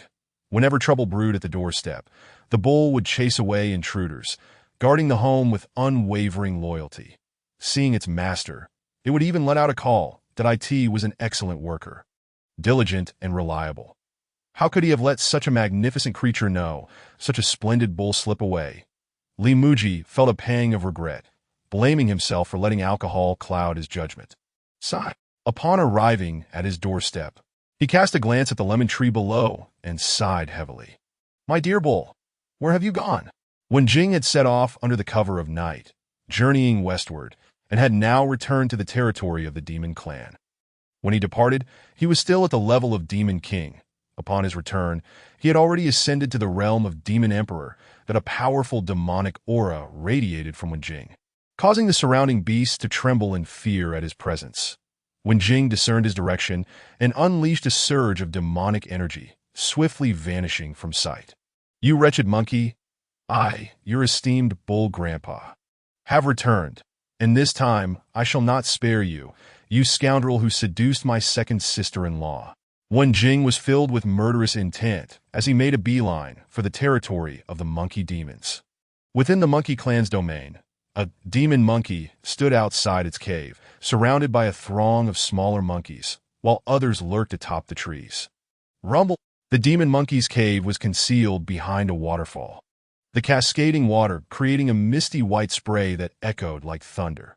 The demon monkey, draped in animal hides, pointed at a monk standing before him, barking. Who dares intrude upon my water-curtained cave in Flower Fruit Mountain? Chanyuan smiled gently, crossing his hands over his chest to form a cross. Ba, I have come from the east to pay my respects to the Almighty in the west. Amen. What nonsense are you spouting, monk? The demon monkey squinted suspiciously at Chanyuan. Boys, seize him and cook him up for dinner. At the demon monkey's command, the surrounding monkeys erupted in cheers, brandishing their weapons as they charged toward Chanyuan. Unfazed, Chanyuan slowly closed his eyes, one hand forming a cross while the other fiddled with his prayer beads. Reciting, the Tao that can be spoken is not the eternal Tao. The name that can be named is not the eternal name. The demon monkey regarded Chanyuan with confusion. This man, resembling a monk yet exuding the aura of a demon saint, seemed to have no intention of resisting. Did he truly not fear death? Chanyuan maintained his composure, reciting the Tao Te Ching, though internally he was quite anxious. Throughout his journey, his cultivation level had been at the late stage of tribulation, which had driven away many beasts. Yet, encountering this demon monkey, he found himself on the brink of confrontation. Though merely at the equivalent level of a human's void realm, this creature dared to attack him. It defied logic. Because of the unique cultivation technique he practiced, who will kill me? He was unafraid of death, but he did not wish to transform into a monkey. The monkey from his dreams had been the first demon beast he had tamed, accompanying him on his westward journey. There could be no issues.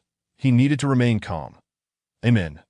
Chanyuan reassured himself, continuing to draw crosses with one hand while fiddling with his prayer beads and reciting the Tao Te Ching. Suddenly, when Jing's murderous demonic energy surged toward him, Chanyuan sighed with relief. Indeed, the dream had not deceived him, and he would not have to become a monkey today when Jing's demonic energy approached. The monkey clan was thrown into a panic. The demon monkey stood up, gazing toward the source of the energy with trepidation. How has that old bull broken through to the demon emperor realm? You wretched monkey, I have returned. When Jing's voice thundered like rolling thunder, echoing before he even arrived. Boom! Just as his words faded, when Jing landed heavily on the ground, creating a massive crater with a resounding crash. The demon monkey snorted, eyeing Wen Jing. You have damaged my territory. You must compensate me. Ha! Wen Jing exhaled forcefully, glaring at the demon monkey with his bovine eyes. You foul monkey, spare me your nonsense. Today, I shall kill you, you scoundrel who seduced my second sister-in-law.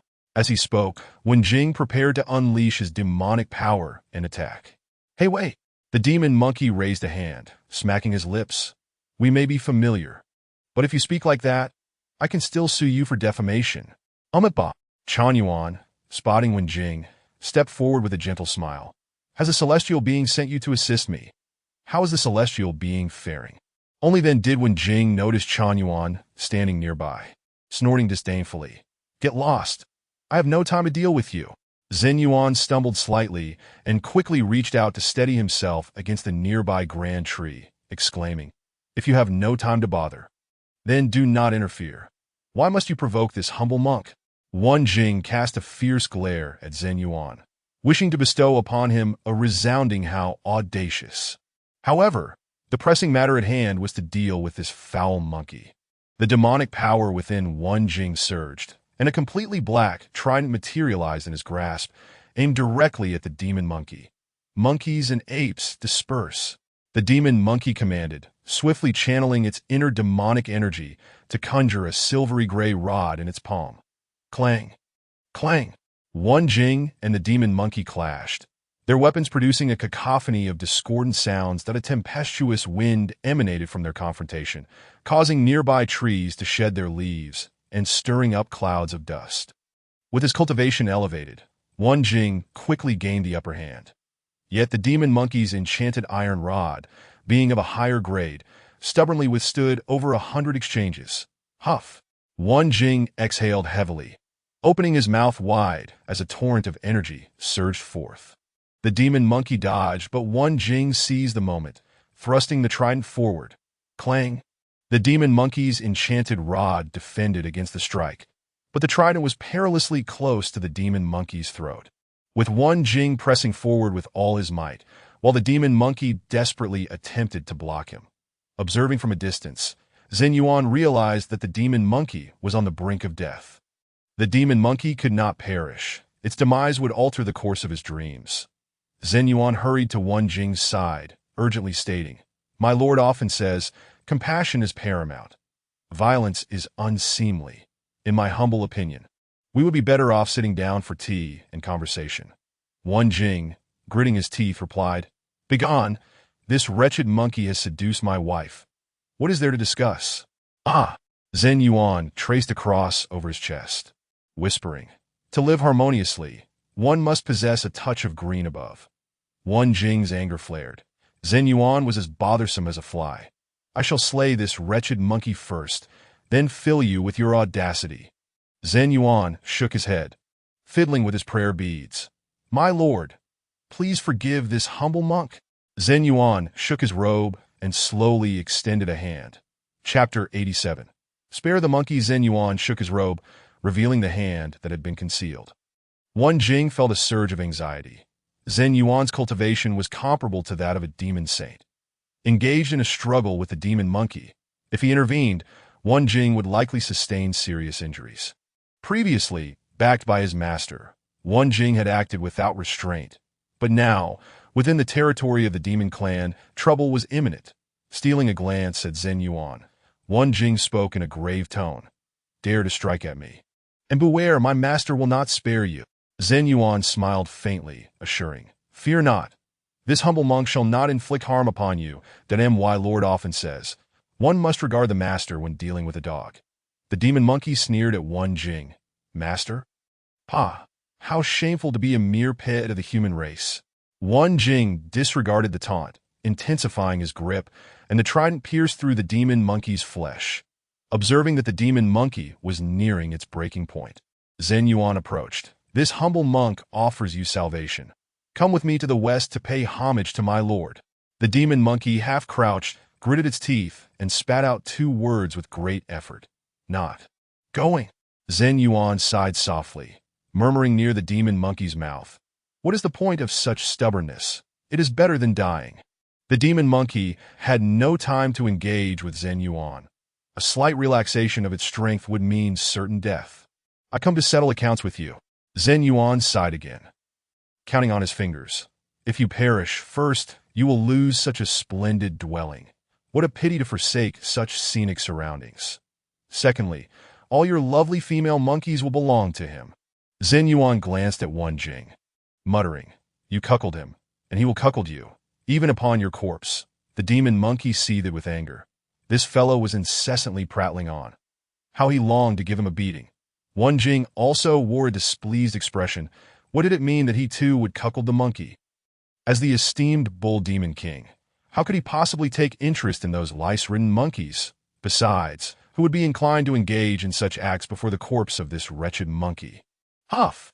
Wan Jing exhaled sharply. Continuing this way was futile.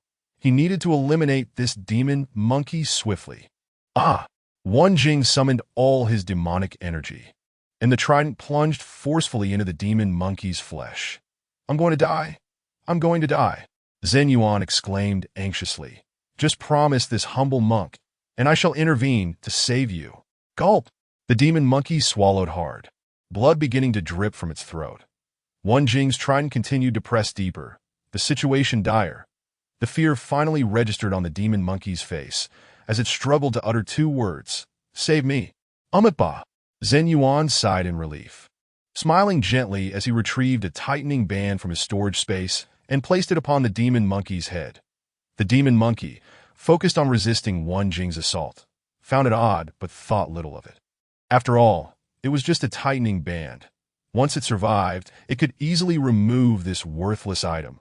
After securing the band, Zhen Yuan chuckled. This is a gift from my dreams. In the dream, you were called Sun Wukong, and henceforth, you shall continue to be known as Sun Wukong. The demon monkey was infuriated. What was the meaning of this? You promised to save me, yet here you are tightening a band around my head and pondering my name. As if changing my name would erase my identity. What nonsense. Zhen Yuan exhaled slowly, regarding Wan Jing. I implore you to cease your assault. Do not harm my disciple, or else what? Wan Jing spat at Zhen Yuan, coldly declaring, Dare to move against me, and my master will not spare you. Zhen Yuan shook his head, his right hand slowly reaching towards Wan Jing. My apologies, my lord, Amin. Zhen Yuan's right hand swiftly reached under Wan Jing's armpit, gently scratching. Wan Jing felt a tickle beneath his arm, and his strength suddenly waned. Ha ha ha! Wan Jing instinctively clamped his elbow to his side, laughing uncontrollably. Stop scratching. Ha! The trident clattered to the ground, creating a ruckus. The demon monkey Sun Wukong sighed in relief, rising to escape. Wan Jing's jovial expression vanished, glaring at Zhen Yuan, who continued to scratch his armpit. Still scratching? Zhen Yuan smiled faintly, finally feeling a bit embarrassed as he straightened up, tracing a cross over his chest. My lord, I apologize for my rudeness. Wan Jing glared angrily at Zhen Yuan before turning to Sun Wukong, snorting. Does this dead monkey still think it can flee? Wan Jing roared, his demonic energy surging, like a cow sinking into the sea. In an instant, Wan Jing's body began to morph rapidly, revealing his true form as a massive black bull, standing 5 or 6 meters tall. Huff! Wan Jing exhaled forcefully, his body whipping around. Demon monkey, prepare to experience my newly awakened abilities. Sun Wukong's expression shifted in alarm. Clumps of mud, each half a foot in size, were flung from Wan Jing's body, hurtling towards Sun Wukong. Huff! Huff! Sun Wukong hurriedly brandished his magic staff, shattering the incoming clumps. Wan Jing grinned, opening his bull mouth as a torrent of energy erupted forth. The mud, now saturated, became exceedingly viscous. Sun Wukong swung his staff several times, only to find himself ensnared, unable to move. The mud continued to accumulate, forming a 5-finger mountain that trapped Sun Wukong beneath. Zhen Yuan gazed up at the 5-finger mountain, murmuring, This bull is indeed filthy. Old bull, you lack martial ethics, resorting to deceit and surprise attacks. Sun Wukong, with only his head and arms protruding, pointed an accusatory finger at Wan Jing, exclaiming, Is it fair for a demon emperor to bully a demon king? I suggest you reconsider. Wen Jing gradually reverted to human form, approaching Sun Wukong with the trident in hand. When you seduced my second sister-in-law, you should have anticipated my preparations. The fleeing lesser monkeys rushed in upon seeing their king in peril. Great king, we come to rescue you. Wen Jing glanced at the little demon monkeys, swinging the trident, unleashing a gust of wind that sent them tumbling to the ground. Halt! Sun Wukong's eyes widened with fury. Baring his teeth as he growled, "You may kill me, but do not harm my little monkeys." Wen Jing sneered, pointing the trident at Sun Wukong. "Very well. I shall impale your monkey head and let that wretched woman witness it." Seeing the situation escalating, Zhen Yuan rushed forward. "My lord, spare the monkey. Do not kill him." Wen Jing shot a glance at Zhen Yuan, furrowing his brow. "Why must he be spared? Your master has sent me westward. He is the dream monkey of this humble monk." Zhen Yuan gazed at Sun Wukong, speaking slowly. "To kill him would thwart my journey westward and disrupt your master's plans." Wen Jing hesitated, recalling that night when his master had indeed dispatched the red-robed, monk-like figure to journey westward. Disrupting his master's arrangements was a risk he dared not take. Wen Jing exhaled deeply, looking at Sun Wukong. "Humph. If you can rescue him from my 5 Elements mountain, I shall allow him to accompany you." Zhen Yuan breathed a sigh of relief, tracing a cross over his chest. "This humble monk thanks you, my lord. Ba." With that, Zhen Yuan regarded Sun Wukong and slowly seated himself. Chapter 88. The mantra from the dream. Wen Jing retracted the trident, puzzled as he observed Zhen Yuan. With cultivation comparable to that of a demon saint, Zhen Yuan could easily break the confinement of the 5 Elements mountain. This request was merely a means for Wen Jing to save face. Although the demon monkey seduction of his second sister-in-law was despicable, his master's instructions took precedence that if he were to sabotage his master's designs, he would have no face to return. At most, I shall wait for him and that monk to return. And then I shall deal with the scoundrel who has seduced my second sister-in-law. Such thoughts crossed my mind as I observed Wen Jing, who, in secret, augmented the confinement of the 5 Elements mountain with his demonic power. Sun Wukong felt the earth around him constrict even more severely, squeezing him uncomfortably. This old bull truly wishes to bring about my demise. After all these years of brotherhood, he has turned so ruthless over a mere vixen. Sun Wukong gazed at Wen Jing, grinning as he remarked, "Old bull, your newfound abilities leave much to be desired." Wen Jing snorted coldly. This wretched monkey, despite his evident discomfort, dared to be defiant, gritting his teeth. Wen Jing intensified his grip. "MMPH."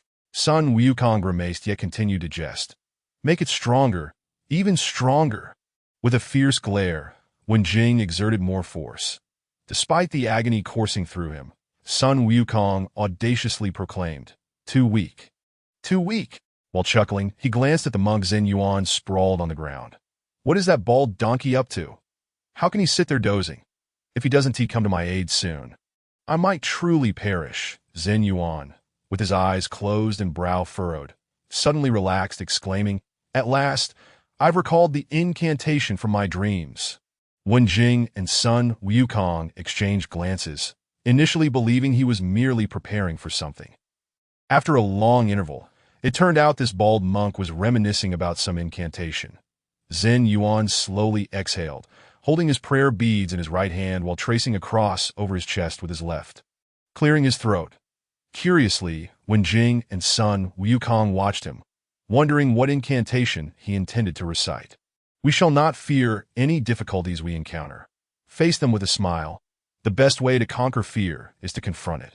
Let us go, OL give it." With a final roar, Zhen Yuan raised his right hand with the prayer beads high, placing his left hand on his forehead, murmuring, "Amen."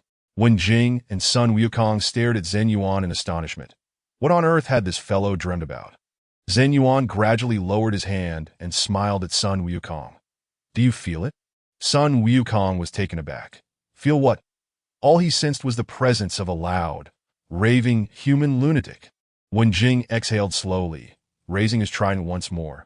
"It seems you are merely here to put on a show.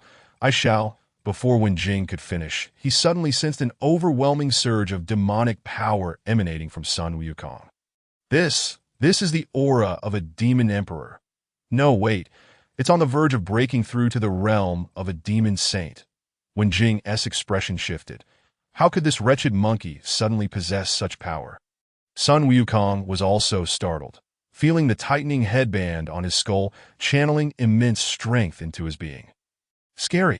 Sun Wukong let out a fierce roar, his internal demonic energy surging. Is this the power of a demon emperor? His demonic energy erupted violently, causing his body to swell rapidly, shattering the five elements mountain that had ensnared him. When Jing was taken aback by the backlash of demonic energy, feeling a dull ache in his chest, blood seeping from the corner of his mouth. Emerging from the five elements mountain, Sun Wukong transformed into a giant ape towering 5 to 6 meters high, radiating dark demonic energy, exuding an intimidating presence. Gulp! When Jing's heart skipped a beat, this wretched monkey had suddenly become so formidable. I fear trouble is brewing. Zhen Yuan stood up slowly, gazing at Sun Wukong, murmuring, "My dreams indeed have no flaws." Roar! Sun Wukong pounded his well-defined chest with his fists and let out a mighty roar, slowly directing his gaze towards Wen Jing at his feet. Wen Jing narrowed his eyes, feeling the tumult of demonic power within him, bracing himself for battle. I too am at the Demon Emperor level. If this wretched monkey seeks a fight, I shall not back down. Zhen Yuan hurriedly intervened. Donor, you promised to let me take him westward. Allow me to handle this matter. Wen Jing glanced at Zhen Yuan, exhaling slowly, retracting his demonic energy that if a fight truly ensued, he would gain little benefit. This foul monkey's magical staff is indeed troublesome. Had I known, I should have taken a celestial artifact from my master yesterday. Zhen Yuan pacified Wen Jing and looked up at Sun Wukong. Wukong, cease your divine powers and accompany your master to pay homage to our celestial deity. Not going, not going. Sun Wukong chuckled, glancing at his own formidable form with satisfaction. With such strength, why should I bother to pay homage to a ghost in the west? Zhen Yuan sighed deeply, smiling gently. Then do not blame me for my ruthlessness. With that, Zhen Yuan sat down again, closing his eyes slightly. Wen Jing watched Zhen Yuan, pondering what trickery this bald monk was up to now. Surely he hasn't forgotten the incantation again. Sun Wukong returned his gaze to Wen Jing. Old bull, for the sake of that vixen, you've treated me so harshly. Now before Sun Wukong could finish, he suddenly felt a sharp pain in his head. Ah, it hurts! With a cry of agony, Sun Wukong's body rapidly shrank, his magical staff clattering to the ground as he clutched his head. Shouting incessantly, Wen Jing glanced at Zhen Yuan, noticing he was singing, "Only you can accompany me to the western heavens."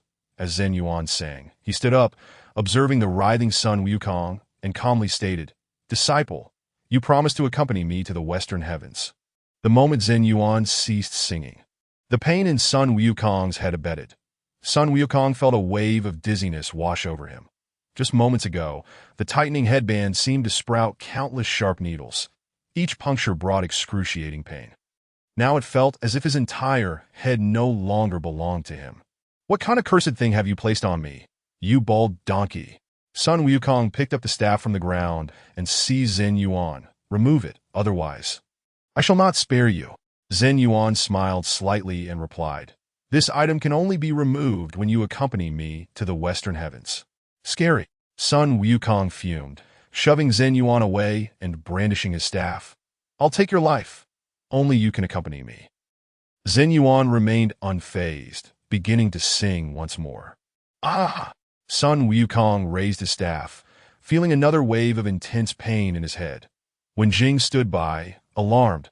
"What kind of treasure is this? It's terrifying." "This incantation sounds rather peculiar." Sun Wukong quickly covered his ears, reasoning that if he could not hear Zhen Yuan's song, the pain would cease. Yet, even with his ears covered, the agony persisted. Sun Wukong rolled on the ground, wailing, "Stop singing! I beg you, stop singing! I'll go, I'll go!" Chapter 89. I am a bull, but I do not need the grassland. Sun Wukong hurriedly declared. He had no desire to endure such pain any longer. Ba! Zhen Yuan ceased his singing, one hand twisting the prayer beads while the other traced a cross. "I detest those who do not keep their word. As long as you fulfill your promise and allow me to journey westward, I shall not trouble you." Tears streaming down his face, Sun Wukong lay on the ground, gazing at the sky in despair. What sins have I committed to endure such suffering? Had I known it would be like this, I might as well have let the old bull send me on my way. 18 years later, I would have been a fine monkey again after lying on the ground for a moment. Sun Wukong shakily stood up, clutching the magical staff. Zhen Yuan smiled gently at Sun Wukong. It's getting late. Come, accompany me on my journey to the western heavens. Sun Wukong pouted and raised a hand to stop Zhen Yuan. I can go, but grant me some time. Right. Zhen Yuan smiled apologetically and said, after all, it's a long journey. I counted. There are a total of 19 female monkeys, so I shall grant you half an hour. Scary. Sun Wukong leaned closer to Zhen Yuan, baring his teeth and shouting, who do you look down on? I, Sun Wukong, excel in prolonged battles. Sun Wukong snorted, knowing that following this monk would surely drive him mad along the way. Hey, old bull! Sun Wukong turned back to Wenjing, declaring, Guarantee you just going to kill me. Go ahead, I want to resist. Wenjing regarded Sun Wukong, chuckling softly as he sheathed his trident. This monkey relishes his freedom above all. Now, compelling him to accompany Zhen Yuan to the west would be more torturous than killing him. To kill him would only grant him a favor and disrupt the master's plans. No kidding. Wenjing laughed, shaking his head. Master is right. Harmony is paramount. We must not engage in infighting. Ah! You infuriate me. Sun Wukong roared, swinging his magical staff and severing a tree as thick as a basin beside him. Wenjing laughed heartily. The more discomfort this wretched monkey felt, the better. Sun Wukong glared fiercely at Wenjing, but gradually calmed down, grinning. Old bull, do you truly not intend to kill me? Wenjing looked at Sun Wukong in surprise. Why does this monkey, like this bald donkey, desire someone to take his life? Shaking his head, Wenjing concluded that watching him suffer was far more entertaining than killing him. Then I shall speak without reservation. Sun Wukong exhaled slowly, fixing his gaze on Wenjing. Not only do I have a dalliance with that vixen, but your wife is also my little sweetie. Wenjing's face turned pale. Back when we gazed at the stars and the moon together, she insisted I call her little sweetie. Sun Wukong grinned at Wenjing. Don't hold back. Come, stab me with your fork. Wenjing gritted his teeth, releasing several heavy breaths, and just as he was about to draw his trident, he suddenly halted, chuckling. You think I'd fall for your trick to make me kill you? Not a chance. Sun Wukong was about to retort when Zhen Yuan interjected. Disciple, that's enough. It's time to depart. With that, Zhen Yuan traced a cross over his chest, addressing Wenjing. Donor, please send my regards to the celestial beings upon your return. Wenjing nodded, planning to return once matters with the demon clan were resolved. Sun Wukong glanced at Chan Yuan, fearing that he might sing again, and could only lower his head and follow behind. The monkeys of Flower Fruit Mountain trailed closely, filled with reluctance. Your Majesty, what shall we do if you leave? Sun Wukong halted his steps and let out a long sigh. You must diligently cultivate. I, your king, shall return post-haste.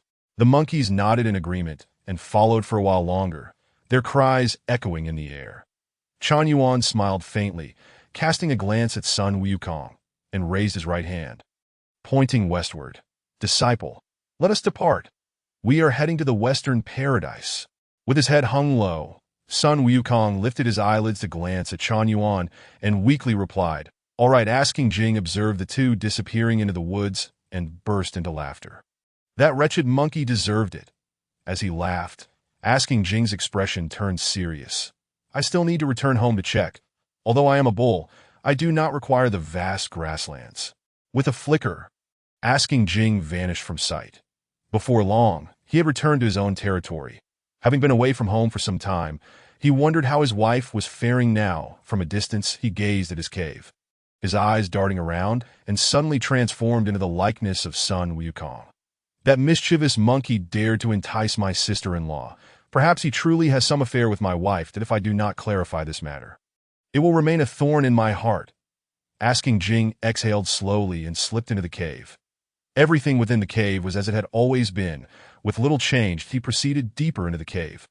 where he found only his wife present, that a sigh of relief washed over him. It seemed he had been overly concerned. Oh. The woman sitting on the bed turned sharply, her sword already drawn. A wave of joy surged within Asking Jing.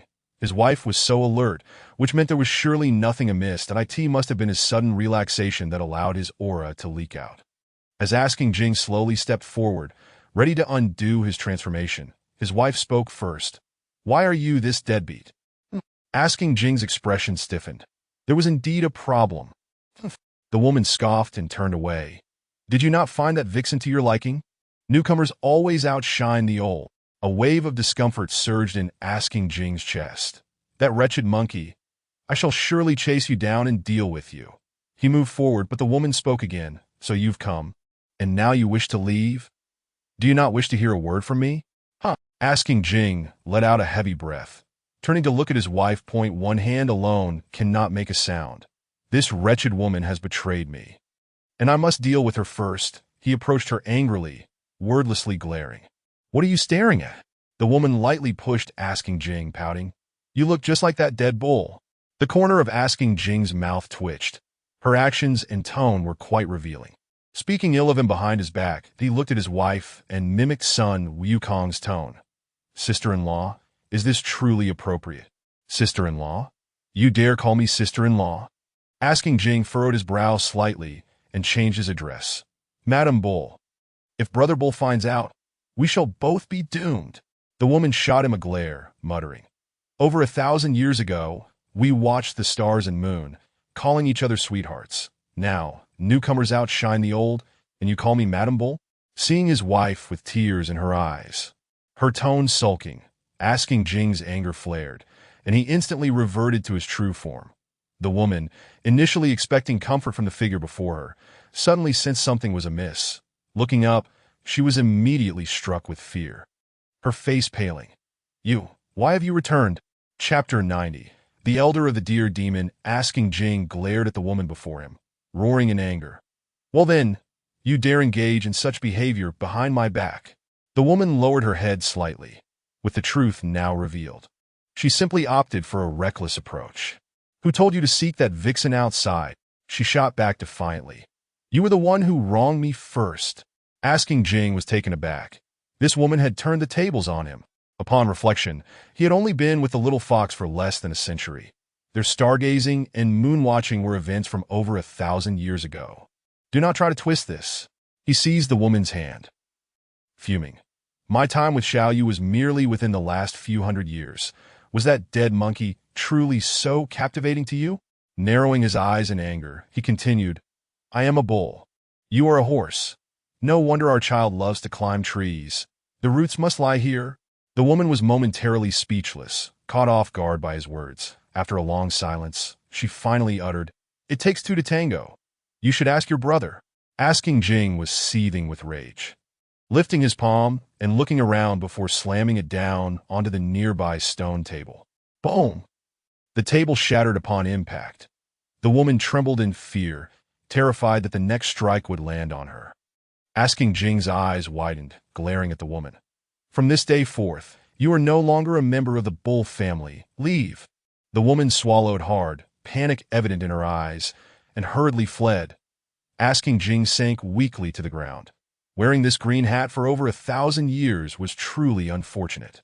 He had even considered bringing her to enjoy the good life with elderly, yet she turned out to be such a person behind his back. After sitting for a while, Asking Jing came to a realization. Such a woman was not worth his sorrow.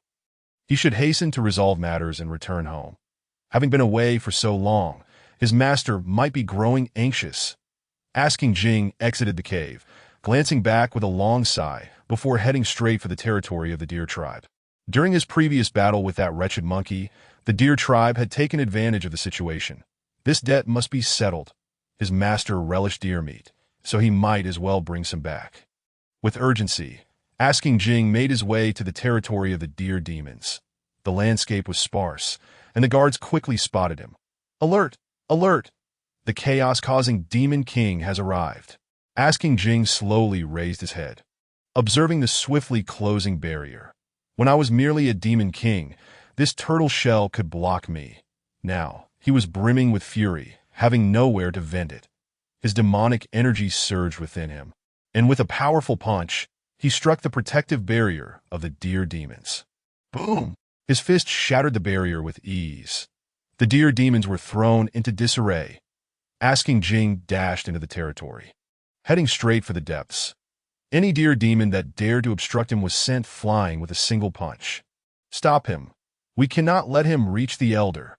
With a command, a swarm of deer demons surged forward. Asking Jing, being at the demon emperor level, forced the deer demons to rely on their numbers to compensate for their disadvantage. Asking Jing surveyed the small demons blocking his path. He had not intended to visit the elder of the deer demons. Yet their obstruction piqued his curiosity, creating such a ruckus. Why were there only these small demons?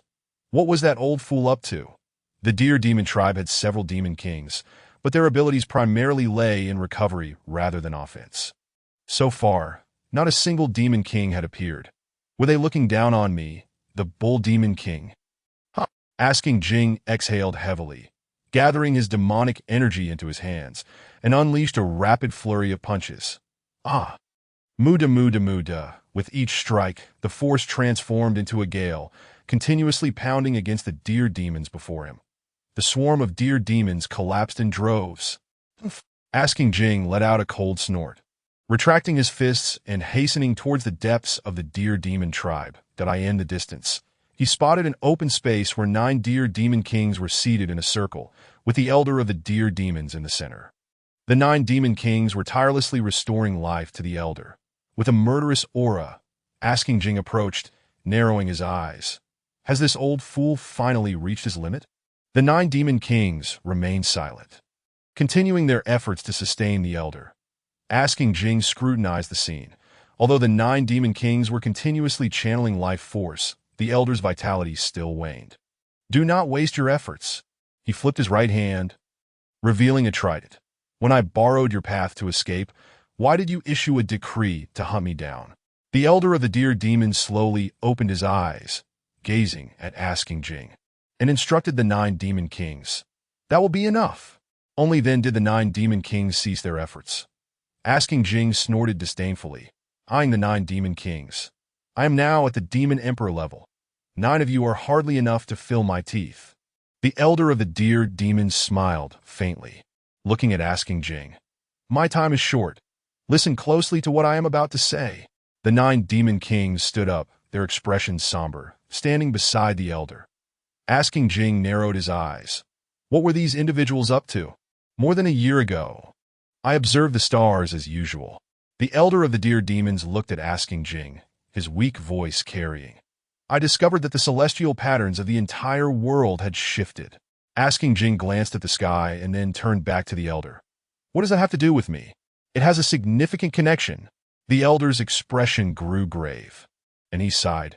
In the past year, I have expended 10,000 years of vitality, but have been unable to decipher the heavenly secrets. Asking Jing's heart jolted. No wonder this old fool was suddenly so weak.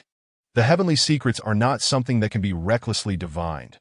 This old fool must have remained in the demon saint realm for too long, tired of his lengthy title. On the night you were gravely injured and fled, I was also attempting to divine, the elder continued. Your arrival allowed me to glimpse a thread of the heavenly secrets. So you sent a demon king and numerous small demons to hunt me down? Asking Jing's eyes narrowed in disdain, and he scoffed. Have you no shame? If you dislike me, then so be it. Do not attribute everything to the heavenly secrets. The celestial secrets reveal that you will precipitate a great disaster for the entire demon race. The elder of the deer demon gazed intently at Wen Jing, pausing momentarily before continuing. Should you perish, the demon race shall find peace.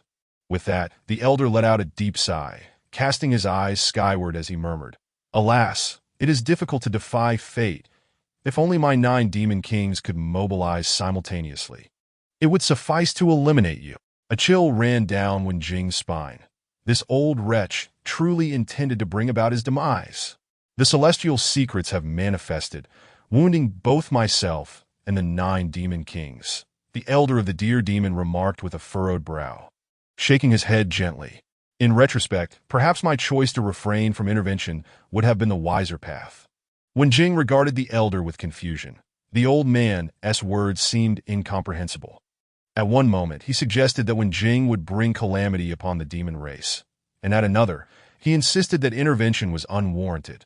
Was this old fool's life nearing its end, leading him to speak in riddles? The elder of the deer demon continued to look upon Wen Jing, stating slowly, "Once I have intervened, I can only continue to do so." Wen Jing's eyes narrowed. Did the elder intend to slay him here?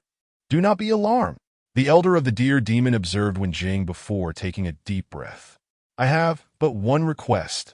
Chapter 91. Wen Jing's choice. Wen Jing glanced at the 9 demon kings standing behind the elder, noting their apparent lack of intent to engage in battle. What is your request? The elder of the deer demon gradually closed his eyes, his voice weakened.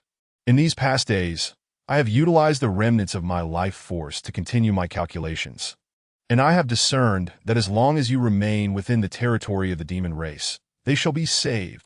Wen Jing looked at the elder in disbelief. Stay within the demon race? What nonsense! He dined daily on celestial herbs at his master's side. Why would he want to remain among the demons? This was a most unprofitable deal. Seeing Wen Jing's hesitation, the elder hastily declared, "As long as you remain with the demon race, our dear demon clan shall obey your every command." Wen Jing shook his head. He felt no attachment to the demon race. The territory of the demon race is vast. What calamity could possibly befall it? You should not squander your life in pursuit of celestial secrets.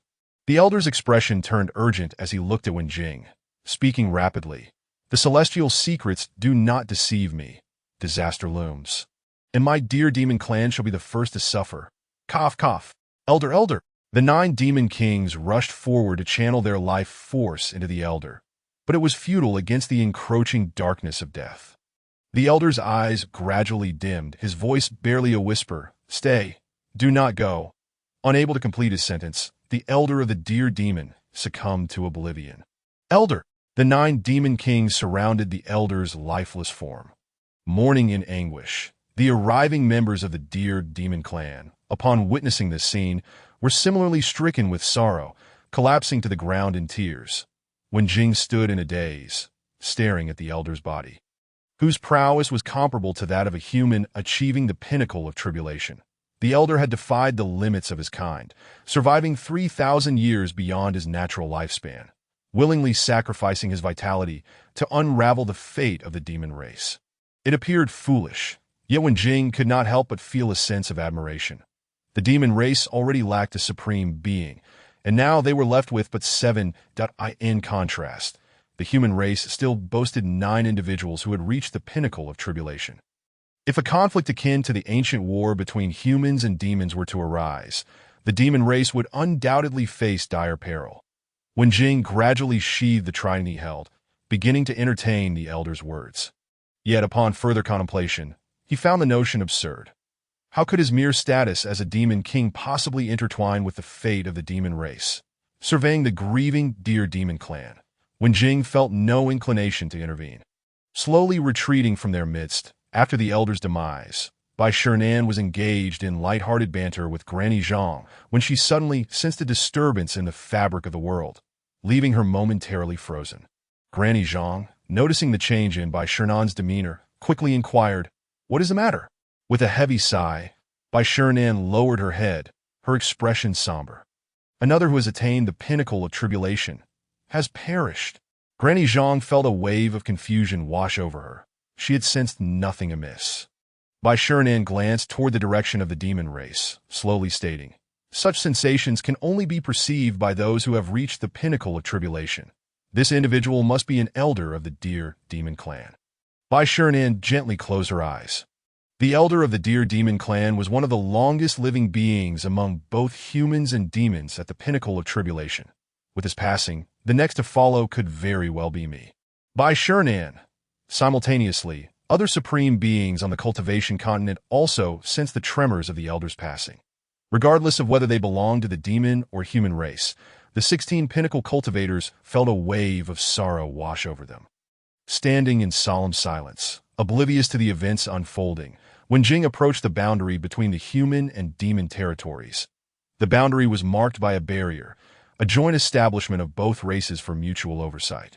As he gazed at the shimmering barrier, reminiscent of rippling waters, he hesitated. Breaching the barrier would lead him back to his master, by remaining at his master's side. Even if he crossed the boundary, no one would dare trouble him. Yet the elder had implored him to stay with the demon race, warning against venturing into human territory. Remain with the demon race or return to his master? When Jing felt a tumult of conflicting emotions. Within the demon race, both his wife and concubine had betrayed him. His only brother had ascended to the western heavens alongside Chan Yuan, and it was he who had adorned him with the proverbial green hat. As these thoughts swirled in his mind, his anger flared. The entire demon race felt like a painful reminder of his heartache. Returning to his master seemed far more appealing, where he could indulge in celestial herbs and live a carefree life, free from conflict and strife. With a deep exhale, when Jing resolved to depart from the demon race, that if fate were so easily altered, then it would not be fate at all that if he remained among the demons. Fate might orchestrate further calamities for them, that in that case, he would not only miss out on enjoyment, but would also have to seek a sliver of survival amidst disaster, should calamity indeed befall the demon race. Staying close to his master would be the safest course. His master possessed unfathomable strength. As long as he performed well, his master would undoubtedly protect him. Even if the demon race faced tribulations and dwindled in number, he could still revive them. When Jing slowly rose to his feet, glancing back at the demon territory, grant me a female demon beast, and I shall have the confidence to create an ocean of demon beasts. With a sly grin, when Jing silently vowed to strengthen his own prowess for the future of the demon race.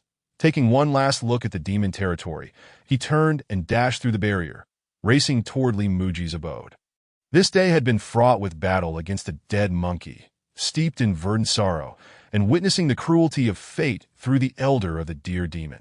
When Jing felt a tumult of emotions within, and as he crossed the boundary, his heart inexplicably fluttered as the sky darkened. When Jing found himself uncertain if his chosen path would lead to the dawn of light. Report. Another demon has crossed the boundary. Another? What level of cultivation? Reporting, my lord, equivalent to a human in the empty void stage. Empty void. Quickly, dispatch orders to investigate immediately. Understood. The guards monitoring the boundary swiftly sensed the anomaly and dispatched personnel to investigate while urgently reporting to the imperial city.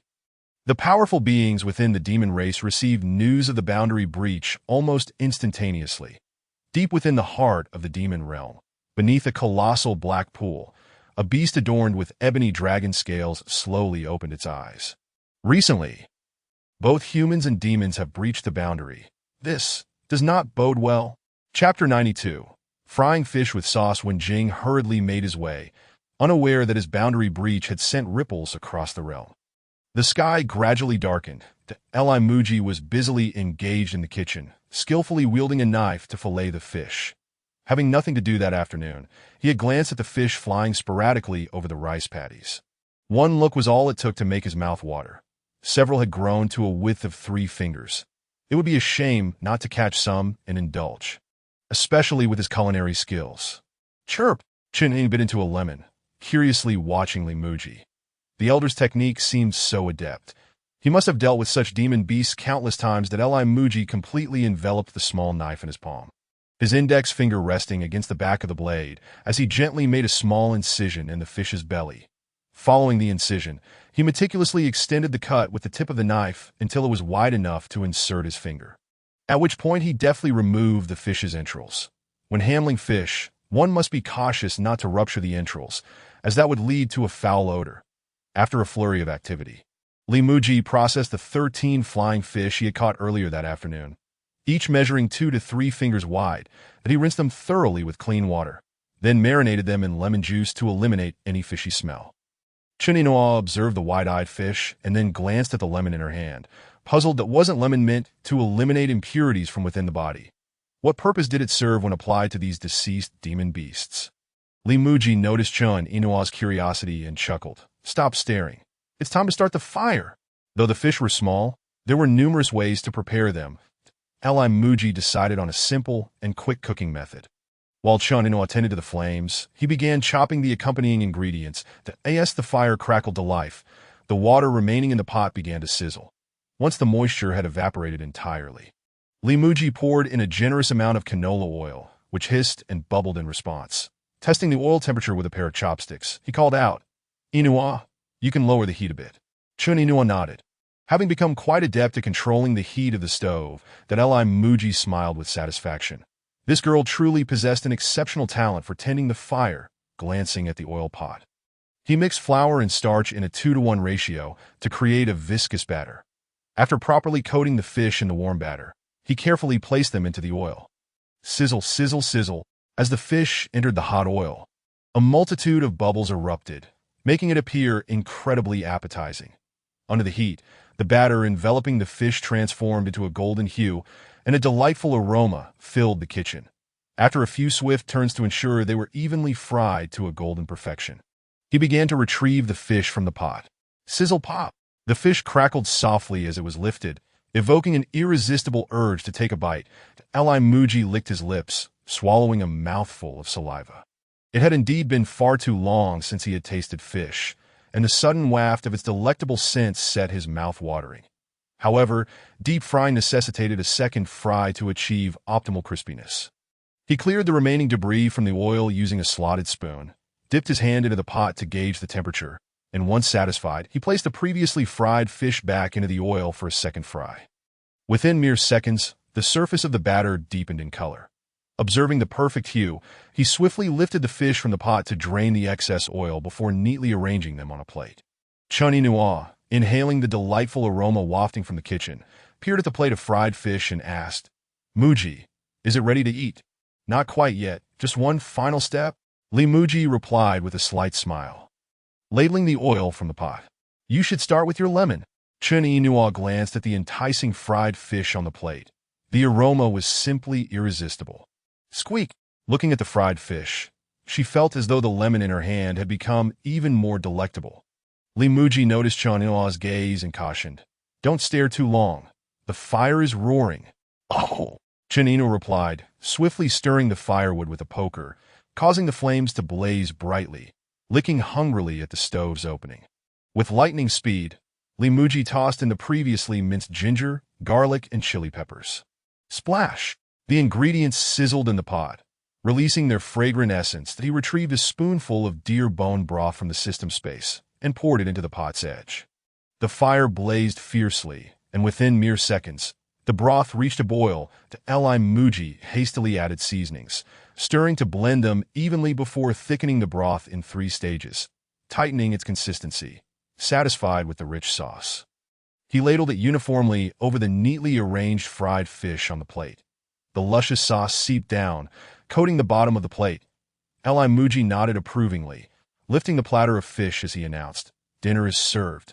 Chun Inua, entranced by the visually and aromatically appealing dish, hurried to follow him. As soon as the dish reached the table, she was eager to grab a piece to taste. Yet, knowing that Muzhi's culinary creations were always meticulous, she hesitated and waited to see how he would proceed. Muzhi smiled gently, holding a bun in his left hand while deftly lifting a piece of fish with his right. "This fish has been fried to the point where the bones are crisp. There's no need to spit out the fish bones." With that, he popped the entire piece into his mouth, crunching it with a satisfying crackle. "Gulp!" Chun Inua swallowed hard, and quickly picked up a piece for herself. The crisp batter was deliciously crunchy and had absorbed the rich flavors of the sauce. Upon tasting, the delightful combination of crispy and tangy flavors erupted. With each bite, the fish's freshness revealed itself, further enhanced by a hint of lemon's brightness. The complex and layered flavors danced in her mouth, prompting Chun Inua to slowly close her eyes and lift her shoulders slightly in delight. "Wow, this is absolutely delicious." Muzhi smiled faintly. Such a simple method of preparation was utterly flawless. The sauce's flavor could be adjusted to personal preference, sweet and sour, spicy, or savory to suit anyone's taste. The only downside to this dish was its scarcity. They each devoured a piece, and it was gone in no time. Muzhi finished the last of his bun and reached for another, breaking off a small piece. "This sauce is also exquisite when dipped with the bun." Chun Nua observed the remaining sauce on the plate and decided to emulate Li Muji's approach.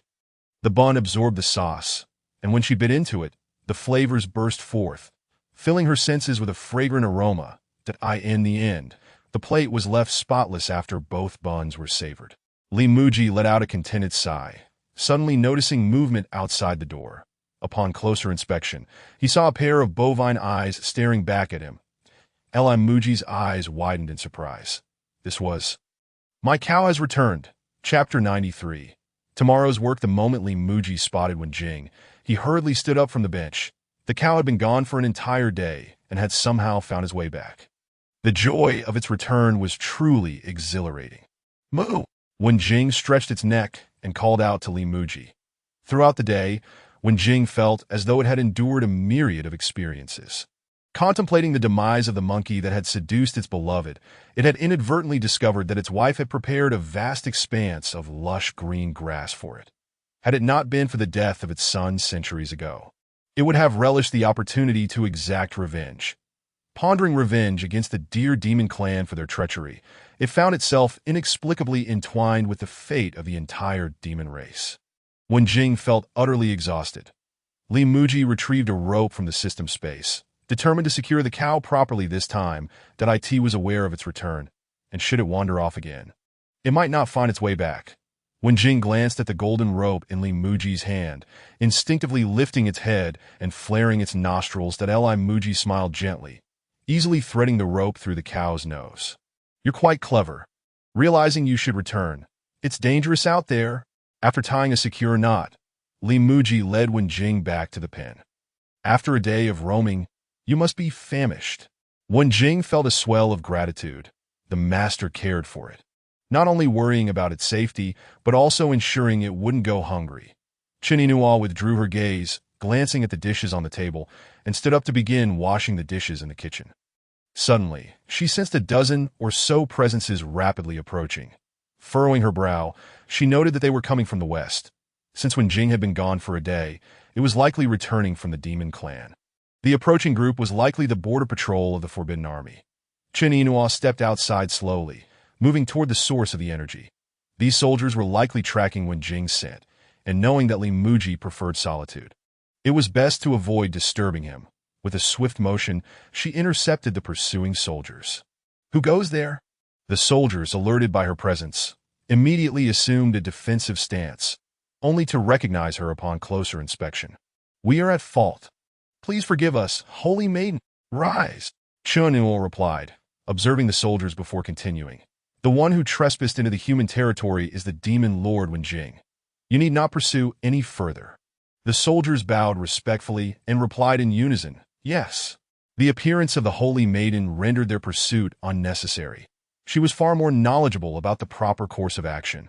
After addressing the soldiers, Chun Nua returned to Li Muji's dwelling to continue washing the dishes. Li Muji offered Wen Jing a pile of rapeseed stalks and proceeded to check the chicken coop. The 12 hens were quite productive, having laid another dozen eggs.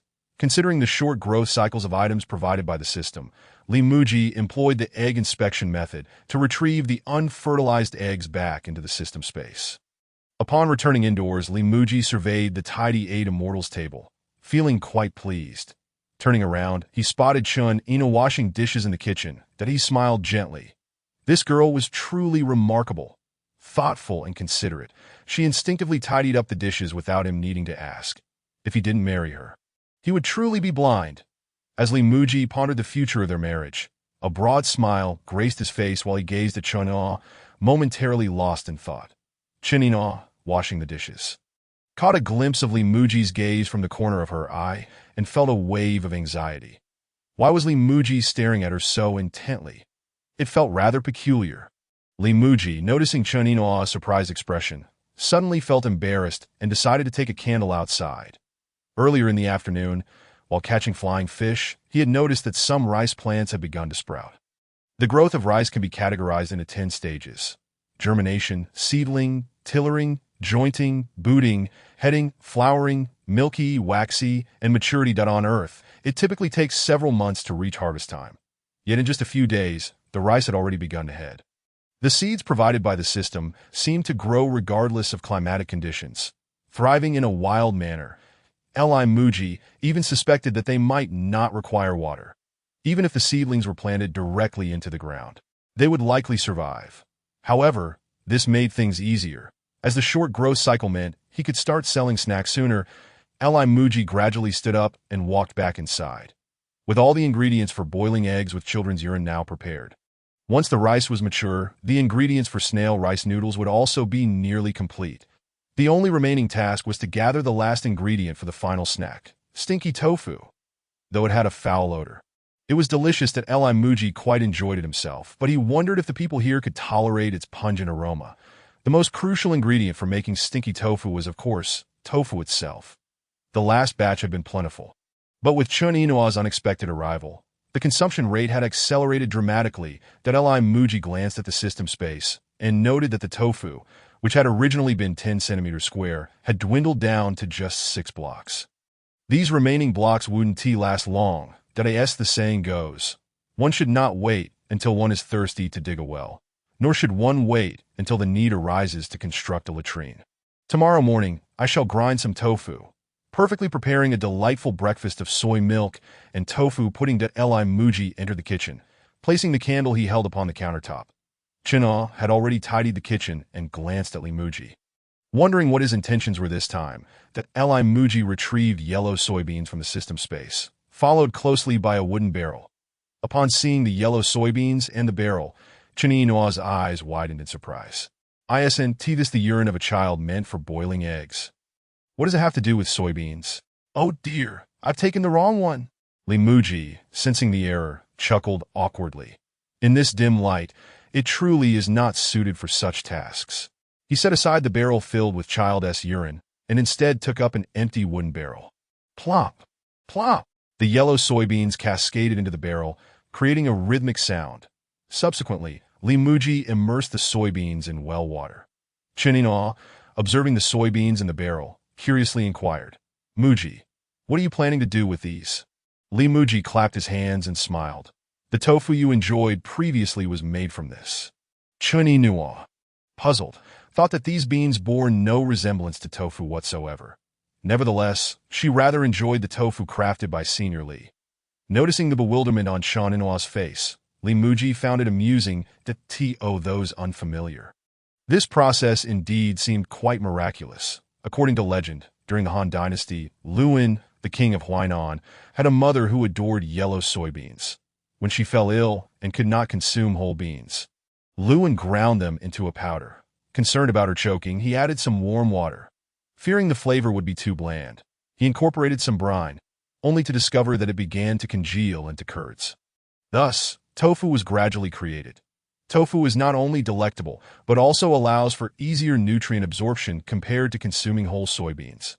After pondering for a long while, Chun Inua could not comprehend the principle behind it and decided to wait until the next day to observe how Senior Li would produce it. Muzhi picked up the candle from the countertop, smiling. "Come. Tomorrow morning, not only will there be tofu, but also tofu pudding." As the yellow soybeans soaked in the kitchen, Muzhi and Chun Inua returned to their respective rooms for the night, remaining silent. The following morning, as dawn broke, Muzhi awoke early.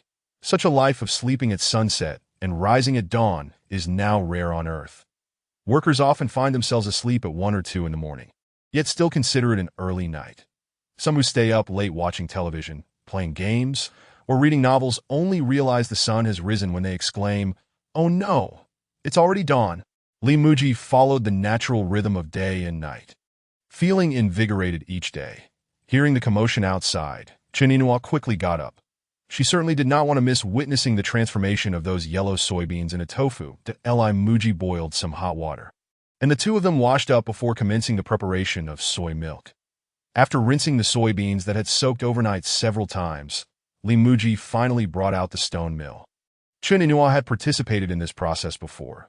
During their last attempt at making soy milk, Senior Li had operated the mystical device while she added the soybeans. Once the soybeans entered the stone mill, they were swiftly ground into a paste, blending with water as it flowed from the mill. 1 pound of soybeans yielded enough soy milk to fill 3 wooden barrels. Muzhi poured the freshly ground soy milk into an iron pot and glanced at Chun Inua. "Inua, can I trust you?" Chun Inua's expression turned tense. Why was Senior Li suddenly so serious? Of course, Li Muzhi maintained a grave demeanor as he whispered. If we make a mistake, the consequences could be dire. You must pay close attention to my instructions. Chen Ino nodded earnestly. Li Muzhi placed his hands on Chen Ino's shoulders, guiding her to sit at the stove. It is time to test your skills. The heat of the stove must be adjusted immediately according to my commands. Otherwise, this entire batch will be wasted. Chen Ino nodded solemnly. Senior Li had entrusted her with such a significant role in the transformation of soybeans into tofu. She could not let him down. Li Muzhi swiftly approached the stove and retrieved a rolling pin and brine from the system space, declaring, "The tools are ready." Taking a few deep breaths, he looked at Chen Ino. "Are you prepared?" Chen Ino held a fire-starting herb in one hand and a fire starter in the other. "Ready." "Good." Li Muzhi narrowed his eyes and commanded, "Ignite." Chen Ino nodded and cautiously lit the rapeseed stalk in her hand, carefully placing it into the stove. Flames erupted within the stove, and Li Muzhi hastily stirred the soy milk in the pot with the rolling pin to prevent it from sticking. This step was crucial. If it burned, the entire soy milk would turn bitter and acquire an unpleasant odor. As he stirred, Li Muzhi spoke in a low voice. "Maintain this gentle heat." Chen Ino nodded, timing her addition of firewood to the stove. The soy milk in the pot began emitting steam, and Li Muzhi continued to stir, feeling his arm growing weary. Fortunately, the effort was worthwhile, as the soy milk had not stuck to the bottom. As the steam thickened after approximately 10 minutes, the soy milk began to boil. Li Muzhi ladled some cool water into the pot to prepare for a second boil. He glanced at the boiling soy milk, continuing to stir with his left hand while retrieving a spatula from the system space with his right. The surface of the soy milk was covered in foam, which Li Muzhi quickly skimmed off, instructing, "Extinguish the fire." Chen Ino complied, swiftly using tongs to remove the burning firewood from the stove. Li Muzhi nodded in satisfaction, smiling. "Well done." Chen Ino wiped the sweat from her forehead, her cheeks flushed from the heat. Displaying a smile, it seemed she had not disappointed Senior Li's expectations. Li Muzhi examined the soy milk in the pot, filtering out the residue with cheesecloth while simultaneously ladling out 2 bowls of soy milk. Now, they needed to wait for the soy milk in the pot to cool slightly, perfect for quenching their thirst after their morning exertion. After finishing their bowls of soy milk, the temperature of the remaining soy milk had decreased adequately. Li Muzhi set down his bowl, picked up the brine and rolling pin, and smiled at Chen Ino. "Do not blink. The next moment will be when we witness a miracle." Plop! Chen Ino licked her lips. Was Senior Li about to begin? This was her first experience with such a process, and she felt the thrill of anticipation. Li Muzhi skimmed off the foam from the soy milk once more, diluted the brine with 6 parts warm water, and then poured it into the soy milk in small increments while stirring slowly with the rolling pin. Chen Ino watched intently, her face lighting up with astonishment. Under Senior Li's skilled hands, the originally milky soy milk began to coagulate, forming distinct white curds. Li Muzhi smiled at Chen Ino, who appeared as if she had just discovered a new world. Her expression was indeed adorable. After adding the coagulant, Li Muzhi softly instructed, "Now, maintain the lowest heat in the pot." Chen Ino responded eagerly, quickly adjusting the stove to a low flame. The low flame gradually heated the contents. The liquid in the pot transformed into a clear, pale yellow. This step in tofu making is known as coagulation, where the proteins in the soybeans, under heat and with the aid of the coagulant, transition from a solid state to a gel state. Once the soy milk had fully amalgamated, Li Muzhi used a ladle to press from the sides towards the center, ensuring the tofu pudding adhered thoroughly. They were now ready to enjoy the second delicacy, tofu pudding. Li Muzhi ladled out 2 bowls and poured the remaining tofu pudding into square molds, smoothing it out and covering it with cheesecloth, placing a weight on top. This step is called setting. Chen Ino curiously gazed at the pressed tofu pudding, still not fully grasping the process despite having witnessed it once. Li Muzhi observed Chen Ino, chuckling. "This is rather difficult to explain to you. First, let us enjoy the tofu pudding. Do you prefer it sweet or savory?" Chen Ino appeared perplexed, unsure of what to choose. "Which one is tastier?" Li Muzhi smiled slightly. It was indeed hard to say which was better, but since Ino would be living with him, he decided to let her gradually adapt to his tastes. Li Muzhi smiled softly, saying, "Actually, I think the best way to enjoy it is with spicy dipping sauce." Chun Inua licked her lips and nodded. "Then I shall have it like you." Li Muzhi grinned with satisfaction. Retrieving 2 kitchen knives and some lantern peppers, small chili peppers, and bullet peppers from the system space. The 3 types of dried chilies were boiled in the pot for 15 minutes before the knives began chopping the peppers. Guadi gang! Guadi gang! Guadi gang! The sound of the knives echoed like horse hooves. Li Muzhi glanced at Chun Inua, determined to make her cry out for mercy from the spice. Li Muzhi finally chopped the spicy dipping sauce, adding minced garlic to perfect the flavor. Chun Inua watched intently, her eyes never leaving the action that Li Muzhi dipped his chopsticks into the mix, nodding in satisfaction. Though the seasoning was not the most authentic, it tasted quite good. Looking at Chun Inua with a mischievous grin, he exclaimed, "Come, try this dipping sauce." Chun Inua, filled with joy, eagerly followed, having already caught a whiff of the enticing aroma. Ahem! Li Muzhi cleared his throat, scooping a piece of tofu pudding with a spoon and placing some spicy sauce on top. The creamy tofu pudding was adorned with a vibrant splash of red, making it look exceptionally appetizing. Li Muzhi took a bite, releasing a sound of contentment. Plop! Chun Inua swallowed hard, mimicking Li Muzhi's method. As a piece of tofu pudding accompanied by spicy chili entered her mouth, the first sensation she experienced was the intense heat. Chun Inua's expression shifted. The fiery energy was overwhelming. Having observed her senior, Li, utilized 3 types of chili to craft the dipping sauce, she had prepared herself mentally. Yet it was only upon tasting it that she realized how fearsome the combination of the 3 chilies was. "Wow!" she exclaimed softly. Feeling the burn that Li Muzhi erupted in laughter. This girl truly was innocent. Dipping sauces, as the name suggests, are typically enjoyed with tofu, putting that Li Muzhi merely preferred this method of consumption, finding it far more gratifying. However, it required a strong tolerance for spice, lest one be left dancing in discomfort. Chun Inua felt as though her entire body was ablaze, the fiery energy coursing through her meridians. Even her breath carried the essence of heat. Li Muzhi, suppressing his amusement, quickly advised, "Just take a sip of the soup." Chun Inua opened her mouth, slightly sticking out her tongue, her breath rapid. Upon hearing Li Muzhi's words, she hurriedly lifted the bowl containing the tofu pudding. Gulp! Gulp! She drank several hearty sips of the broth, finally feeling a modicum of relief. Li Muzhi smiled gently, scooped another spoonful of tofu pudding, and added a generous helping of sticky chili paste into her mouth. The amalgamation of the 3 chilies was intensely spicy, yet the aroma was equally robust. That it was a delightful blend of fragrant spiciness. The tofu pudding, creamy and smooth, provided a tender contrast to the bold flavors.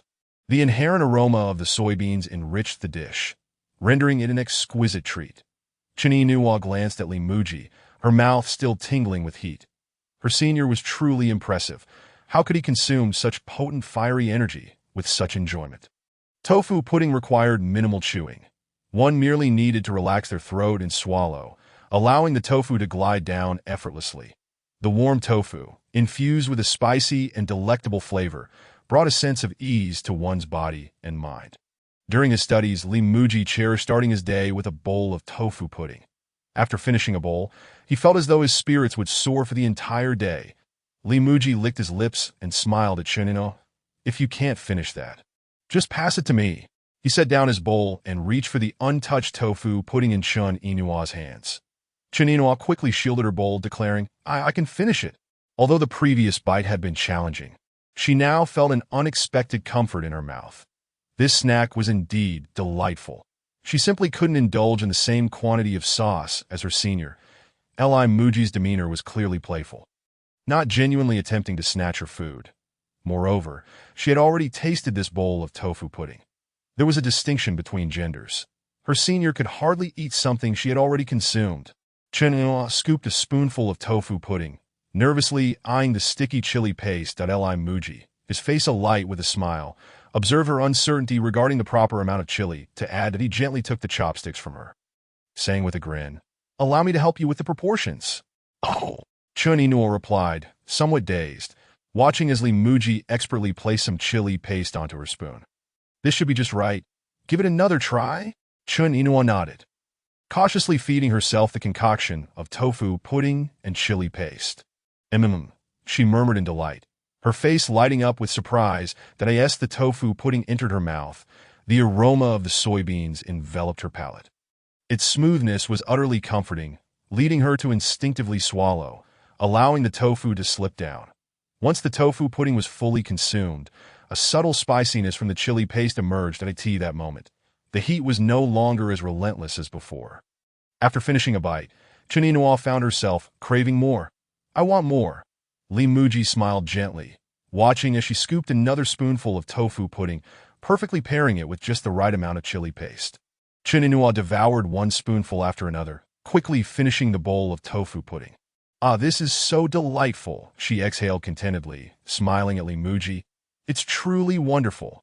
Li Muzhi, taken aback by her sudden praise, scratched his head shyly. "A little more or a little less can make quite a difference. It varies from person to person." Chen Yinhua nodded thoughtfully, silently noting Li Muzhi's words. Her senior often added a substantial amount of chili paste, yet it seemed enjoyable for him. However, for her, it was simply too much. The phrase varies from person to person sounded simple.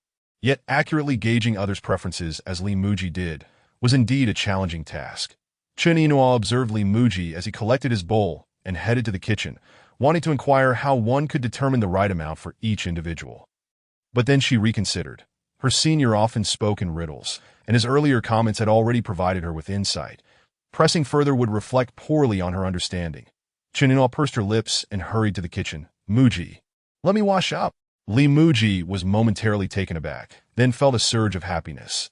This girl truly shared his taste, appreciating fine cuisine and willingly offering to help. "Then I shall trouble you," he smiled, wiping his hands dry. "Just in time for me to prepare stinky tofu." Chen Yinhua approached the stove, her curiosity piqued. If tofu is so delicious, why is it called stinky tofu? Facing Chen Yinua's question, Li Muzhi was at a loss for an answer. The origins of stinky tofu remain ambiguous, yet two theories abound. The first suggests that Zhu Yuanzhang, during his youth as a beggar and monk, scavenged discarded tofu, which he found delicious after frying. That Li Muzhi found this hard to believe. After all, who would have oil to fry tofu when they were scavenging for discarded food? Yet, it was also possible that Zhu Yuanzhang used gutter oil. The second theory seemed more plausible. That a scholar from the Ming dynasty, He Rihua, noted that people in Yi County, Anhui, enjoyed salting tofu in late summer and early autumn, allowing it to mold before frying it. Claiming it tasted reminiscent of crocodile, that Li Muzhi found it difficult to ascertain the truth of this claim. As a Chinese person, he had tasted many things that flew, ran, or swam, yet he had never sampled crocodile. He had indulged in plenty of stinky tofu, but to suggest that its flavor resembled that of crocodile was hard to fathom. Li Muzhi speculated that if crocodiles knew someone compared their taste to that of stinky tofu, they would surely take offense. "You taste just like stinky tofu. Your entire family reeks of it." Li Muzhi chuckled softly, glancing at Chen Yinhua. "This snack smells quite foul, hence its name." As Chen Yinhua washed the dishes, her curiosity only intensified. That if food smells bad, doesn't that mean it's spoiled and unsafe to eat? Li Muzhi retrieved a wooden barrel filled with a black liquid from the system space, instantly filling the kitchen with an unbearable odor. The system had directly provided the brine for marinating stinky tofu, sparing him the preparation process. Li Muzhi could guess the system's intentions. Crafting the brine required numerous ingredients, and if left entirely to him, it would necessitate an abundance of new crop seeds. The system seemed reluctant to provide him with so many items. Moreover, the best stinky tofu came from brine that had matured over time. Freshly made brine yielded far less appetizing stinky tofu than that which had aged. This consideration likely factored into the system's decision. After all, it was often said that one must choose a long-established shop for stinky tofu. The most valuable aspect of a long-standing stinky tofu shop is its history and the distinctive aroma of age. As the brine was unveiled, Chen Yinhua quickly covered her mouth and nose.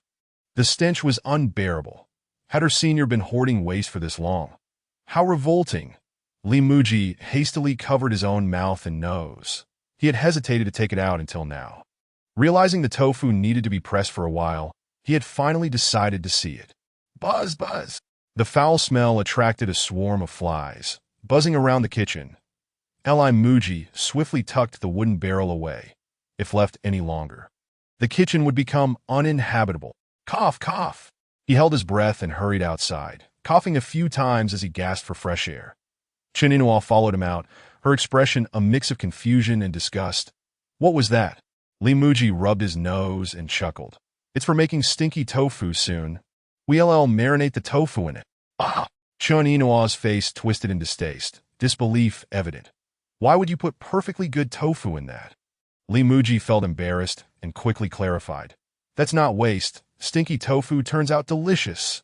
Chun-Inua shook her head, her face full of revulsion. How could it possibly taste good after being placed in that? I'd rather starve than take a single bite. Muzhi smiled gently, letting out a sigh. Remember that statement. One day, you'll find it truly delightful. Chun-Inua pouted slightly. Delightful, more like dreadful. Muzhi was not inclined to engage in a debate with her, as she would not believe anything he said if he failed to produce results. Seizing the moment, Muzhi ventured into the cattle pen to bring out the ox. The sun shone brilliantly today, making it a perfect opportunity for the large black cow to bask in its warmth. After waiting for a while, Muzhi estimated that the tofu had been sufficiently pressed and lifted the heavy object resting atop it. The tofu had been compressed tightly, and with a knife, he cut the entire block into more than a dozen small squares, each measuring 10 centimeters. Half was set aside for the preparation of stinky tofu, while the other half was reserved for everyday consumption. Chuni-Nua sat nearby, nibbling on a lemon while observing Muzhi as he sliced the remaining tofu into even smaller pieces. The tofu meant for stinky tofu required further pressing with weights to expel most of its moisture before it could be marinated, allowing it to absorb more brine and achieve perfection in flavor. Chuni-Nua furrowed her brow.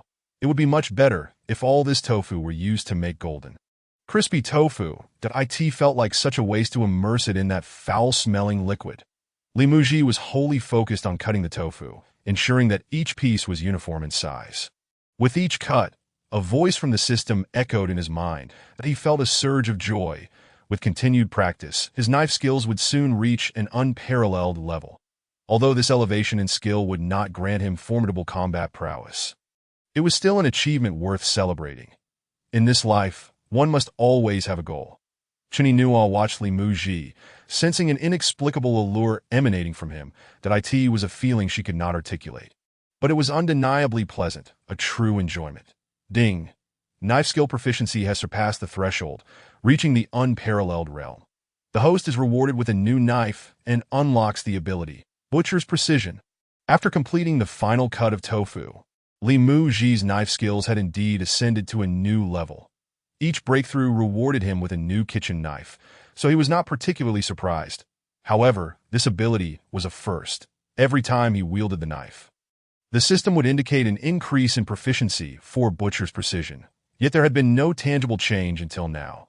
Upon reaching the unparalleled realm, this ability had finally manifested.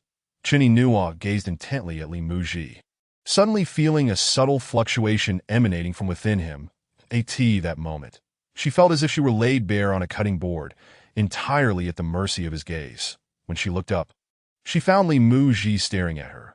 Startled, Chuni-Nua sensed a change in his expression, as if he could see straight through her. Muzhi was equally astonished. After acquiring the Butcher's Precision ability, he could clearly perceive her physical structure. Was this the essence of Butcher's Precision? Looking at Chuni-Nua, he noticed her sudden nervousness and quickly retracted the ability. It seemed that this skill allowed him to perceive things he ought not to see. Chapter 97. Cooling down. Chun-Inua typically wore loose-fitting clothes, yet Muzhi could still discern that she had a splendid figure. Just moments ago, with the use of Butcher's Precision, he had felt acutely aware of the distribution of her bones and muscles. Her physique was unmistakably clear to him. Embarrassed, Muzhi averted his gaze. However, this was not something he had sought out intentionally. It was not voyeurism. He continuously reassured himself, yet the image of Chun-Inua's figure lingered in his mind. But no, this won't do. He resolved to keep himself occupied with the preparation of stinky tofu to distract from thoughts of her perfect form. Once he relinquished Butcher's Precision, Chuni-Nua immediately sensed the weight of pressure dissipate. Phew! What had just happened with Li Jinxian?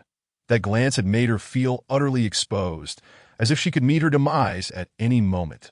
Was this the power of an immortal? Despite Li Muzhi's lack of any visible cultivation fluctuations, how could he possess such formidable strength without exerting any energy? Chen Yinluo regarded Li Muzhi. Her mind filled with questions, but as she observed his increased activity, she hesitated to inquire. Li Muzhi wrapped all the tofu in cheesecloth and placed additional weights on top to further press it. After completing these tasks, he turned and exited the room, daring not to glance at Chen Yinluo again. She had anticipated that once he finished, he might be willing to share some insights. But to her surprise, he hurriedly left, providing no opportunity for questions. What is going on with Li Jinxian? Chen Yinluo murmured to herself, glancing outside. Why has he suddenly become so strange? Li Muzhi stepped outside and made his way to the riverbank. This ability was too overwhelming. He had hoped that by immersing himself in tasks, he could forget the body he had inadvertently glimpsed. However, the butcher's precision ability had etched Chen Yinluo's form into his mind, as if rendered in vivid, three-dimensional detail, akin to a model created in software. Earlier, while planting seedlings, he had caught sight of her exposed legs and arms. That single glance had seemingly applied a layer of texture to his mental image. The entirety of her figure was now vividly clear in his mind. Li Muzhi felt an unbearable discomfort, a heat rising within him, a maddening itch. With a splash, he jumped into the river, seeking solace in the icy water to cool himself down. Splash! He found a shallow spot to sit, the flowing water cascading around him. Despite the thousands of currents, none could wash away a single desire. Nor could they quell the fleeting thoughts that swirled within him. With a heavy sigh, he reflected that he had seen a woman's body before. He could not fathom why this time elicited such a strong reaction. His body and mind were in turmoil, as if without release, he might perish from the sensation. Slowly, he closed his eyes, and Chen Yinluo's form continued to linger in his mind, unable to escape. He resolved to confront it. Li Muzhi repeatedly reassured himself that as a young man, experiencing such psychological and physiological responses was entirely natural. He took deep breaths, acknowledging that this was a normal phenomenon and that he had no reason to feel guilt or shame. Living alongside Chen Yinluo, it would be peculiar not to find her desirable over time. That as a heterosexual young man, it was only natural to be affected by a girl like Chen Yinluo. With continued self-encouragement, the physiological response that had persisted for nearly half an hour began to gradually subside. Phew! He exhaled deeply, feeling the discomfort in his heart finally begin to alleviate from a distance. Chen Yinluo observed Li Muzhi, bewildered by his immersion in the river. What on earth was wrong with him? He had been acting oddly since that moment. Li Muzhi remained in the water for several more minutes, feeling entirely restored before rising and stepping out. That as he reached the bank, he stumbled upon Chen Yinluo. Li Muzhi was taken aback. How had she followed him? Had she discovered that he had seen her undressed? Gulp! He swallowed hard, relieved that he had not acted upon his impulses. For if she had seen that, he would have lost all face before her. Chen Yinluo regarded him with curiosity and asked, Muzhi, what were you doing just now? Li Muzhi found himself at a loss for words. Such matters were indeed difficult to explain. Just now, he began, gazing at Chen Yinluo, and slowly said, I used the water to wash away some impure thoughts. To wash away some emotions. Emotions? Chen Yinluo frowned slightly, recalling the tears in Li Muzhi's eyes during breakfast yesterday when they shared that bowl of noodle dumplings. Muzhi, are you referring to longing? Li Muzhi was momentarily taken aback. Longing. Why had she suddenly connected that thought? Nevertheless, as long as he could divert the conversation, it mattered little what associations she made. Yes, he nodded, forcing a smile. It is indeed longing. Chen Yinluo smiled faintly, pleased that her intuition was correct, yet puzzled. How can water carry away something as intangible as longing? Li Muzhi again found himself at a loss for words. Why was she so intent on probing deeper today? Well, Chen Yinluo gazed at him with anticipation, convinced that his longing must be for the immortal realm, that if he were willing to share the intricacies of that connection, it would be a tremendous opportunity. Li Muzhi felt the pressure of her expectant gaze and sensed that he needed to concoct a plausible explanation quickly. Taking several deep breaths, he considered that he had once been an idealistic youth ready to embrace his dreams in the college entrance examination. This question should be easy to address. Chun Nua appeared anxious, as if she were waiting for him to decide whether to impart his wisdom. Water exists in 3 states: gas, liquid, and solid. Chun Nua was still worried that Muzhi might withhold his insights when she suddenly heard his voice. The liquid state is akin to the flowing river. The solid state is like ice in winter, and the gaseous form is the steam produced when water reaches high temperatures. Chun Nua nodded, grasping the concept of the 3 states of water. Through these 3 forms, water connects the heavens above and the earth below, linking the 2 realms. Chun Nua was momentarily stunned. That Muzhi felt a sense of relief, noticing that she seemed to accept his explanation. Clearing his throat, he continued, "As long as there is water, no matter how distant the longing, it can be conveyed." Chapter 98. Is someone following? After Muzhi finished speaking, he let out a long sigh of relief. This explanation could barely be considered satisfactory. Chun Nua furrowed her brows slightly, contemplating the notion of conveying longing through the water element. It truly sounded extraordinary. Muzhi stole a glance at Chun Nua and quickly interjected, "It's time to return and prepare the stinky tofu." With that, he set off toward home, anxious that she might continue to probe further. Chun Nua hurriedly followed suit. Having previously witnessed Senior Lee harnessing the principles of nature to channel water into the fields, she was now observing him convey emotions through the water element. Chun Nua felt she was beginning to grasp certain concepts. Immortals could merge with the principles of the universe, mastering its laws to utilize them. Yet, Senior Lee had never disclosed how one might comprehend these laws or how to employ them. This significant discovery needed to be communicated to her master at once. Perhaps her master could unravel the intricacies within. Unfortunately, Senior Lee had prohibited her master and the Empress Dowager from coming, that if her master could spend time with Senior Lee, experiencing his every word and action, it would surely be far more beneficial than her own conjectures here. Upon returning home, Muzhi collected the clothes that had been drying outside. Speaking of which, he only possessed 2 sets of clothing. Having lived alone for so long, 1 set for changing was sufficient. Now that he was cohabitating with Chun Nua, it struck him that he ought to purchase some new garments. Constantly switching between 2 outfits felt rather inadequate, and he still had a bit of silver left. It was the perfect opportunity to buy a few sets in the afternoon. The rice in the fields would likely be ready for harvest in a day or 2, that once he set up shop, he would be able to earn some money again. That Muzhi contemplated the silver in his possession. He changed into a fresh outfit. Glancing at the clothes he had just removed, a sudden thought struck him. He had helped Chun Nua wash her undergarment earlier, but he hadn't seen it when collecting the laundry. Thump, thump, Muzhi's heart began to race, his previously calm demeanor now slightly agitated. Why was his mind wandering to such thoughts? He sighed softly, clutching the discarded clothes as he stepped outside. He needed to avoid staring at Chun Nua, for otherwise peculiar images would invade his thoughts. After hastily finishing his lunch, he promptly ventured into the city. Chun Nua had intended to accompany him, but Muzhi firmly declined, that he could hardly bear to see her now. Entering the city together would only lead to hand-holding. Just a touch of her hand would send his heart racing, making it all the more difficult to endure. Chun Nua, however, was unconcerned. It was a good opportunity to convey the latest news to her master. Muzhi made his way into the city, instinctively heading toward Granny Zhang's home. But he was quite eager to learn how the old couple, White Old Man and Granny Zhang, were faring as a matchmaker. He always hoped the pairs he brought together would thrive, especially since Granny Zhang was someone he cared about. Tap, tap. Muzhi gently knocked on the door. Creak. The wooden door slowly opened, revealing Tang Xiaoi. Immortal, you've come? Muzhi nodded, too lazy to correct her form of address. We're Granny Zhang and White Old Man. Tang Xiaoi stepped aside, allowing Muzhi to enter. The master and Granny are chatting in the backyard. Muzhi nodded and headed straight to the backyard. Upon entering, he saw the 2 of them sharing laughter, instantly easing his heart. The elderly couple appeared to be getting along quite well. Muzhi has arrived.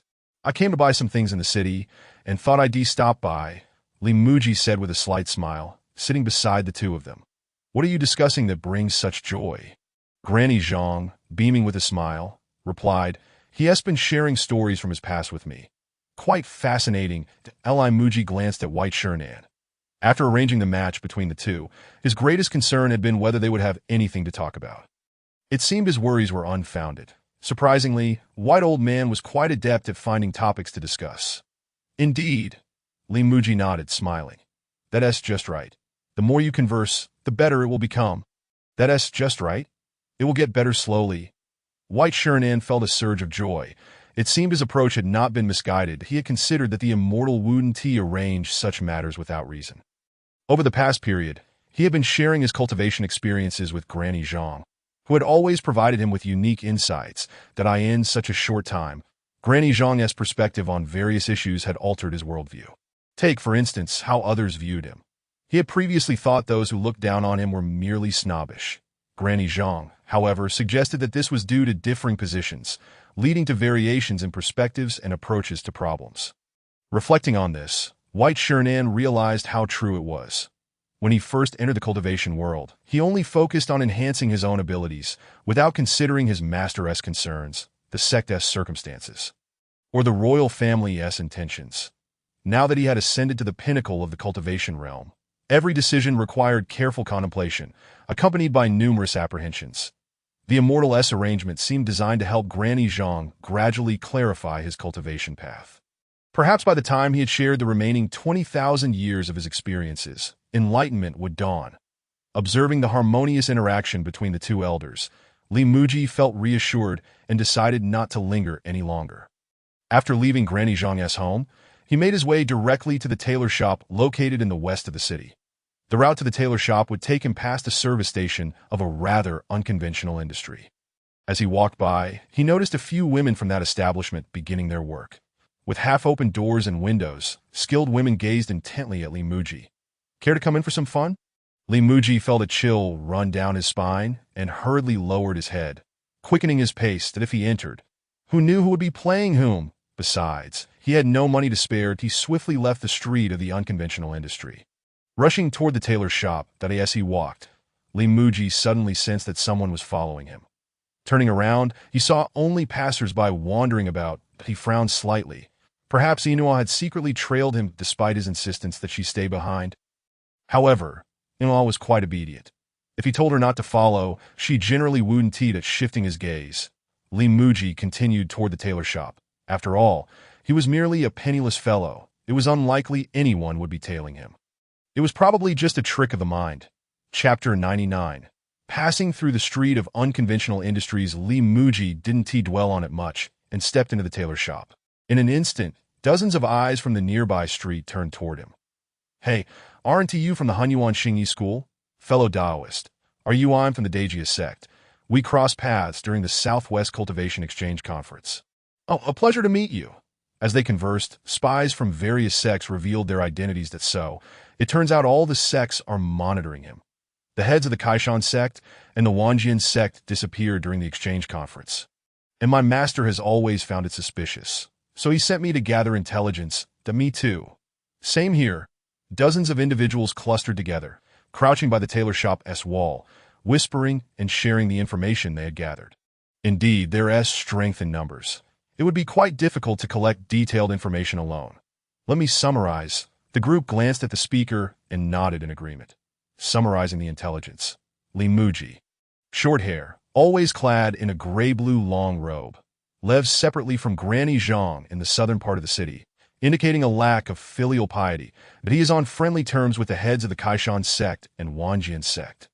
Yet possesses no cultivation himself, suggesting a possible exchange of interest that Li Muzhi is romantically involved with the Saintess and has been cohabiting for some time, likely having won her affection. Additionally, the Saintess is unable to conceive. And Li Muzhi has recently been collecting young boys' urine for her treatment with unknown efficacy. The Great Tribulation completion White Shernan has traveled a great distance from the EC to join Li Muzhi's mother's household, displaying peculiar behavior. After reading through the compiled information, the summarizer looked at the other dozens of people. Did I ask there anything else to add? Everyone shook their heads, indicating that the summary was thorough and accurate. Good. Then let us return to our respective sects and report. All right, disperse. The gathered individuals swiftly employed their evasion techniques, Quickly departing from the tailor shop to AT that moment, Li Muzhi was inside the tailor shop, selecting garments while occasionally consulting with the shopkeeper. When it came to shopping, Li Muzhi usually assessed the items, inquired about prices, paid, and left. However, today he took longer to choose that on one hand, he had limited silver, and on the other, he had to consider aesthetic appeal. To as the saying goes, a woman adorns herself for the one she loves. This could apply to men as well. Spending every day in close proximity to Chani Noir, it wouldn't do to appear disheveled. After much deliberation, Li Muzhi ultimately selected 2 outfits. After settling the bill, he found he had only 10 coins left that he stored the newly purchased garments in his spatial inventory and stepped out of the tailor shop. With 10 copper coins jingling in his pocket, Li Muzhi walked along while tossing the coins playfully. The sound of the coins resonated pleasantly. With a light sigh and a chuckle, he remarked, "I truly am down to my last jingling coins." Leaving the tailor shop, he turned a corner and found himself back on the street of unconventional industries. The women there stared unabashedly at Li Muzhi, some even casting flirtatious glances and licking their lips. Gulp! Li Muzhi quickly averted his gaze, lowering his head as he walked on. The small rooms felt as if they housed ravenous beasts. "Young master, why the haste? Why not come in and indulge a little?" As Li Muzhi was about to exit the street, a woman's voice suddenly pierced the air beside him. The heat that had been ignited by Chanino earlier that morning flared up anew. Reminiscent of a dying ember, suddenly revived. Turning his gaze towards the source of the voice, he noticed the woman was merely 3 paces away from him, her attire notably more elaborate than that of the other women of the night. Were it not for the circumstances, Li Muzhi would hardly have suspected her involvement in such an unconventional profession. "Thank you." Li Muzhi chuckled awkwardly, clenching the remaining 10 copper coins tightly in his pocket. "I have no money on me." The woman smiled coyly, her eyes widening slightly as she cast a seductive glance at him. "You haven't tasted the pleasures of life yet, have you? Sister, won't take your money." To be honest, Li Muzhi found himself tempted. Every smile and frown from this enchanting woman exuded allure, her delicate form evoking a sense of tender affection. The key point was, she wasn't asking for money. If no payment was required, then it couldn't be considered a transaction. Li Muzhi tightened his grip on the coins, his mind wavering on whether to step inside. 3 paces appeared deceptively daunting. The woman within the establishment gradually rose, fully opening the half-ajar door. "It's chilly outside. Come in and warm yourself." Gulpy! Li Muzhi swallowed hard, feeling an unsettling dryness in his throat. That no, he couldn't enter. He turned away and quickened his pace. Such encounters, devoid of emotional foundation, were merely primal instincts of reproduction. He must resist. Repeating to himself that he couldn't go, he hastily exited the street. The woman who had beckoned him watched his retreating figure, her smile fading, and with a cold snort remarked, "I was only offering you a free taste because of your handsome looks. Such ingratitude." Li Muzhi dared not linger, fearing that if he paused, he might reconsider returning. It wasn't until he had exited the city that he finally exhaled in relief, allowing his pace to gradually slow. Phew! He sighed deeply. The allure of desire was indeed formidable, and he had nearly succumbed. Upon returning home, he discovered Chinny was not yet there. A jolt of anxiety coursed through him as he recalled the sensation of being followed earlier that day when he entered the tailor's shop. Goodness, he had initially dismissed it as mere illusion, yet it turned out she truly had been tailing him. A wave of dread washed over Li Muzhi. It was fortunate he hadn't gone inside. If Chinny Noir had seen him, it would have been disastrous. Now that he was back, and she had yet to return, he wondered if she had seen him linger there and had become angry enough to return to her family home. Oh no! Li Muzhi furrowed his brow, contemplating what he would do if that were the case. Wenjung, munching on a stalk of rapeseed beneath the lemon tree, cast a puzzled glance at Li Muzhi, who fluctuated between anxiety and mirth. What was going on with his master? Li Muzhi's heart raced as he glanced at Wenjung. If only this great black bull could speak, he could ascertain whether Chanino had indeed followed him. Never mind, he exhaled deeply. Dwelling on it now was futile. Perhaps she had merely gone for a stroll. Remembering the ability he had acquired earlier that day, butcher skill, Li Muzhi realized that this gift was not meant for voyeuristic purposes, but rather for the meticulous handling of ingredients. He gently placed his hand on Wenjing's back, smiling slightly, eager to test this ability on the great black bull. Wenjing, engrossed in his rapeseed stalk, caught sight of Li Muji's smile and felt a sudden chill. Something felt amiss. Chapter 100. The grumbling Wenjing. Li Muji gently stroked Wenjing's back, recalling how he had previously handled wild beasts based on experiences from his past life as a child during the new year. His family would butcher the pig they had raised for a year. His uncle, a skilled butcher, would display an array of knives of various sizes, piquing Li Muji's curiosity. After witnessing several slaughters, he had a general understanding of the procedure. However, to achieve the same level of proficiency as his uncle required years of practice. Now, with the butcher's skill at his disposal, Li Muji felt confident that these tasks were no longer daunting. Butcher's skill? With a thought. He activated the ability to in an instant. Wenjing froze in place. This was a murderous aura. The rapeseed stalk that Wenjing had been chewing fell from his mouth as he sensed danger. Under the influence of this ability, Li Muji could perceive the bull's muscles, veins, and bones with remarkable clarity that he felt as though he could deliver a fatal blow with a single cut while avoiding vital blood vessels, inflicting countless wounds without risking death. This ability was indeed extraordinary. After a moment of observation, Li Muji noticed Wenjing trembling. Truly, all creatures possess a spirit. Under such scrutiny, the great black bull sensed the peril. "Fear not," Li Muji smiled reassuringly, gently patting Wenjing's back. "I'm merely observing. I won't harm you." Wenjing swallowed hard. This was terrifying. Was he truly being scrutinized like a piece of meat? Had he not relieved himself earlier, he might have soiled himself from fright. After a brief test, Li Muji retracted the butcher's skill and glanced toward the hillside. Why hadn't Chen Inuo returned yet? He sighed, deciding to take out the new kitchen knife he had received as a reward that morning. He had been eager to inspect it since receiving it, but Chen Inuo's presence had distracted him. With a crisp sound, the knife emerged, its black blade gleaming sharply. The weight of the knife caused Li Muji's right hand to sink slightly. His eyes brightened. The knife felt exceptionally comfortable in his grip, the handle crafted from an unknown wood. The entire black handle was adorned with 2 dragons entwined. Clearly, this knife was not intended for slicing vegetables, but for chopping bones. Turning it over, he noticed 3 large characters inscribed on the blade. Dragon Slayer Knife. This name. Li Muji furrowed his brow, contemplating. I want to scoff, but I don't even know where to begin. Wenjing stared at the knife in Li Muji's hand, feeling an overwhelming aura of menace. What was his master trying to convey? Hastily, he circled around, using the lemon tree to shield himself. Just moments ago, Li Muji had claimed he was merely looking and would not kill him. How could he suddenly produce a knife with such swiftness? Surely, as a celestial being, one must uphold their integrity. A promise not to harm him should not be broken. Li Muji examined the kitchen knife with satisfaction, pleased with this new addition. The previous knife he had received lacked such a formidable blade. Every time he used water-cold wind-like blade to chop bones, he felt a twinge of regret. Now, with the Dragon Slayer knife, he need not fear damaging the blade any longer. Wenjing, hiding behind the lemon tree, watched Li Muji intently, seemingly reassured that he would not be harmed. Phew! Wenjing exhaled a sigh of relief, only to glance up and spot Chen Inuo approaching from the hillside. Moo! Wenjing called out urgently. He needed to divert his master's attention quickly. If Li Muji suddenly had a change of heart, it would spell trouble.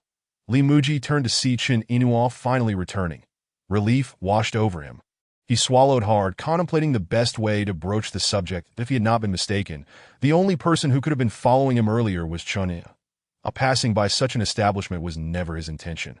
That street was unavoidable. Although he had hesitated, he ultimately did not commit a fundamental error. As Chen Inuo approached, Li Muji scrutinized her expression. She bore no signs of anger, which eased his concerns. Nevertheless, it was prudent to inquire. Women's thoughts are often inscrutable. Just because she appeared unperturbed, it didn't mean she hadn't mentally noted his actions. Ahem. Li Muji cleared his throat and smiled gently. Inuo, what would you like to eat tonight? He understood well that directly asking if she had followed him would be akin to digging his own grave. Such an inquiry would be interrogative, only exacerbating tensions that he could only observe her emotions through seemingly mundane questions. Women are creatures of sentiment. Even if they mask their feelings, they inevitably reveal cracks in their demeanor. Chen Yao blinked in surprise that hadn't Li Muzhi always decided what they would eat. Why was he suddenly asking her? Unsure of what to suggest, she felt it would be impolite to make demands. After a moment of contemplation, she replied slowly, "I'm fine with anything." Li Muzhi's heart sank. Typically, when women are in a good mood, they would specify dishes. This vague response indicated she was not in the mood to consider what to eat. It seemed she had indeed followed him and was upset after witnessing his indecision on that street. Suppressing a grin, Li Muzhi replied, "Then let us have steak tonight." Wenjing gasped in alarm. Steak? While he had no idea what steak entailed, it was undeniably linked to cattle. This was a dire situation. Surely, he was destined for slaughter. Chen Yao was taken aback, glancing at Wenjing. "Eat cow steak?" Li Muzhi chuckled awkwardly and explained, "I used to eat steak frequently. It's a habit now. Made from the wild game I purchased."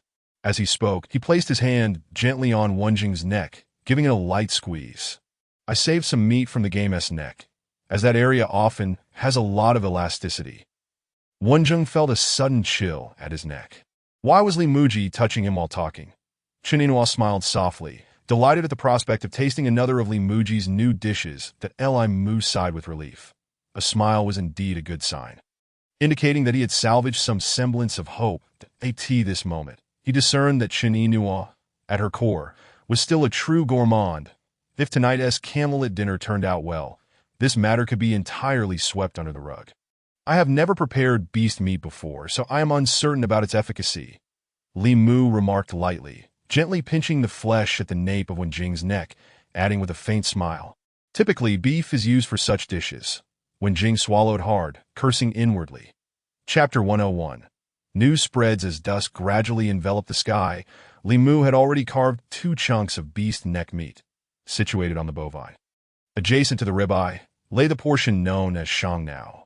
Its lean meat and fat were harmoniously distributed, offering a tender and juicy texture adorned with marble patterns. Not only was it delectable, but it also presented an aesthetically pleasing sight. The 2 pieces of beast meat in his hands appeared remarkably firm, with fat interspersed, resembling the shape of a shangnao steak. After thoroughly cleaning them and absorbing the moisture with a towel, he instructed Chen Yao to kindle the fire, that a slight imperfection remained. The pot was semicircular. Cooking the steak without a flat frying pan was rather inconvenient, as Li Mu commenced frying the steaks. The information relayed by Chen Yao had already reached Miao Yu's hands. Upon reading the contents sent back by Chen Yao, Miao Yu felt a surge of excitement. Cultivating divine herbs, consuming ancient divine beasts, commanding the laws of nature. These matters were utterly astonishing.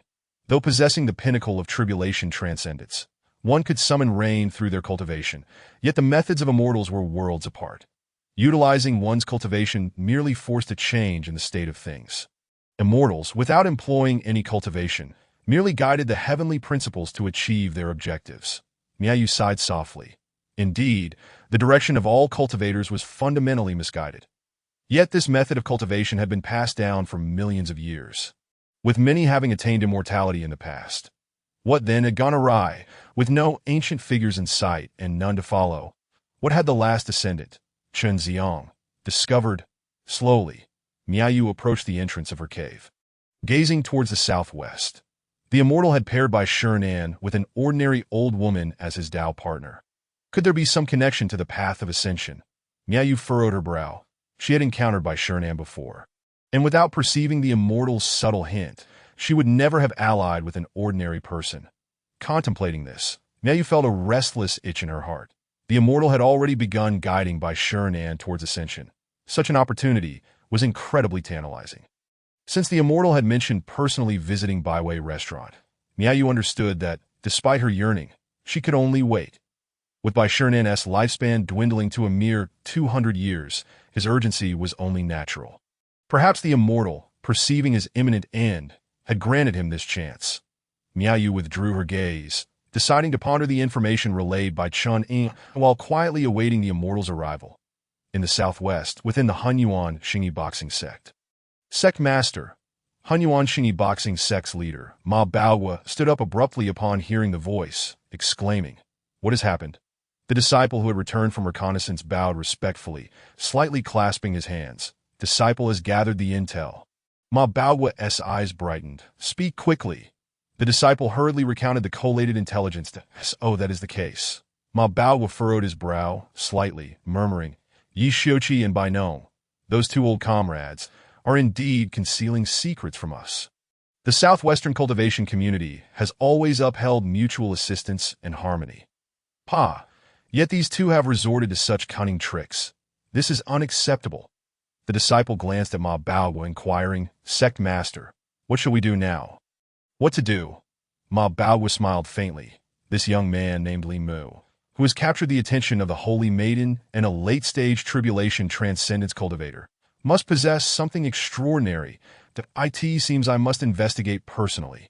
The leaders of various sects in the southwest received the news in succession, all equally astonished that Yi Xiuqi and Bai Nong, the prominent figures of the southwestern cultivation community, renowned for their high cultivation, were fraternizing with a young man devoid of any cultivation. Furthermore, the exalted Holy Maiden was reportedly involved with him, even cohabitating. Should this news reach the ears of those who secretly admired the Holy Maiden, they would surely rush to eliminate this Li Mu without hesitation. The Holy Maiden of Baiwei Restaurant is destined to remain unpaired in life. The matter between Li Mu and the Holy Maiden was something Baiwei Restaurant could not possibly be oblivious to. Yet they had taken no action. Even more peculiar was Bai Shernan, a peak tribulation transcendence cultivator, living with an ordinary old woman. The intelligence suggested that this old woman was Li Mu's mother. Bai Nong, clearly the sect master of the Wanjian sect, had remained at Kaishan sect, neglecting his own sect. All signs indicated that this Li Mu was indeed exceptional, that is for the nature of his exceptionalism. It seemed only by witnessing it firsthand could they discern the truth. The leaders of the various sects made a collective decision to set out for Kaishan sect the following day. The willingness of even peak tribulation transcendence cultivators to linger there suggested that it must hold numerous benefits. At this moment, Li Mu had successfully fried 2 pieces of beast meat that a candle flickered upon the 8 immortals' table, where Li Mu and Shan Inua sat facing each other, with 2 perfectly cooked steaks and a jar of corn wine before them. Li Mu had not dared to leave the meat too rare. He had cooked it to a medium doneness. Curiously, Chen Inua examined the steak before her, equally intrigued by the unconventional dining utensils. The system had not provided her with forks and knives.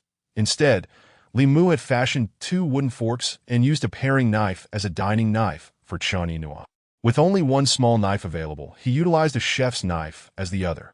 Although somewhat peculiar, they had managed to assemble a semblance of Western dining arrangements. Fork in the left hand, knife in the right. Li Mu instructed, while deftly slicing the steak with the chef's knife. The blade was remarkably sharp, easily cleaving a piece from the steak, that he then used the fork to bring the beast meat to his mouth. Quite delicious. Inua, do give it a try. Chen Inua glanced at him, picking up the utensils and using the enchanted knife to cut into the steak, a rather rare sight indeed. The knife glided through the meat, releasing succulent juices from the smooth incision, the steam wafting with an inviting aroma. Chen Inua lifted a piece with her fork, savoring it. The elastic meat burst with flavor upon chewing, its rich juices delightfully unctuous. Enhanced by a hint of pepper, the meat was profoundly flavorful. The exterior offered a satisfying chew, while the interior remained exquisitely tender. 1 bite left Chen Inua feeling utterly content, although it seemed Li Mu had added minimal seasoning. The taste was remarkably exquisite. Observing Chen Inua's satisfaction, Li Mu felt a wave of relief wash over him. This beast was a common creature in this world, referred to as meatworms. Despite its name, it was a quadrupedal animal, thriving on grass and leaves, with a remarkable reproductive capacity. Apart from its swiftness, it boasted no other drawbacks, rendering it the perfect ingredient that Li Mu relished the steak. He cast a glance at Wen Jing beneath the lemon tree and mused. This meat is indeed commendable, but for such dishes, beef surely reigns supreme. Wen Jing swallowed hard, pondering why Li Mu was so fixated on her meat. Chapter 102. There was no path in this world. Cluck. Cluck. At dawn, as Li Mu awoke, the sound of hens echoed from the coop. Li Mu yawned, and upon rising to the sound of a hen laying an egg, he sensed today would be a good day, awakening early to embrace the sun. After refreshing himself, Li Mu prepared soy milk with a chicken egg and steamed bun for each of them. Lately, having refrained from venturing out for business, Li Mu felt quite leisurely, apart from the mere 10 copper coins in his pocket. He seemed to have no worries that I in the rice paddies. The rice plants had begun to sprout some grains. Observing the rapid growth, Li Mu noted that in just a few days, they were nearing maturity. Such swift growth surpassed even the effects of fertilizer. In the rice fields, the flying fish frolicked, occasionally leaping to snatch small insects. Watching the silvery bodies of the flying fish, Li Mu couldn't help but lick his lips. Their delectable nature was truly tempting. Gradually rising, he decided that with such splendid sunlight and a lack of pressing matters, a leisurely outing would be in order. This would also serve as a splendid opportunity to deepen his bond with Chen Yinhua. Resolute in his decision, he instructed Chen Yinhua to prepare while he took the initiative to lead the cow out, also attending to the chickens with feed and water. Chen Yinhua had little to prepare. Once Li Mu finished his chores, they set off together. Gently holding Chen Yinhua's hand, Li Mu strolled along the quaint country path. Chen Yinhua felt a flicker of curiosity. What had prompted Li Mu to suggest an outing? As they ambled leisurely, Li Mu spotted some lovely flowers blooming by the roadside and picked a few. Here, let me place one in your hair. Startled, Chen Yinhua stood frozen in place that Li Mu's actions felt rather unusual. He stepped before her, delicately tucking a small, white flower into her hair, surveying it from various angles. Quite lovely. Chen Yinhua felt her heart racing. Something was decidedly amiss, though she had never experienced romance. She was no fool. This was clearly an act between Dao partners. Her mind buzzed. She regarded Li Mu as her senior and mentor, yet he seemed to desire a deeper connection. This, in a moment of bewilderment. Chen Yinhua found herself at a loss, grappling with how to respond, that if he were an ordinary cultivator, a mere glare would suffice to deter him. However, in the presence of Senior Li, I found it impossible to harbor any disrespect. Deep down, I did not actually dislike him. In fact, the thought of outright refusal caused a twinge of discomfort within me. Chen Yinhua pressed her lips together, her heart racing like a startled fawn. Li Muzhi observed her flustered demeanor, sensing her unease. This girl, Yinhua, was indeed quite bashful. The mere act of adorning her with a small flower made her cheeks flush with color. Gently, Li Muzhi took Chen Yinhua's hand and smiled softly, saying, "Come, there is a level expanse of grass at the mountain peak. Let us make our way there." Chen Yinhua responded softly, following him forward, though her heart remained in turmoil. Contemplating her interactions with Senior Li, she gradually came to a realization. The reason he held my hand was not solely to aid in expelling the impurities of true energy from my body. It was largely because he had feelings for me. His invitation for an outing, the words he spoke, and his gestures all hinted at his affections. And then there was the earlier conversation about bathing together. Chen Yinhua furrowed her brow, letting out a long sigh within her heart. Senior Li truly harbored an interest in me. How chaotic! She felt a whirlwind of emotions. Unsure of how to approach Li Muzhi de sa Saintess, I have never been permitted to form a bond with anyone. My life is dedicated to the governance of the great Xia royal family. If my master and the Empress were to discover this, I could only imagine the consequences that I dare not offend Senior Li and her companions. Surely, they would not cause a significant uproar. However, I would be shattering millennial-old traditions, inviting the scorn of the world. Yet, the world's judgment seems hardly consequential. Why should I, Chen Yinhua, concern myself with the opinions of others? Ah!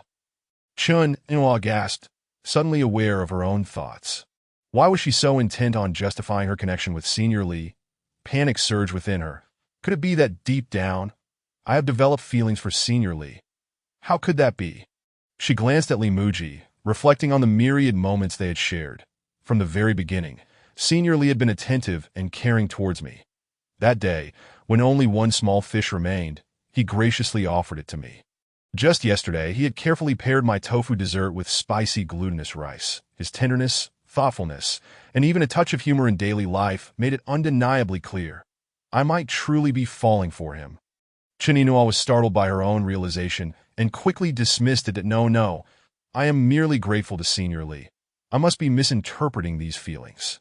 Phew, she exhaled slowly, her mind a tumult of confusion. Perhaps I should consult my master about this matter. Having never experienced such feelings, I am utterly at a loss. Inuwa, keep up.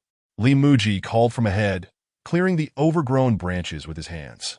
This area is seldom traversed and a bit difficult to navigate. Chun Inuwa snapped back to reality. Following Li Muzhi forward while deciding to postpone discussing these matters with him, that it would be wiser to speak with my master first, then address the situation accordingly. To Li Muzhi glanced ahead, recalling a famous saying, and smiled. Inuwa, have you ever heard this phrase? Chun Inuwa shook her head, pursing her lips. What is it? Li Muzhi turned to look at her before continuing on. In this world, there are no paths when many walk. Paths are formed. Chun Inuwa felt a surge of astonishment. There was more to Senior Li's words than met the eye. There has never been a precedent for a Saintess to form a union with another. Was Senior Li suggesting that we could forge a new path together? Gulp! Chun Inuwa swallowed hard, murmuring. But to create a path where none exists is incredibly challenging. Li Muzhi chuckled, gesturing toward the grassland ahead. Indeed, it is difficult, yet the rewards are well worth the effort. Just look. Following his gaze, Chun Inuwa beheld a sprawling meadow before her. The sun bathed the verdant grass in warmth, while wildflowers danced gently in the breeze. Butterflies flitted gracefully among the blooms, accompanied by the melodious calls of birds. And the fragrant aroma of blossoms enveloped the air. Chun Inuwa took in the beauty surrounding her, then glanced at Li Muzhi. Under the sunlight, his face radiated with hope and joy. Chapter 103. A swarm approaches. Li Muzhi held Chun Inuwa's hand as they reclined amidst the flowers, the sun casting a gentle glow upon them.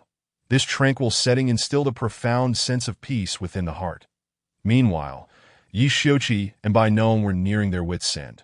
Early that morning, disciples responsible for the sect's security had been incessantly reporting to them. As noon approached, the majority of sect leaders from the southwestern cultivation world had gathered at Kaishan's sect. Though they knew of Li Muzhi's residence, the presence of the Saintess made them hesitant to intrude.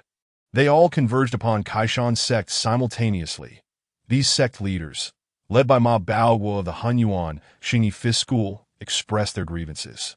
Gentlemen, is this truly acceptable? It is not. I advise you to reflect on your actions. Other sect leaders quickly chimed in. Indeed. Who is this Li Muzhi anyway? Yi Xiuqi and Bai Nong exchanged exasperated glances, feeling utterly helpless. We have nothing to disclose. We advise you not to provoke him lightly. With that, Yi Xiuqi began ushering them out. The Southwestern Cultivation Exchange Conference had concluded, and these 20-plus individuals were not his responsibility to entertain. Sect Leader Yi, how can you treat us this way? Don't push. Bai Nong assisted Yi Xiuqi in sending the other sect leaders away. As they approached the entrance, Yi Xiuqi cast a glance at Bai Nong, who remained blissfully unaware, oblivious to the fact that he might soon find himself locked outside. Bai Nong, completely oblivious, exerted himself even more than Yi Xiuqi. Once the 20-some sect leaders had been shoved out, Yi Xiuqi suddenly pushed Bai Nong forcefully. Bai Nong's expression shifted as he turned around, only to find that Kaishan sect had activated its protective formation. You scoundrel. The other sect leaders from the southwestern region exchanged knowing smiles. Bai sect leader, you were just helping to drive us away, and now you've been sold out. Bai Nong felt his face flush with embarrassment. After years of friendship, he never expected Yi Xiuqi to betray him in such a manner. Humph. Bai Nong exhaled slowly, sneering. I have no interest in your Kaishan sect. With that, Bai Nong turned to leave. The 20 or so sect leaders exchanged glances and hurriedly followed suit. Watching Bai Nong lead the group away, Yi Xiuqi sighed in relief. Had he not managed to push Bai Nong out, those sect leaders would have certainly lacked the courage to approach Senior Li, opting instead to linger at Kaishan's sect. Once Bai Nong was outside, the pressure would surely shift. This naive fellow insisted on lingering at my sect. I had long wished to send him away. Now, with him followed by a throng of sycophants, there was no need to worry about him seeking out Senior Li. On the contrary, without Bai Nong trailing behind, I could avoid being pursued by the other sect leaders from the southwestern region. It was the perfect moment to visit Senior Li. Yi Xiuqi chuckled to himself as he stealthily departed from Kaishan's sect. Bai Nong made his way down the mountain, the 20 or so people trailing closely behind him. Everyone, could you please stop following me? Bai Nong halted, letting out a soft sigh. Senior Li is just at the foot of the mountain. You can go on your own. The crowd shook their heads, and Ma Bao was stepped forward with a grin. By sect leader, as a 2,000-year-old comrade, knowing the Saintess is present, you still suggest we go alone. Your words are clearly premeditated. Bai Nong pouted, suddenly furrowing his brow, exclaiming, I fear we have all been deceived and ambushed. The sect leaders were taken aback. They expelled you from Kaishan's sect and conveniently pushed me out as well. Narrowing his eyes, Bai Nong gazed at Kaishan's sect. Let me lead you away. Bai Nong gritted his teeth. Exhaling heavily, Yi Xiuqi is well trained. He is truly prepared. After hearing Bai Nong's analysis, the sect leaders erupted into a flurry of whispers, casting a glance at the 20 or so individuals beside him. Bai Nong suddenly activated his escape technique, soaring towards Senior Li's residence. Oh no, quick, follow me. Whoosh, whoosh. The sound of flight filled the air as they hastily pursued him. Within moments, Bai Nong arrived at Li Muji's abode, spotting Yi Xiuqi immediately. Bai Nong scoffed, raising an eyebrow. Yi, do you think your little tricks can fool me? Yi Xiuqi chuckled, sensing the approaching energy behind him, and promptly used his escape technique to flee. Bai Nong glanced back and hurriedly followed suit. With the Saintess's presence now absent, should so many cultivators arrive unexpectedly, they might assume I had brought them. These individuals could easily provoke Senior Li's ire. Even if he did not become angry, the Saintess's displeasure would undoubtedly be troublesome to navigate. As Yi Xiuqi and Bai Nong made their separate exits, the sect leaders gradually began to arrive. Observing the scene before them, the 20 or so sect leaders gasped in amazement. Wow! So many celestial herbs. Such rich, spiritual energy. What is that aura? A Demon King level beast. Wen Jing, who had been dozing off, abruptly since the arrival of Yi Xiuqi and Bai Nong. Before he could express his irritation, the two had already bolted. Before he could even settle back down, another throng of people rushed in, chattering incessantly that a group whose highest cultivation was merely at the late stage of the nascent soul realm had truly never seen the world. What are celestial herbs? I, after all, feast upon celestial herbs daily. As when Jing grasped a rapeseed stalk and cast a sidelong glance at the crowd, he began to chew slowly, pondering aloud, why do I get the impression that that beast is looking down on us? How audacious. I propose a duel with it. A duel? The crowd erupted in confusion, chuckling. Have you truly assessed the situation? That creature is of the Demon Emperor level. In that case, forget the duel. With the rapeseed stalk still in his mouth, Wen Jing exhaled heavily through his nose. Letting out a sound akin to a low mood, he glared fiercely at the assembly, his demeanor menacing. The 20 or so sect leaders exchanged glances with Wen Jing. Swallowing nervously, the demon beast had already begun issuing eviction orders. If they lingered any longer, it might take action. I believe we need not fear it too much. The leader of the Yuan Yang sect, hiding among the crowd, glanced at Wen Jing and remarked, it seems that he is bound by a celestial artifact and cannot stir up too much trouble. The crowd sighed in relief upon hearing this. Arriving at Li Muji's residence, they decided to wait there, surrounded by abundant celestial herbs and rich spiritual energy. By Shernan, who had reached the pinnacle of Calamity Crossing, and the Saintess remained beside Li Muji, prompting speculation that he must indeed be the fabled celestial being. Such a being, with their profound cultivation, would surely not concern themselves with these lesser practitioners. The danger was minimal. Should the celestial being be in a good mood, they might even receive a fortuitous opportunity. When Jing observed the 20 or so individuals seated on the ground, beginning their meditation, and narrowed his eyes slightly. Chapter 104. When Jing's new move. When Jing squinted, a smirk creeping onto his face. Not leaving, are we? Then do not blame me for my lack of courtesy. With a swift push of his front hooves, his body stood upright. Secret technique. A most delightful nuisance.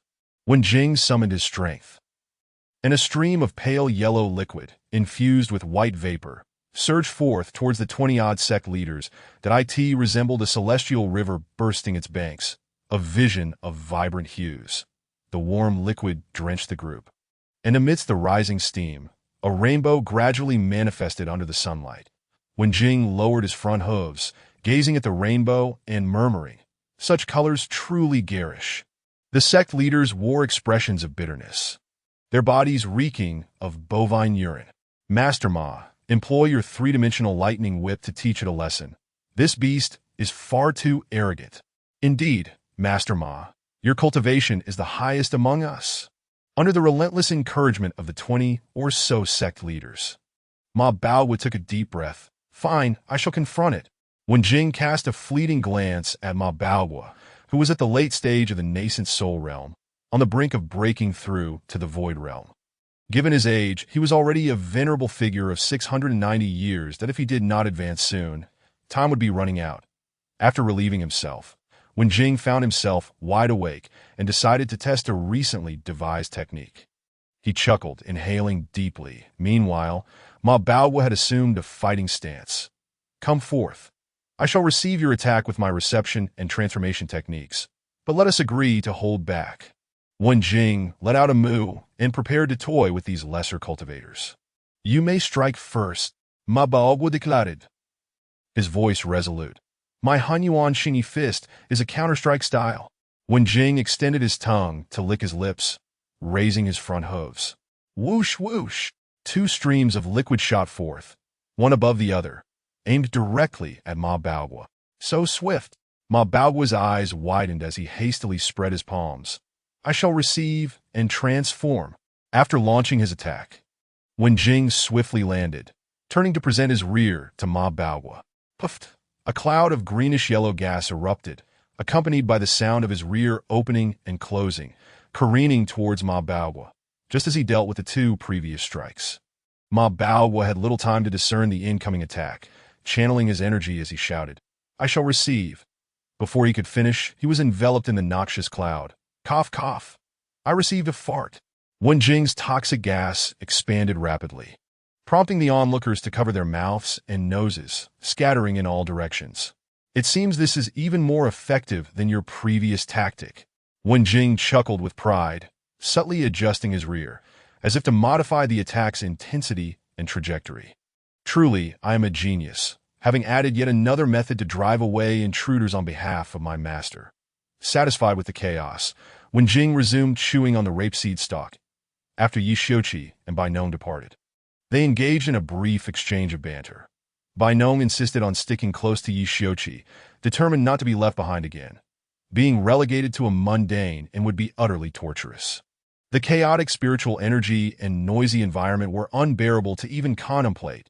The Yi Xiuqi made several attempts to shake off Bai Nong, but ultimately relented, allowing him to tag along. "You might as well move your Wan Jian sect here, as the esteemed sect leader. You ought to spend more time with your own sect." Bai Nong raised an eyebrow, smiling slightly. "Excellent idea. You could relocate the Kaishan sect to Wan Jian sect, and we could swap places." "Dream on." Yi Xiuqi huffed, puffing his beard in indignation. "I wouldn't trade my Kaishan sect's location for even a royal palace." Bai Nong narrowed his eyes, speaking softly. "What if Senior Li were to leave this place?" Yi Xiuqi furrowed his brow, eyeing Bai Nong warily. "What do you mean by that, Bai?" Bai Nong shot him a sly glance and chuckled. "Nothing much." Yi Xiuqi felt an unsettling sense of foreboding. Senior Li leaving this place. Could it be that Bai Nong was scheming to lure Senior Li to Wan Jian sect? Humph. Yi Xiuqi snorted derisively. Senior Li had chosen to settle at the foot of Kaishan sect for a reason. He would not simply abandon it to follow Bai Nong. The two exchanged glances, sensing something amiss. Typically, Senior Li could be found at home or visiting Granny Zhang in the city. Yet today, there was no sign of him or the Saintess that Yi Xiuqi and Bai Nong exchanged sidelong glances. Chuckling, surely Senior Li and the Saintess are out on a date. Initially intending to seek out Senior Li and the Saintess, they reconsidered, recalling that they had already intruded at inopportune times on 2 or 3 occasions. Today, it was apparent they were on a romantic outing, making it even less appropriate to disturb them. Upon returning to Kaishan sect, Yi Xiuqi caught a whiff of an unpleasant odor, causing him to wrinkle his brow. The sect leaders from the southwestern region wore expressions of discomfort, murmuring, "Sect leader Yi, could you kindly open the gates? The beast's urine mixed with demonic energy is rather difficult to clean up." Yi Xiuqi felt a pang of embarrassment. with such a foul stench. He was reluctant to admit them into his sect. Open the gates? The more convenient it was, the worse the smell would be. Yet seeing their pitiful state, Yi Shioqi's heart softened. Please enter.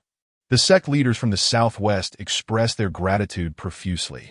Entering Kaishan sect, drenched in miserable Li Muzhi and Shin Inua basked in the sunlight on the grassy hillside for a while, and as noon approached, they began their descent homeward. During their outing, Li Muzhi suddenly realized there was a significant issue between him and Shin Inua. For reasons unknown, he felt a lack of common ground between them.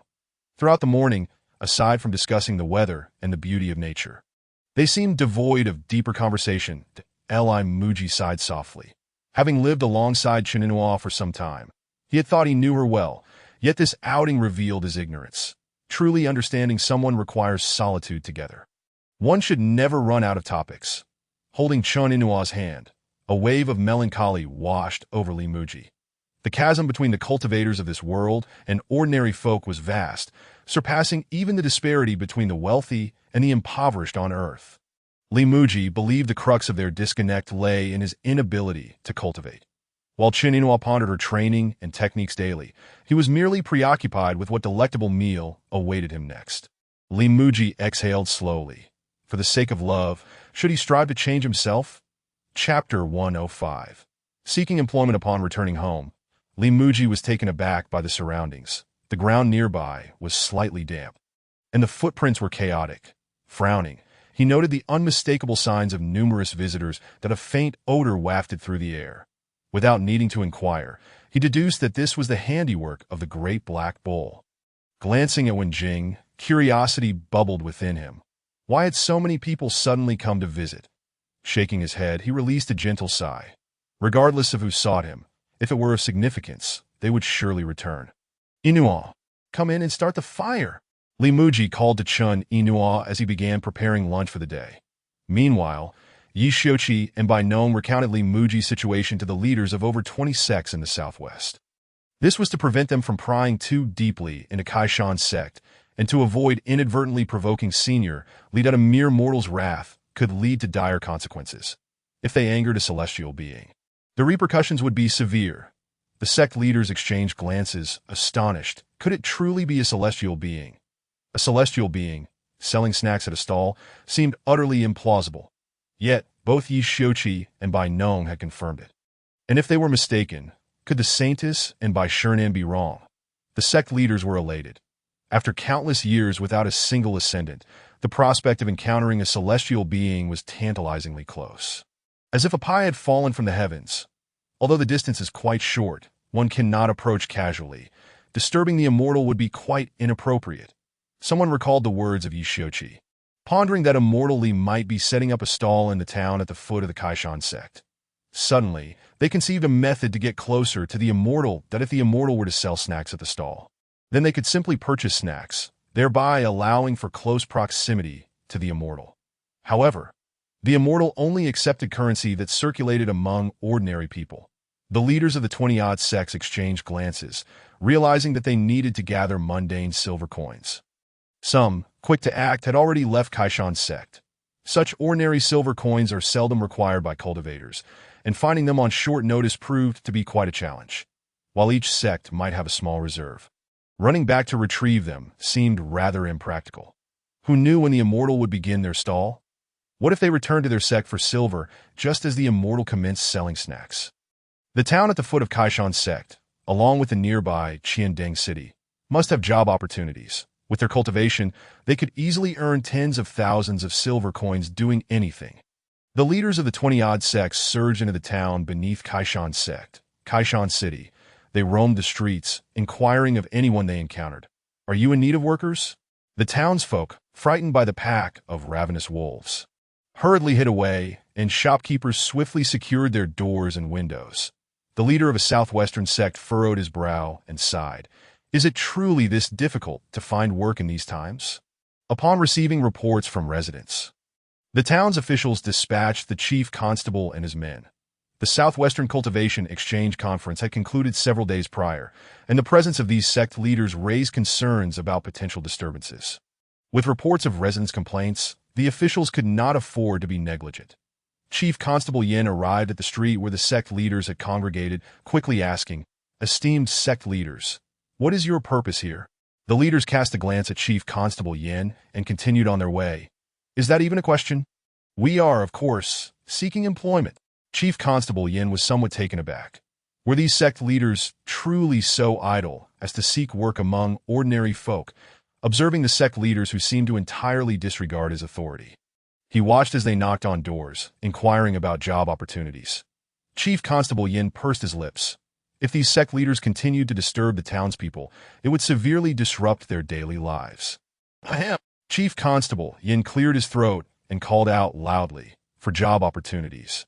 "Come to the magistrate's office, where I, Chief Constable Yin, can assist you in securing employment swiftly." Upon hearing about swift employment, the sect leaders immediately swarmed around Chief Constable Yin. "Help me first. Don't push. I was here first. Assist me first." The sect leaders jostled amongst themselves, unwilling to yield. Chief Constable Yin was bewildered. Why were these sect leaders suddenly in such a rush to find work? They had abandoned their esteemed positions to seek employment among the common folk for no apparent reason. "Everyone, please calm down." Chief Constable Yin furrowed his brow and stated, "First, follow me to the magistrate's office." Having said that, Chief Constable Yin strode towards the magistrate's office, and the sect leaders, recognizing the futility of remaining in the town, hurriedly followed suit. Perhaps there was still hope for them if they accompanied Chief Constable Yin. Seeing the sect leaders trailing behind him, Chief Constable Yin sighed in relief. Gathering them at the magistrate's office would prevent further disturbance to the townspeople's lives. As for employment, that would be easily resolved. Once the residents noticed the cultivators had left, they slowly reopened their doors and windows. Upon entering the magistrate's office, the sect leaders could not contain their impatience. Asking, "Hurry, what about our jobs?" Chief Constable Yin smiled gently and replied, "Do not fret. While I may appear as a constable, my true role is that of a mediator." Mediator? The sect leaders looked at Chief Constable Yin in confusion, not entirely grasping his meaning. "To put it simply, I act as an intermediary between the employers in this town and those seeking employment." Chief Constable Yin surveyed the crowd and extended his hand. "Job opportunities are available, but there is a service fee of 100 low-grade spirit stones per person." The sect leaders whispered among themselves. To simply help them find work, a fee of 100 low-grade spirit stones seemed excessive. This was rather unscrupulous. Chief Constable Yin chuckled and said, "I am here to serve the common folk, but you cannot expect me to do so without compensation. Whoever pays the spirit stones first will be prioritized." The sect leaders considered this. 100 low-grade spirit stones was not exorbitant. As long as they secured employment, they could earn money to purchase the immortal snacks. The food of the celestial realm is indeed a priceless treasure. When they rounded up the calculations, it seemed quite a bargain to exchange 100 low-grade spirit stones for celestial delicacies. Realizing this, the sect leaders promptly produced 100 low-grade spirit stones each. Chief Constable Yin, taken aback, had initially expected the sect leaders to refuse due to the service fee, yet they readily complied after a moment's thought. Chapter 106. The difficulty of earning money. Ma Baoguo reacted the fastest, thrusting 100 low-grade spirit stones into Chief Constable Yan's arms. "All right, introduce me to a job now." Chief Constable Yin nodded and instructed his subordinates to record the order of requests. "Sect Leader Ma, what skills do you possess?" Chief Constable Yin inquired as he settled down. "What type of job are you seeking?" Ma Baoguo hesitated, having not contemplated these questions before. I'm looking for a job with a high salary." Chief Constable Yin nodded and retrieved a hefty ledger.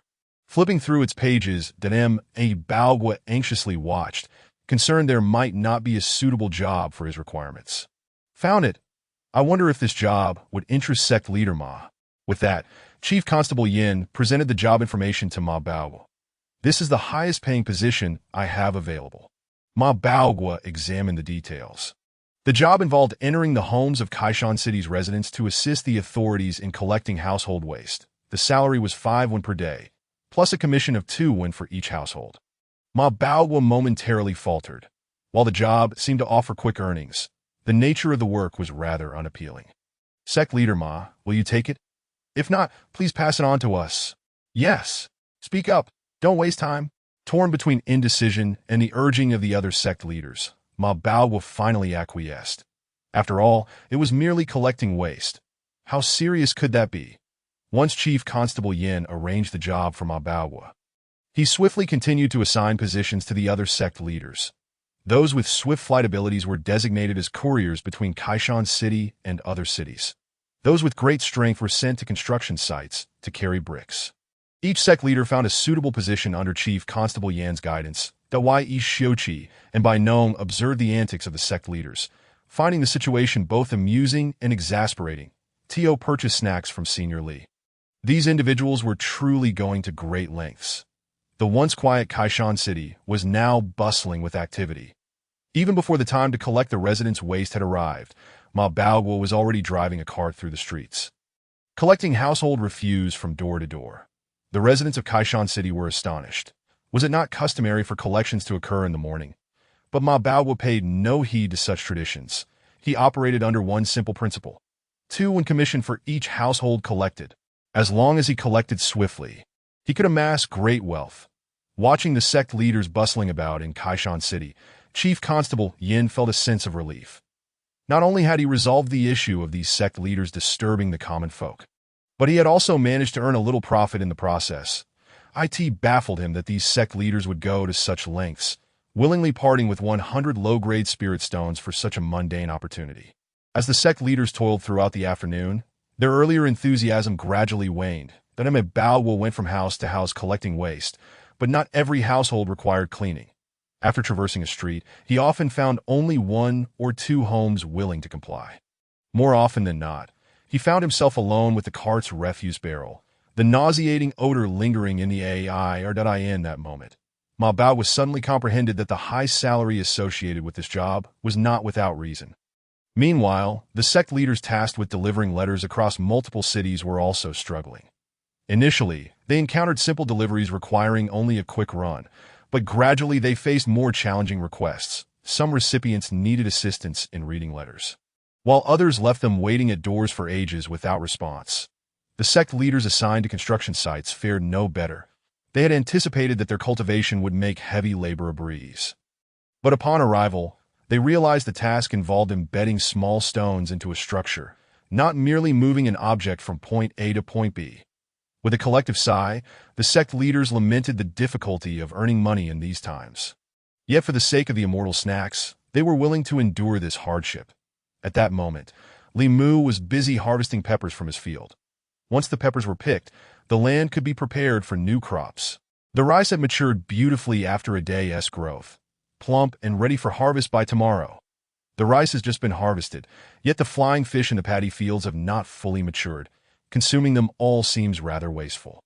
After a brief contemplation, Li Muzhi resolved to excavate a pond in front of his house, specifically for cultivating these flying fish. Without hesitation, he finished harvesting the peppers and took up a hoe, commencing the excavation in the vacant area before his dwelling. After toiling throughout the afternoon, he continued his efforts the following morning, and by the end of the second day, the rice had reached full maturity. Observing the small pond, now approximately half a meter deep, Li Muzhi smiled gently, exclaiming, "Now I could begin harvesting the rice, crafting new snacks, and setting up shop." Chapter 107. Beef tongue with alcohol. Li Muzhi ventured into the rice field, where the plump grains had bent the stalks. That he plucked one and took a delicate bite, breaking through the outer husk to reveal the creamy white grains within. That he felt immense joy. The aching back and sore waist from transplanting were all for these delightful morsels. Chinua stood beneath the lemon tree, biting into a lemon. The spiritual grass in the field had absorbed the essence at a much slower pace, indicating its maturity. Curiously, Chinua glanced at Li Muzhi, uncertain how the senior would harvest this spiritual grass. Rising slowly, Li Muzhi noted that the sun had completely set. Now, with the evening breeze gently blowing, it was a pleasant time to work. With this thought in mind, he diverted all the water from the paddy into the newly created pond. The water pipe used for irrigation, fashioned from animal intestines, had deteriorated significantly, ceasing to allow any water flow. The remaining water in the paddy was now merely a shallow layer, and Li Muzhi estimated it insufficient to moisten the pond. But he then fetched several buckets of well water to pour in. As the water flowed, some flying fish also entered the pond. Muzhi strolled through the rice field, collecting any stranded flying fish and tossing them into the pond. Though the water in the pond was still scant, it had reached a depth of about 1/3 of a meter, ample for the small flying fish to thrive. Surveying the pond's condition, Muzhi retrieved a sickle from the system space.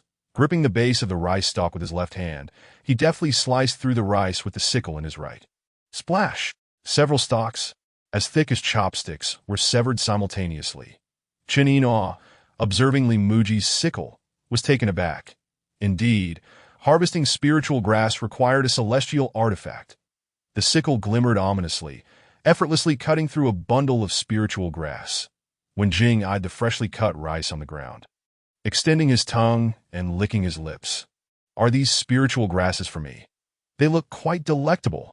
With a tug on the cow's rope, when Jing leaned closer to the rice, his tongue reaching out eagerly to snatch a few.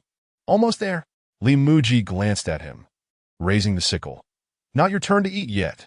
Startled, when Jing quickly withdrew his tongue, realizing the peril of being sliced by the celestial tool, Muzhi nudged the rice on the ground, warning him, "Extend your tongue again, and it will be severed for an appetizer."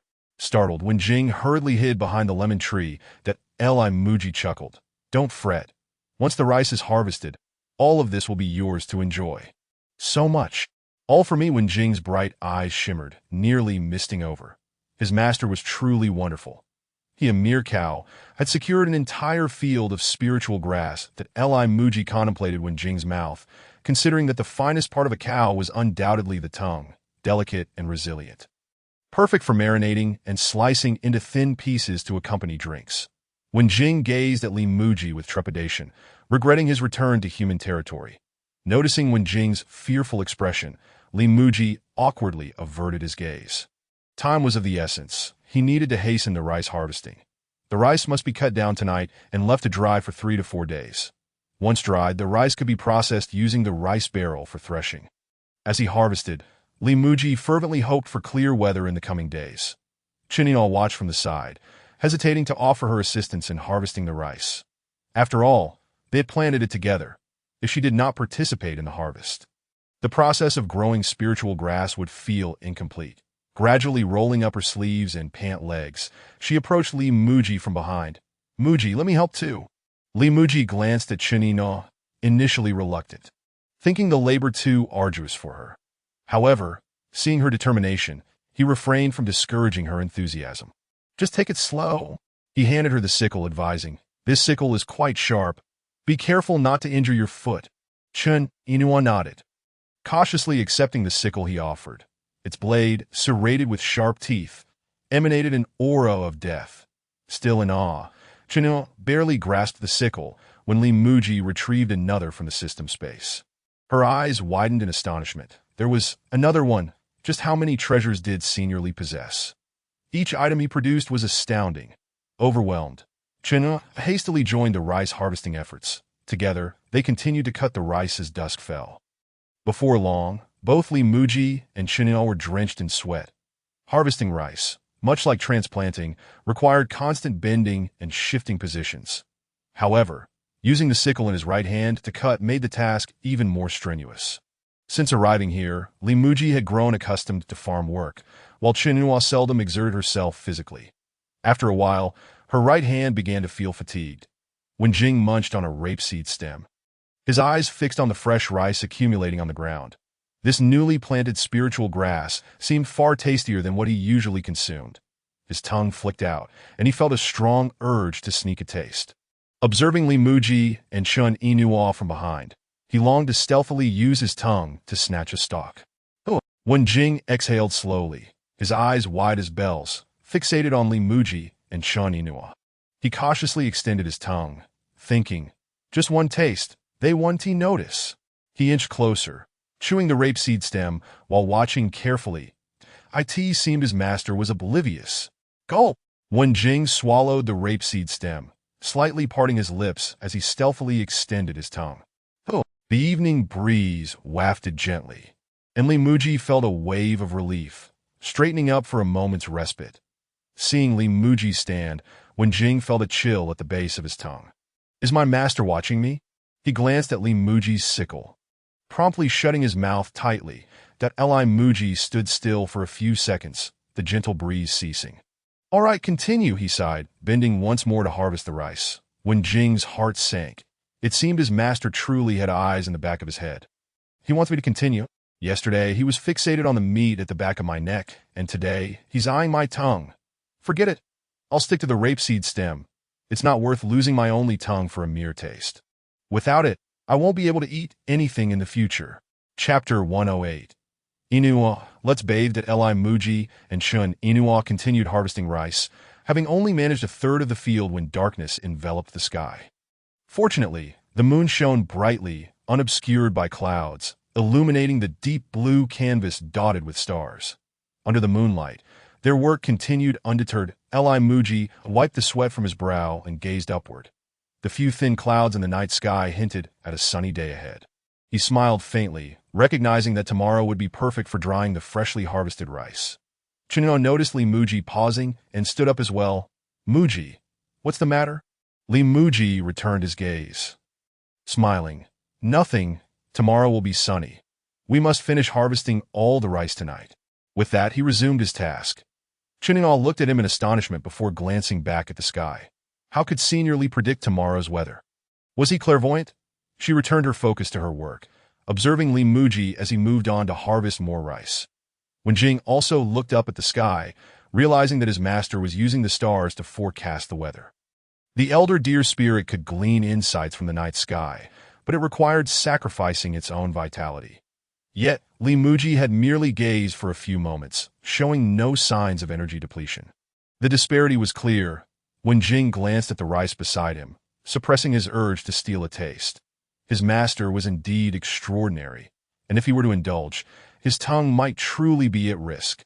With a disgruntled sigh, Wenjing chewed on a rapeseed stem, contemplating the fresh rice on the ground, which suddenly seemed much more appealing to as the night breeze caressed them. The silhouettes of Li Muzhi and Chinen grew more distant in the paddy field, tirelessly harvesting the rice. After an entire hour had passed, the rice in the expansive paddy field was finally harvested in its entirety. The Li Muzhi, wielding the sickle, cast a satisfied glance over his work and exhaled deeply. Chun Inua felt utterly exhausted, her body drenched in perspiration. That as she paused, she began to sense a gentle warmth coursing through her veins. Momentarily taken aback, she wondered what this energy could be. Beneath the flow of warmth within her, the fatigue began to dissipate significantly. This sensation was strikingly similar to that of employing the true energy from her dantian to restore her stamina. Only this internal energy arose spontaneously, without the need for any deliberate technique. A spark of joy ignited in Chun Inua's heart. Could this be the power derived from the correct cultivation method? As Li Muzhi put away his sickle and turned to observe Chun Inua, he found her surprisingly resilient. Despite not being accustomed to farm work, she had persevered alongside him in harvesting rice, never once complaining of fatigue. You must be worn out, he remarked, approaching her. It can be tough at first, but you'll get used to it with time. Chun Inua blinked and nodded. Indeed, she found this to be true. Li Muzhi reclaimed the sickle from her grasp with a smile, adding, once you become accustomed to such labor, you might even find it invigorating. Chun Inua was taken aback. Invigorating? To what extent? Li Muzhi refrained from elaborating further, as the biochemical intricacies involved might be beyond her comprehension. Watching him retreat into the house, she attempted to harness the energy generated within her through her cultivation techniques. The energy coursed through her meridians, completing a cycle within her body before gradually converging in her dantian. Upon entering the dantian, this energy swiftly merged with the true energy already present. Boom! A sudden surge erupted within her dantian, radiating a formidable force. Chun Inua was startled. This was an overwhelming power. The energy from her body had consumed nearly 1/10 of the true energy in an instant.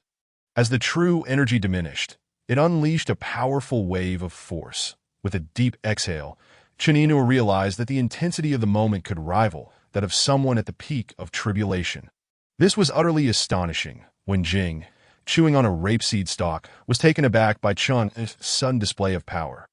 Wasn't she merely at the late stage of emptiness? The strength she had just exhibited clearly rivaled that of a peak tribulation cultivator. What on earth had transpired? At the foot of Kaishan's sect, Bai Shirenan was meditating when he sensed the commotion caused by Chun Inua. His eyes flew open, directing his gaze towards Li Muji's location. "What is happening over there?" he muttered, perplexed. Could it be that another peak tribulation cultivator has arrived? With a slow exhale, Bai Shirenan closed his eyes once more. The immortal had already bestowed upon him the opportunity for ascension. It was best not to meddle in the affairs of others. Within Kaishan's sect, Yi Xiuqi and Bai Nong also sensed the disturbance caused by Chun Inua. They both ascended into the air, discerning that the source of the energy originated from Li Muji's residence, and thus refrained from investigating further. It was no surprise that something extraordinary was happening around Elder Li. Once inside, Li Muji busied himself with boiling water, preparing for a bath. After harvesting the rice, he felt sticky and uncomfortable from the sweat. Chinua stood still, carefully assessing her body. The energy she had generated had quickly dissipated, failing to remain in her dantian, that a frown creased her brow as she pondered. Was the energy that flowed through her whenever Elder Li held her hand akin to this? Despite having no cultivation in his dantian, he seemed able to access it at will. Clearly, Elder Li had mastered the art of harnessing this energy. Moreover, he could manipulate it at will, gentle when needed and forceful when required. The way he commanded this power was beyond mere proficiency. It was sheer mastery. Was this the essence of an immortal? Chun Inua released a slow breath, contemplating how long it would take her to reach such an extraordinary level of skill. Meanwhile, Li Muji was in the kitchen, where the kettle began to emit steam. The water for the bath was nearly ready. He stood and glanced towards the kitchen door, wondering what Chun Inua was doing. The rice had already been harvested. Why hadn't she come inside? Surely she wasn't out there gazing at the stars, with all that sweat. Wasn't she uncomfortable? With a sigh, he stepped out of the kitchen. Upon reaching the front door, he spotted Chinua still standing there vacantly. That Li Muji raised an eyebrow, wondering if she had become dazed from the labor. She hadn't moved for quite some time.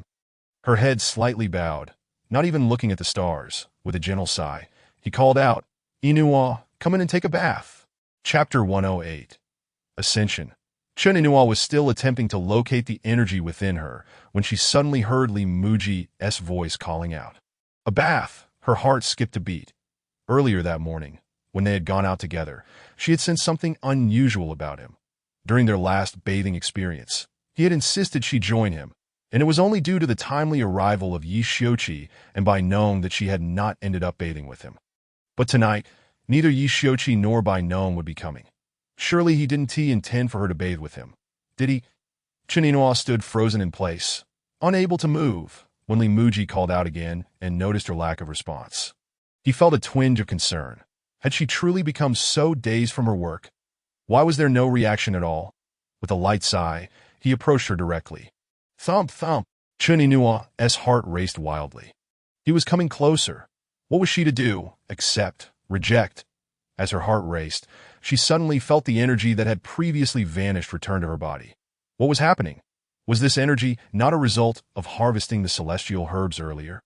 Confused, she watched as Li Muji approached. He extended his hand towards her forehead, and she gasped, raising her gaze to meet his, her heart in a whirl. In that moment of eye contact, she felt warmth flooding through her body.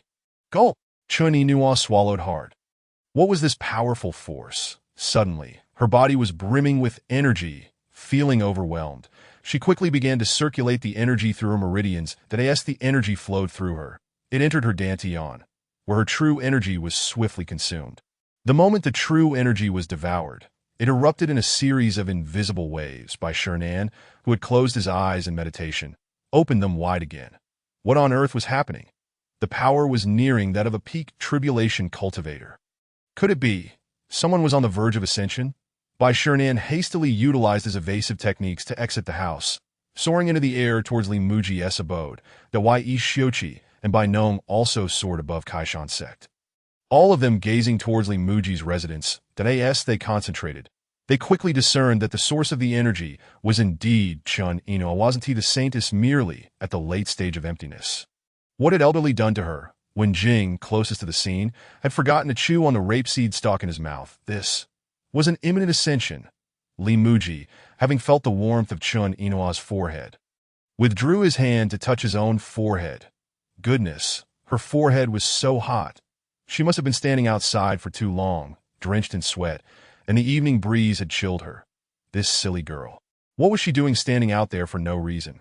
Li Muzhi took Chun Inoa's hand, pulling her swiftly into the house. They needed to get her into a warm bath.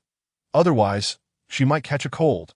Chun Inoa, still immersed in the changes within her body, followed him inside, and by the time she regained her senses, Li Muzhi had already prepared the bath water, staring blankly at the steaming water in the tub.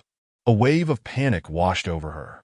"You should hurry and take a bath," Li Muzhi urged, stepping out of the bathroom with a bucket in hand. "Take your time." With that, he closed the bathroom door behind him. Chun Inoa was left stunned. Wasn't he the plan to bathe together? Why had Elderly closed the door and left? Gazing at the flickering candles in the bathroom, she found herself momentarily lost in thought. Had she misinterpreted the situation? With a sigh, she released a breath, pondering the inexplicable sense of disappointment that washed over her. Did she actually wish to bathe with Elderly? How could she entertain such thoughts? Shaking her head, she refocused on the state of her body. Chun Inoa felt puzzled. The energy that had just been so abundant within her had seemingly vanished. Moments ago, she had felt as though she possessed power surpassing that of a peak tribulation cultivator.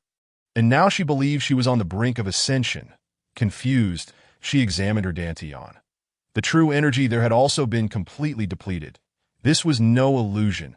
It seemed that ascension was closely tied to the quantity of true energy one possessed. After pondering for a moment, she gracefully shed her garments, her lithe form slipping into the warm bath water. As she soaked, she suddenly recalled that Elderly had used this very tub, and a wave of bashfulness washed over her. Sharing the same bath as Elderly, didn't that imply they were indirectly bathing together? With that thought, a surge of energy welled up within her once more. Startled, she attempted to delve deeper into the sensation, only for the energy to abruptly dissipate again. Chun gazed at her own body, her heart increasingly engulfed in confusion. What is this energy that ebbs and flows? What could it possibly be?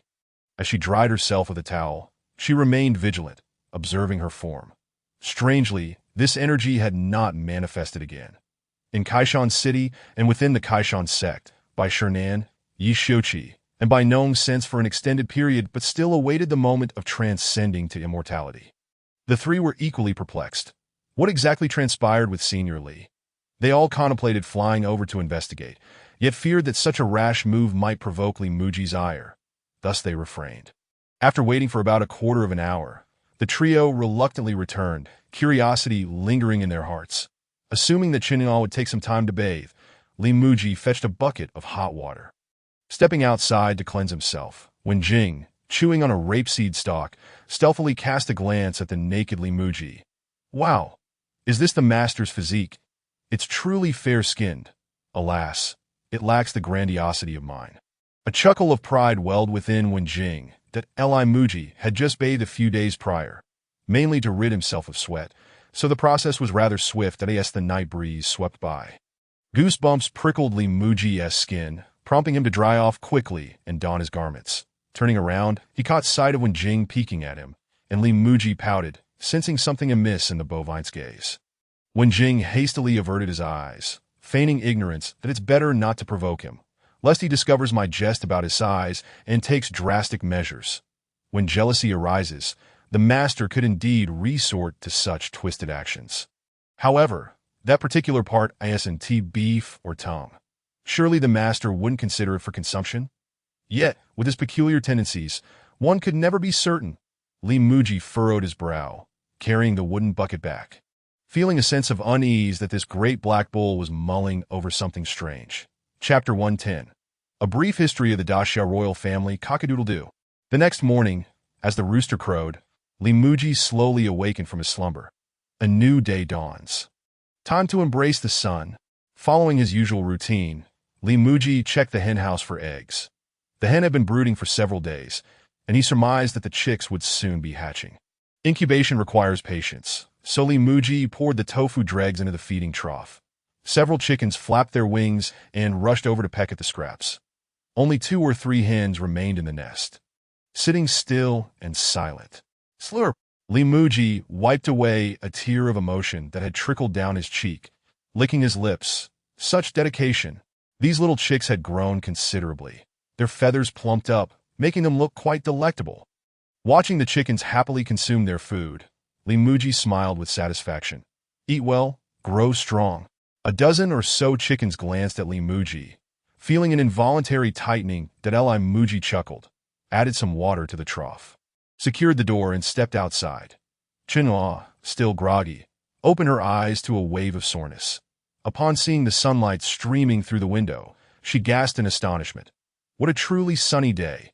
Senior Li was able to predict today as weather simply by gazing at the night sky last evening. How impressive. Last night, she had barely touched upon the threshold of a new world, wondering when she might achieve such prowess as Senior Li. Hiss! Chuninhua sat up slightly, the soreness washing over her, causing her to frown. Is this the pain of stepping into a new realm? If so, it is bearable.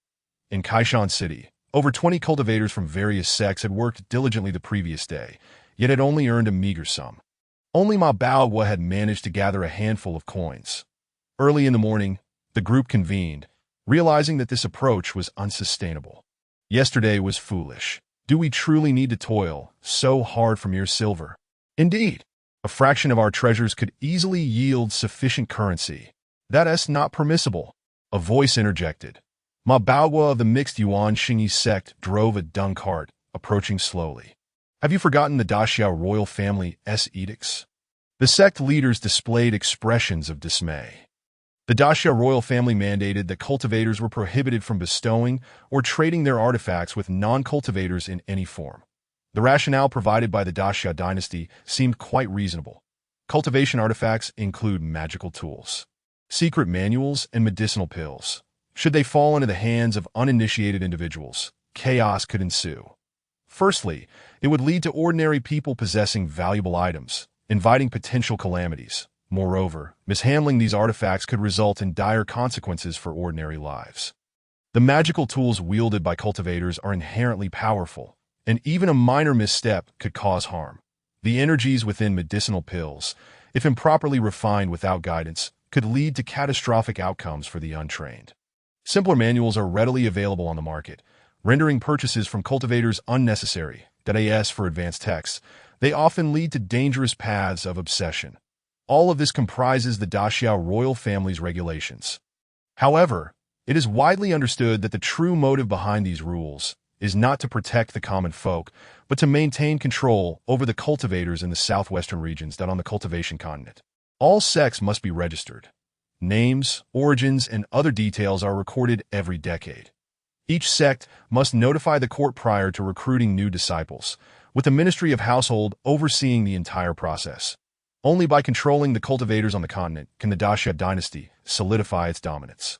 The ambitions of the Daxia royal family are not lost on the sect leaders. In ancient times, the cultivation continent was governed by various sections. The southern regions only came under Daxia's control over 2 millennia ago.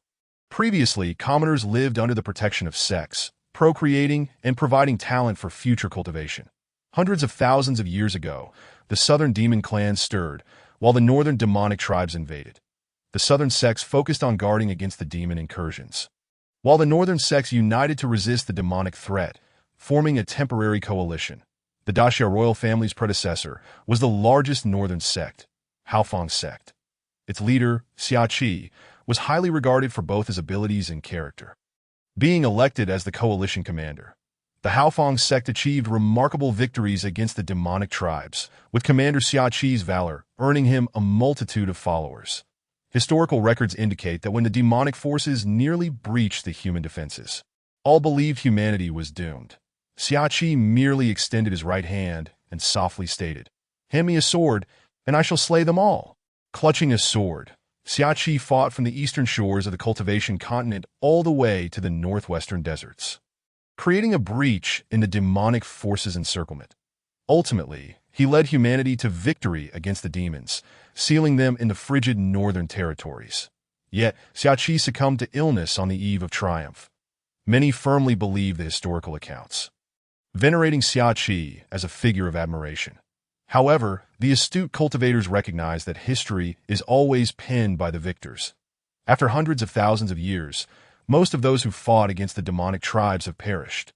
The only one aware of the truth, Chen Xiang, ascended to immortality, soaring into the celestial realm. The historical records dictated by the Daxia royal family are the only truth. Yet it cannot be denied that the Haofeng sect played a significant role in the struggle against the demons. With their achievements against the demonic forces, the Haofeng sect's successors seized the opportunity during the southern sect's turmoil against the demon clans to establish the Daxia dynasty. The successor, Xiajie, proclaimed, "Unite the righteous and selfless cultivators to prepare for foreign invasions." In the aftermath of the demon incursions and the indifference of the southern sects, many northern sects responded eagerly. Some perceived Xiajie's seemingly altruistic intentions as a ploy to become the supreme leader of all northern sects. Understanding Xiajie's ulterior motives, the sects, already battered from the struggle against the demons, found themselves with little choice but to acquiesce to the coalition proposed by the Haofeng sect. However, numerous sects remained opposed. Thus, the establishment of the dynasty unfolded amidst the turmoil of many northern sections. Forever etched in history, that by the time the southern sects realized what transpired, the Daxia dynasty had already unified the northern sections. The southern sects had only experienced minor skirmishes with the demon clans, retaining core strength which deterred the Daxia royal family from taking action. The southern sects believed this state of affairs would persist indefinitely, yet the demon clans surged forth in a grand invasion 200,000 years later. The southern sects were compelled to seek assistance from the Daxia royal family. The Daxia royal family stipulated a condition. The southern sects must submit to their governance. The southern sects firmly resisted. Having endured for 100,000 years against the demons with their own strength, suffering heavy casualties, only in the last 2,000 years, as the high-ranking cultivators from the southern sects fell in battle, did they find themselves unable to withstand the demon clans and finally concede to the Daxia royal family's terms. Thus, the Daxia royal family unified humanity. Chapter 111. The Thoughts of Immortals upon hearing Ma Baoguo's words. The sect leaders reflected on this history, falling into a contemplative silence. Throughout the southern regions, the sects privately suspected that the demonic invasion over 300,000 years ago was orchestrated by the Daxia royal family from the shadows. The demon clans resided in the remote southern regions, where the environment was harsh and spiritual energy scarce, making the emergence of formidable beings rare. Yet over 300,000 years ago, numerous demon emperors surfaced, with 2 demon saints stationed in the rear. Any fool could discern that the Daxia royal family had secretly provided substantial resources to bolster them, while the southern sects appeared to be battling the demon clans. They were, in truth, contending against the Daxia royal family lurking behind the scenes that end the prolonged conflict that spanned 100,000 years. The various sects of the south and the demon clans experienced a relentless ebb and flow, leading to the gradual destruction of core forces. Once the great Xia royal family intervened, they swiftly brought this enduring strife to a close within a mere few decades. The territory of the demon clans expanded by 10 million square kilometers, affording them ample space for survival. It was evident that these lands were merely the benefits initially promised to the demon clans by the great Xia royal family. The major sects in the south were acutely aware of this reality. Yet, none dared to voice such thoughts. A century-long battle had severed the transmission of cultivation methods and doctrines among the southern sects, leaving many as mere fragments. Resources like spirit stones and magical artifacts became exceedingly scarce. For most sects, achieving the Yuaning stage was already the pinnacle of their cultivation. Dawai Shouqi and Bai Nong, however, managed to break through to the Dongshu realm thanks to the foundational support of their sections. The so-called Southwest Cultivation Exchange Conference organized by the great Xia royal family was merely a facade to ease tensions. Through this platform, they provided the southwestern sects with some spirit stones and artifacts while subtly assessing their progress. After over 2,000 years, the great Xia royal family harbored doubts. Ma Baoguo sighed and glanced at the 20-odd silent individuals. "Gentlemen, stop pondering and get to earning money. Immortals do not linger in the southwest for no reason." Ma Baoguo chuckled, raising the whip in his hand and striking the horse's rear. "Giddy up!" The horse exhaled, pulling the manure cart forward, its foul liquid rippling and releasing a noxious stench. The leaders of the 20 sects looked at Ma Baoguo, enveloped in the stench, and instantly grasped the meaning behind his words. Indeed, Why would an immortal abandon the celestial realm to venture into the mortal world, among the vast expanse of the cultivation continent? Why come specifically to the southwest? This was quite telling. The immortal was undoubtedly here for the benefit of the southwestern sects. The 20 individuals exchanged glances, and one remarked, Ma Zhongzhu may appear muddled, often wielding that three-dimensional lightning whip, but it seems it was merely a guise. Another echoed, Indeed, it's rare to find someone so naively clever.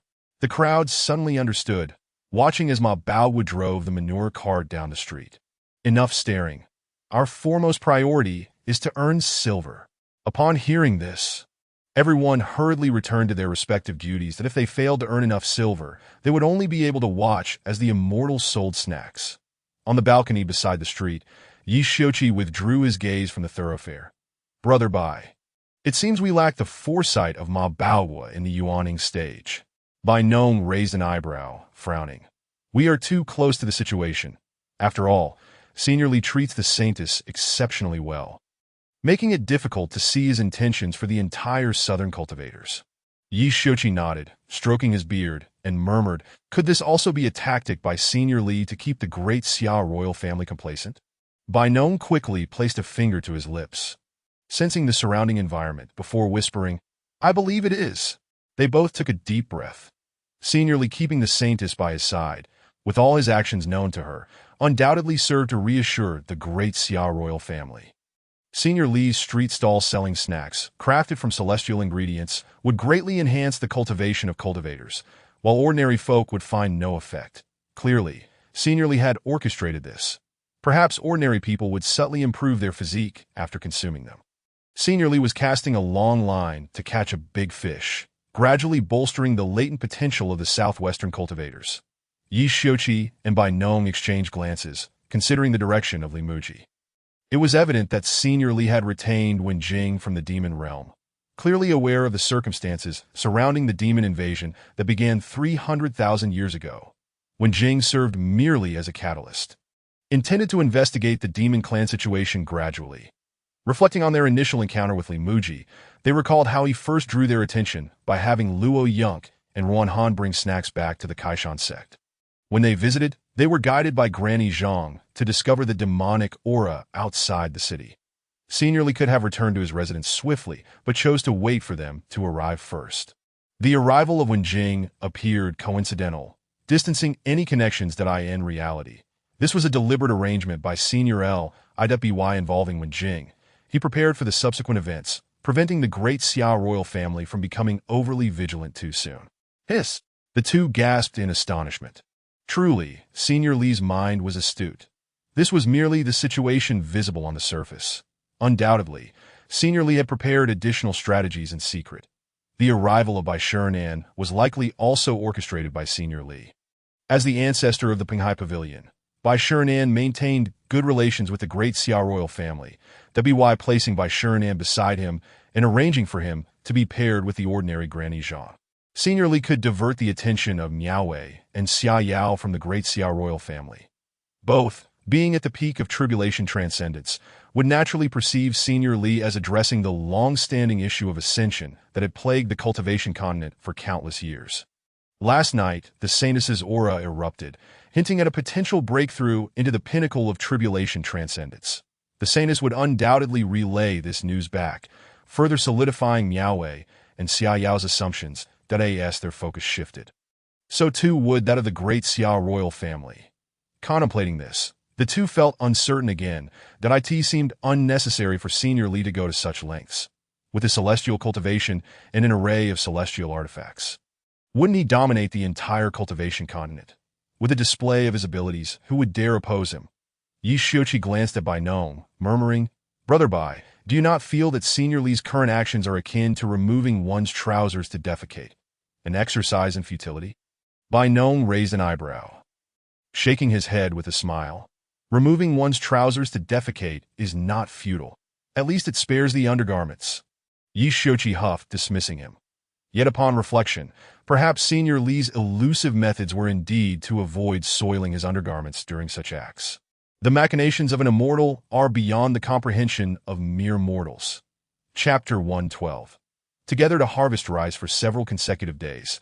Muzhi meticulously monitored the weather, fearful of impending rain, that if the harvested rice were to be drenched, it would require additional time to dry and could easily spoil due to moisture. Muzhi was eager to transform this rice into a large pot of fragrant rice. Having traversed into this world for over a year, he had not savored a proper meal. During his school days, the final bell of the last class served as the starting signal for the food enthusiasts. Though food enthusiasts could meander leisurely, they raced against time toward the dining hall. A food enthusiast must possess the awareness of their calling. Academic performance may falter, but one must never lag behind on the path to a meal. It was acceptable to complete fewer exam papers, but one must never skip a bowl of rice. After days of worrying about rain, fortunately, none of Murphy's laws manifested. If you worry about a situation occurring, it becomes more likely to happen that Muzhi checked on the rice, and after several days of sun exposure, it was finally time to begin threshing. When Jing glanced at the rice in the field, feeling a pang of sorrow, just after being harvested, the celestial grass was so tender, it seemed that a gentle lick would release its juices. For the past few days, beneath the lemon tree, when Jing had watched helplessly as this celestial grass dried under the sun, feeling as though his heart were bleeding. Had he known it would turn out this way, he would have braved the pain of having his tongue cut off by his master just to indulge in a taste. To savor the tender celestial grass would be a delight even in death. At least, once, I experienced such bliss. Muzhi remained oblivious to when Jing's mournful gaze, merely retrieving the threshing bucket.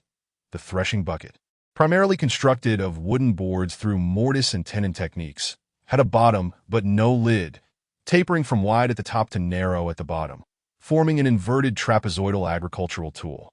Three sides of the top featured woven bamboo barriers to prevent rice grains from flying out during threshing.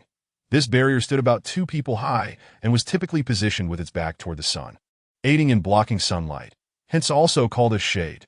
The bottom of the bucket had 2 wooden pieces with slightly upward curving ends, known as drag mud. Drag mud reduced the contact area between the bucket and the rice paddy, minimizing friction and facilitating the movement of the heavy bucket through the field. Back in his hometown, the entire bucket was referred to as a half bucket. As a child, Muzhi adored the task of passing rice from afar to the elders threshing it. When they dragged the bucket, he would stand on the drag mud and move forward as they pulled the bucket, watching the smooth imprints left by the drag mud on the paddy. Childhood innocence is often so simple, devoid of any sense of tedium. Chinina plucked a fresh lemon from the lemon tree and rinsed it with water. Chomp! Chinina bit into the lemon, squinting slightly.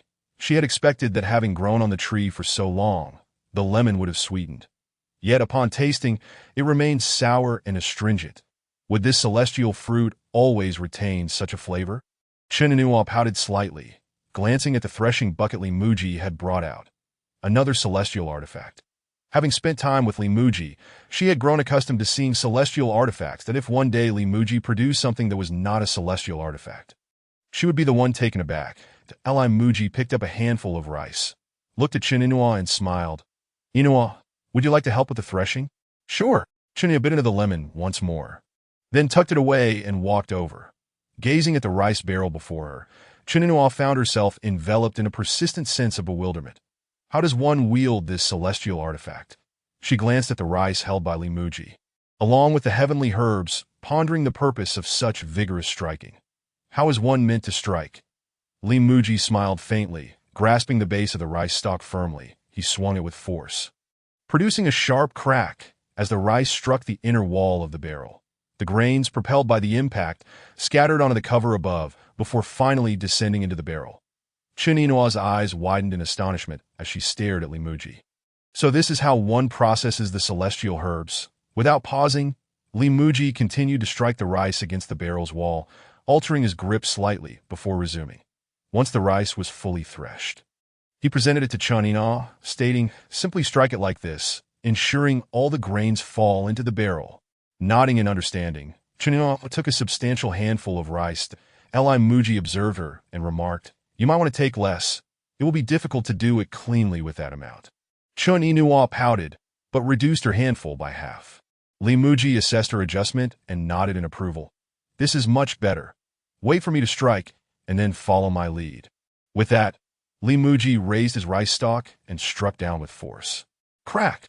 After his strike, he skillfully lifted his hand, prompting Chen Yinhua to follow suit. Crack!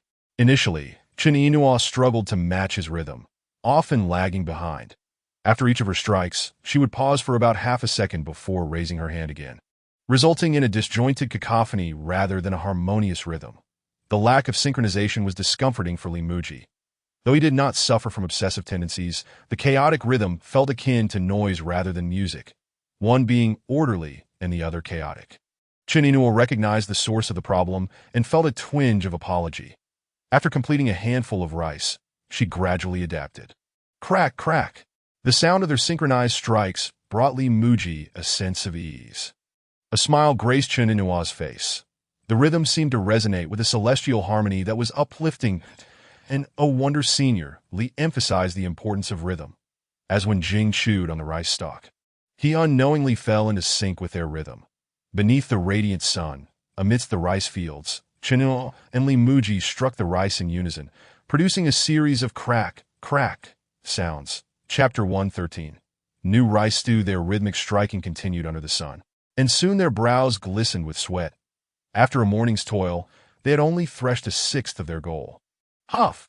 Li Muzhi exhaled slowly, the labor proving to be quite exhausting that in his youth, watching the elders thresh rice had seemed entertaining. Yet now, as he engaged in the task himself, he grasped the toil involved. The adage, "Every grain on your plate is hard-earned," is well known, yet few truly comprehend its depth, that Li Muzhi couldn't help but reflect on his youthful ignorance. Once standing atop the barrel while adults pulled him along, Chen Yinhua, lacking Li Muzhi's stamina, gasped for breath upon taking a break, her chest rising and falling rapidly. Aware of her exhaustion, Li Muzhi glanced over, his mind drifting back to the imagery of Chen Yinhua's figure as simulated by the butcher's skill, igniting a momentary flare of heat within him. Ahem! He cleared his throat, hastily diverting his gaze, and stood to bundle the rice stalks beside the barrel. After a brief respite, he resumed striking the rice with renewed vigor. Crack, crack! The sound of rice meeting the barrel echoed with each strike. Observing Chen Yinhua's evident fatigue, he refrained from urging her to join, allowing her to rest further. After a moment, Chen Yinhua looked at Li Muzhi and, with a deep breath, rejoined the task, timing her strikes with his. The rhythmic crack sounds echoed as the grains accumulated in the barrel.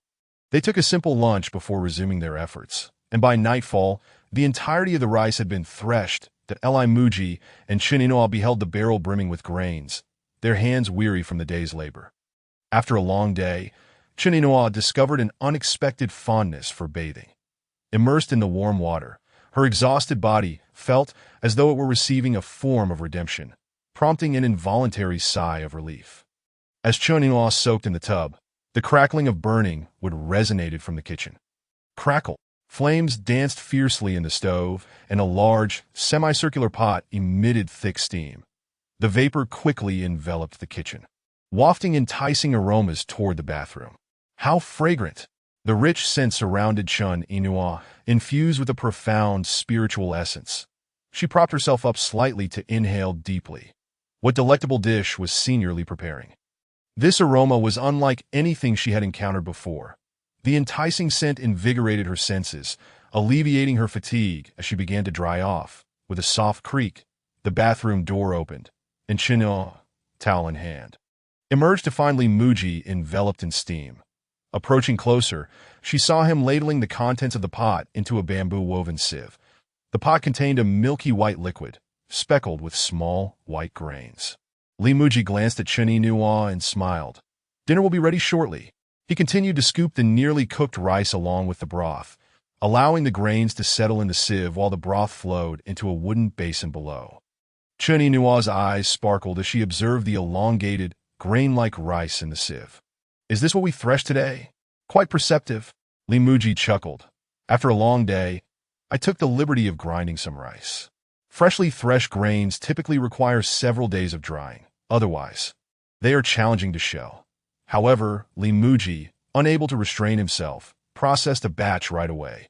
Initially intending to cook congee, he feared that consuming it at night would lead to frequent trips to the restroom. so he decided to prepare plain rice instead. After a long day, the broth collected in the wooden basin was also delightfully fragrant. During his school years, while living in the city with his parents, he primarily used an electric rice cooker, and such broth had become a rarity. Each year during holidays, Muzhi relished returning to the countryside to cook with a large iron pot. Every time he drained the broth, he would indulge in several bowls. Muzhi retrieved 2 bowls, filling one for Chanino. Here, let us savor the fruits of our labor together. Chanino gazed at the milky broth in her bowl, its fragrance wafting invitingly. Gulp! Upon tasting the broth, its aroma intensified, offering a rich yet not overly thick texture that lingered pleasantly in her mouth. Muzhi watched Chanino with a gentle smile. Is it to your liking? Chanino smacked her lips, a smile breaking across her face. Delicious. She held the bowl, her expression hinting at a desire for more. Muzhi chuckled softly, taking the bowl from her hands. Tend to the fire first. You can have more later. With a reluctant pout, Chanino cast a lingering glance at the broth in the basin before dutifully returning to the stove. Having already exerted considerable effort, Muzhi preferred not to labor over an elaborate meal tonight. Instead, he opted for a simple dish, rice stew. As the pot warmed, he poured in some vegetable oil. Once the oil was heated, he added the starch-coated strips of meat, stir-frying them vigorously. Following this, various accompaniments were tossed into the pot, with shredded potatoes added in a flurry. After a few moments of stirring, Muzhi retrieved seasonings to enhance the dish. Once the ingredients were evenly mixed, he smoothed the contents of the pot before evenly sprinkling the previously drained, semi-cooked rice on top. Next, Muzhi used chopsticks to pierce numerous small holes into the rice. Finally, a splash of broth was drizzled around the edges of the pot before covering it with a lid. Satisfied, Muzhi smiled and instructed Chanino, keep the heat low and let it simmer slowly. Chanino nodded, carefully monitoring the flame. The large iron pot began to emit faint sounds, and the aroma of the stir-fried ingredients wafted through the air. Chanino gazed longingly at the pot, her mouth watering in anticipation. Just how many culinary skills did Senior Lee possess? It felt as though he could conjure up a new dish or technique at any moment. After approximately 10 minutes of gentle simmering, Muzhi instructed Chanino to cease stoking the fire and waited an additional 2 to 3 minutes before lifting the lid. Wow! As the lid was removed, the tantalizing aroma that had been contained within the pot burst forth, filling the air. Wow! How aromatic! Muzhi chuckled, realizing that this girl, Chanino, was indeed a true glutton. As soon as the lid of the pot was lifted, she sprang up, her eyes eagerly fixed on the contents within. Muzhi skillfully scooped a portion from the bottom of the pot, blending the rice with the vegetables beneath, and served each of them a bowl. Eating from a pot of braised rice was particularly convenient, as everything was contained within a single bowl. During the cooking process, the fragrant aroma of the stir-fried vegetables intertwined beautifully with that of the rice. The gentle heat evaporated excess moisture, allowing the rice to absorb the surplus oil, rendering it perfectly non-greasy. The vegetables, nestled closely against the pot's base, developed a slight crispness, enhancing the complexity of the texture. Accompanied by a bowl of rice soup, the dish was a culinary delight. Chanino held her bowl of rice in one hand and her soup in the other, her joy reminiscent of a child over 1,000 years old. Chapter 114. Removing impurities. The early morning chorus of the rooster signaled the start of a new day. Muzhi yawned and gradually sat up. After a long day of labor yesterday, he had fallen asleep the moment he touched the bed, and waking up to the dawn felt incredibly refreshing. That today's work would be significantly lighter. He merely needed to process the rice harvested yesterday and lay it out to dry. Among the freshly harvested grains, there were not only larger impurities like broken straw, but also some shriveled grains. That a person is like iron, and food is like steel. One cannot work on an empty stomach. Before beginning any labor, it was essential to have a good meal. That Muzhi entered the kitchen, surveyed the tidy space, and let out a soft sigh. Chanino had quite the appetite, out of the large pot of braised rice prepared last night. She had devoured about 2/3. With the little bit of land he tended to, he felt fortunate not to worry about food.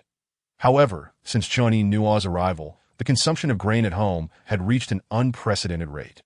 With a light chuckle, Li Muzhi realized that he would need to cultivate a few more plots of land to sustain this girl. After finishing breakfast, the two of them each took a basket of rice grains to remove the straw. They had harvested a total of 8 baskets the previous day. Li Muzhi didn't bother weighing them precisely. He merely gauged the amount by feel. Judging by this yield, it seemed that they could achieve an impressive output of 1,800 pounds per acre without the use of any fertilizers. Chini Nuo found the task of sorting through the rice grains quite engaging. The planting and harvesting of these mystical herbs were entirely different from the cultivation of spiritual herbs in the realm of cultivation. The method of consumption was also far more intricate.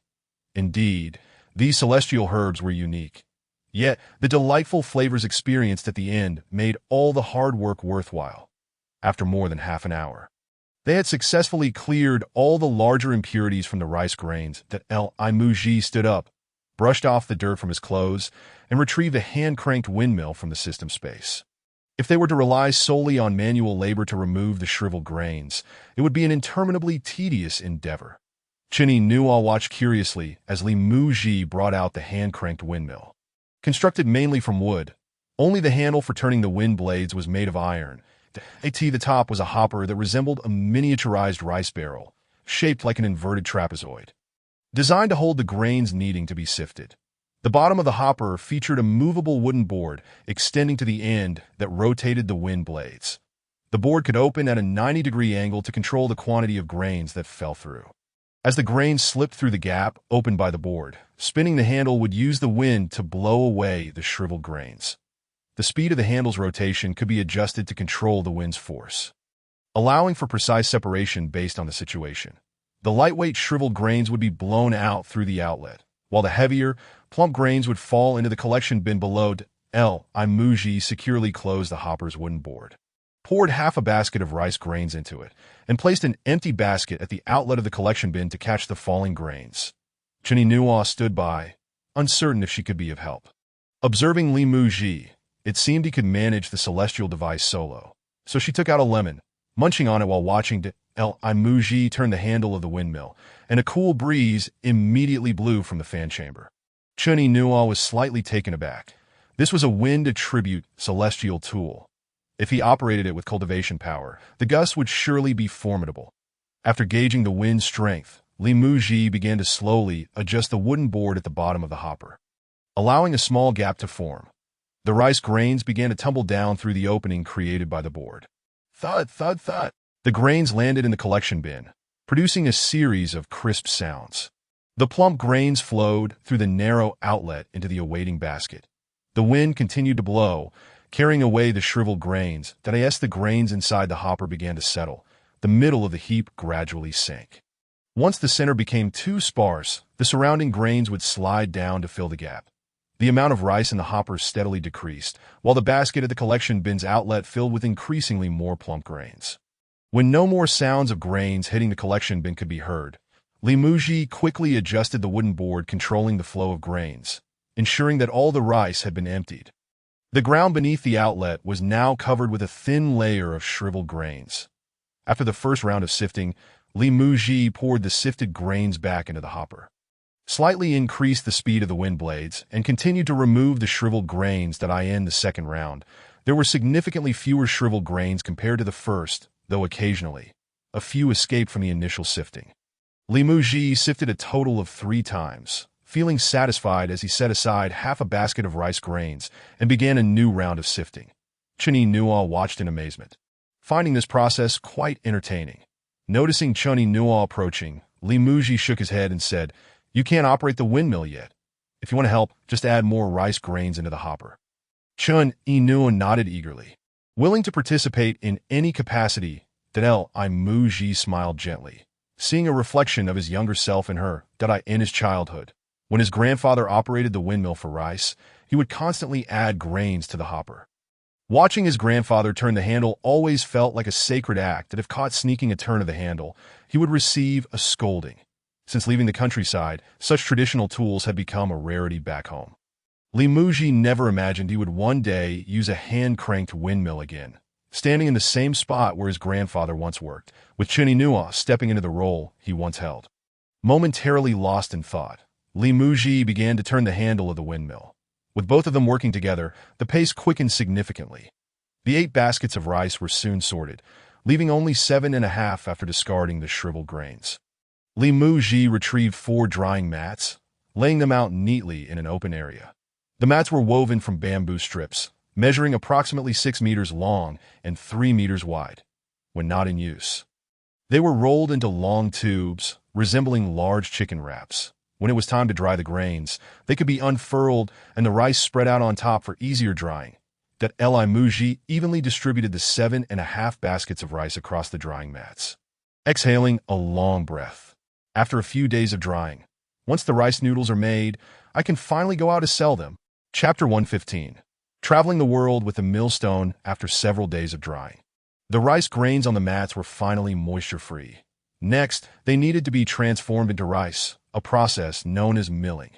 Milling rice wasn't complicated, but it certainly required considerable effort. The rice was placed into a stone mortar, and a pestle was used to pound it, separating the husks from the grains. That Muzhi exhaled slowly, wishing for a machine to do the dehusking.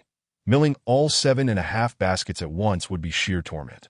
He decided to start with just 1 basket, so he could produce some rice noodles and save the rest for later. Thud thud. Muzhi controlled the pestle, repeating the milling motion. The sun-dried husks had become completely brittle. With each strike, the husks cracked open, releasing the rice grains. Chinny Nuo, munching on a lemon, curiously watched from the side, occasionally tossing stray grains back into the mortar. After milling for half an hour, Muzhi checked the mortar's progress. When he felt it was nearly done, he used the windmill to separate the rice grains from the husks. Watching the grains gradually separate, Muzhi smiled with satisfaction. If he finished making the rice noodles today, he could set up a stall tomorrow. After processing 1 basket of rice, Muzhi began the noodle-making process. The preparation of rice noodles was straightforward. It merely required soaking the rice until it swelled, draining the water, grinding it into flour, mixing it with warm water to form a dough, and finally pressing it into thin strips. The milling had expended a great deal of energy, and after soaking the rice, Muzhi had no desire to turn the grinding stone. Glancing at the lemon tree where Wenjing was, Muzhi chuckled. Wenjing, chewing on straw, was savoring the flavor when he suddenly caught sight of Muzhi's beaming face. Gulp! Wenjing felt a simultaneous flutter in all 4 of his stomachs when the master smiled. The outcome was unpredictable. What could this smile mean? Muzhi approached Wenjing, gently stroking his neck. How about I take you on a journey around the world? Wenjing looked perplexed. Why the sudden desire to travel the world? However, going wherever the master went didn't seem too bad. Oh. Wenjing let out a deep breath, feeling a twinge of excitement. Muzhi covered Wenjing's eyes with a black cloth. Everything turned dark. Wenjing wondered why his master was blindfolding him. Muzhi smiled slightly, leading Wenjing to the mill, ensuring he was equipped with the necessary tools. Let us go. It's time to explore the world. With his eyes covered, Wenjing was oblivious to the true intentions of Muzhi, so he could only continue forward. The sound of whoosh, whoosh accompanied Wenjing's movements as the stone mill groaned under the friction that Muzhi trailed closely behind, continuously pouring rice into the stone mill. After taking a few steps, Wenjing sensed something amiss. What kind of world tour was this? The aura of the celestial artifact was unmistakable. He was clearly circling around it. If they wanted him to work, they should simply say so. What was the point of treating him like a fool? Exhaling slowly, Wenjing contemplated halting his steps. After all, nobody relished being considered a simpleton. Yet before he could stop, he suddenly felt a wave emanating from the stone mill, rushing towards his mind. The scent of that wretched monkey. Wenjing froze, halting his advance. Then as he stopped, the wave from the stone mill dissipated, and the presence of Sun Wukong vanished as well. Puzzled, Wenjing wondered what had just transpired. China, holding a lemon, also sensed the stone mill's disturbance, but was equally bewildered by the events. Observing Wenjing's pause, Muzhi gently prodded the ox's rear with a rope, urging, "Move!" Startled by the abrupt nudge, Wenjing thought, "If you want me to proceed, just say the word. Why strike me?" With renewed determination, he took 3 strides, only for the stone mill to emit another wave. Keenly attuned to the vibrations, Wenjing continued onward. The waves intensified, and within the enveloping darkness, a pool emerged before him that a jolt of recognition coursed through Wenjing. He was at the Eagle's Cry Gorge, a territory of the demon race. Standing at the gorge were Sun Wukong and Chan Yuan. Bewildered, Wenjing pondered how he could see the deceased monkey and the bald priest while being so close to his master. Suddenly, he recalled his master's promise of a world tour. It wasn't that they deemed him foolish. They were indeed exploring the world. Muzhi, following closely behind, felt a surge of joy as the black ox obediently pulled the mill along. Initially, he had thought the ox to be clever, unable to be tricked into circling the mill, yet here it was, as oblivious as a donkey, merrily dragging the stone mill. Chinu stood a short distance away, entranced by the aura radiating from the mill, which carried a distinct scent of demonic energy. What was Senior Li up to? As Wenjing toiled with the mill, he saw Sun Wukong brandishing the Rui Jingu Bang, shouting into the gorge, "Wretched insect, come forth and face your grandfather." The Eagle's Cry Gorge remained eerily silent, devoid of any response. Wenjing recalled that a pitiful little white dragon resided within the gorge. He still remembered the events surrounding the dragon clan that on the night of its wedding, the little white dragon discovered its bride in an illicit affair with the son of a clan elder. In a fit of rage, it killed the adulterous couple, thus committing an unforgivable sin against its K.I.N. that it should have faced execution, but thanks to its father's valiant defense, it was merely stripped of its scales and exiled from the dragon clan. After the loss of its scales, its demonic power waned, and without the clan's protection, it became a target for many demon beasts. The little white dragon fought valiantly against its foes, but was severely injured and fell into the Eagle's Cry Gorge, narrowly escaping death. Wenjing felt a pang of sympathy for the little white dragon, for they both shared the burden of betrayal. Who could understand the pain of forgiveness better than he? With determination, Sun Wukong, seeing no response from the gorge, soared into the sky and stirred the waters with his Rui Jingu Bang, that in an instant, a massive whirlpool formed in the gorge. Boom! As the waters churned, the little white dragon could no longer remain hidden. With a thunderous roar, it burst forth from the depths of the gorge. Roar! The sound of the dragon's cry reverberated through the air. Upon seeing the little white dragon, Wenjing's heart raced. Its back, stripped of scales, resembled a fish bereft of its protective covering. Without scales, the wounds would never heal, continuously oozing blood and inflicting relentless agony. The little white dragon bared its teeth, glaring menacingly at Sun Wukong. Sun Wukong met its gaze, brandishing his weapon. "Wretched insect, you devoured my master's horse. My master demands you transform into a steed to accompany him to the west." Huff! The little white dragon exhaled heavily, glancing towards Chan Yuan, who stood not far off. A human? Chan Yuan raised his head, drawing a cross upon his chest. "Umitba, join me on the journey to the west. My lord, the Almighty, shall restore your scales. Amen."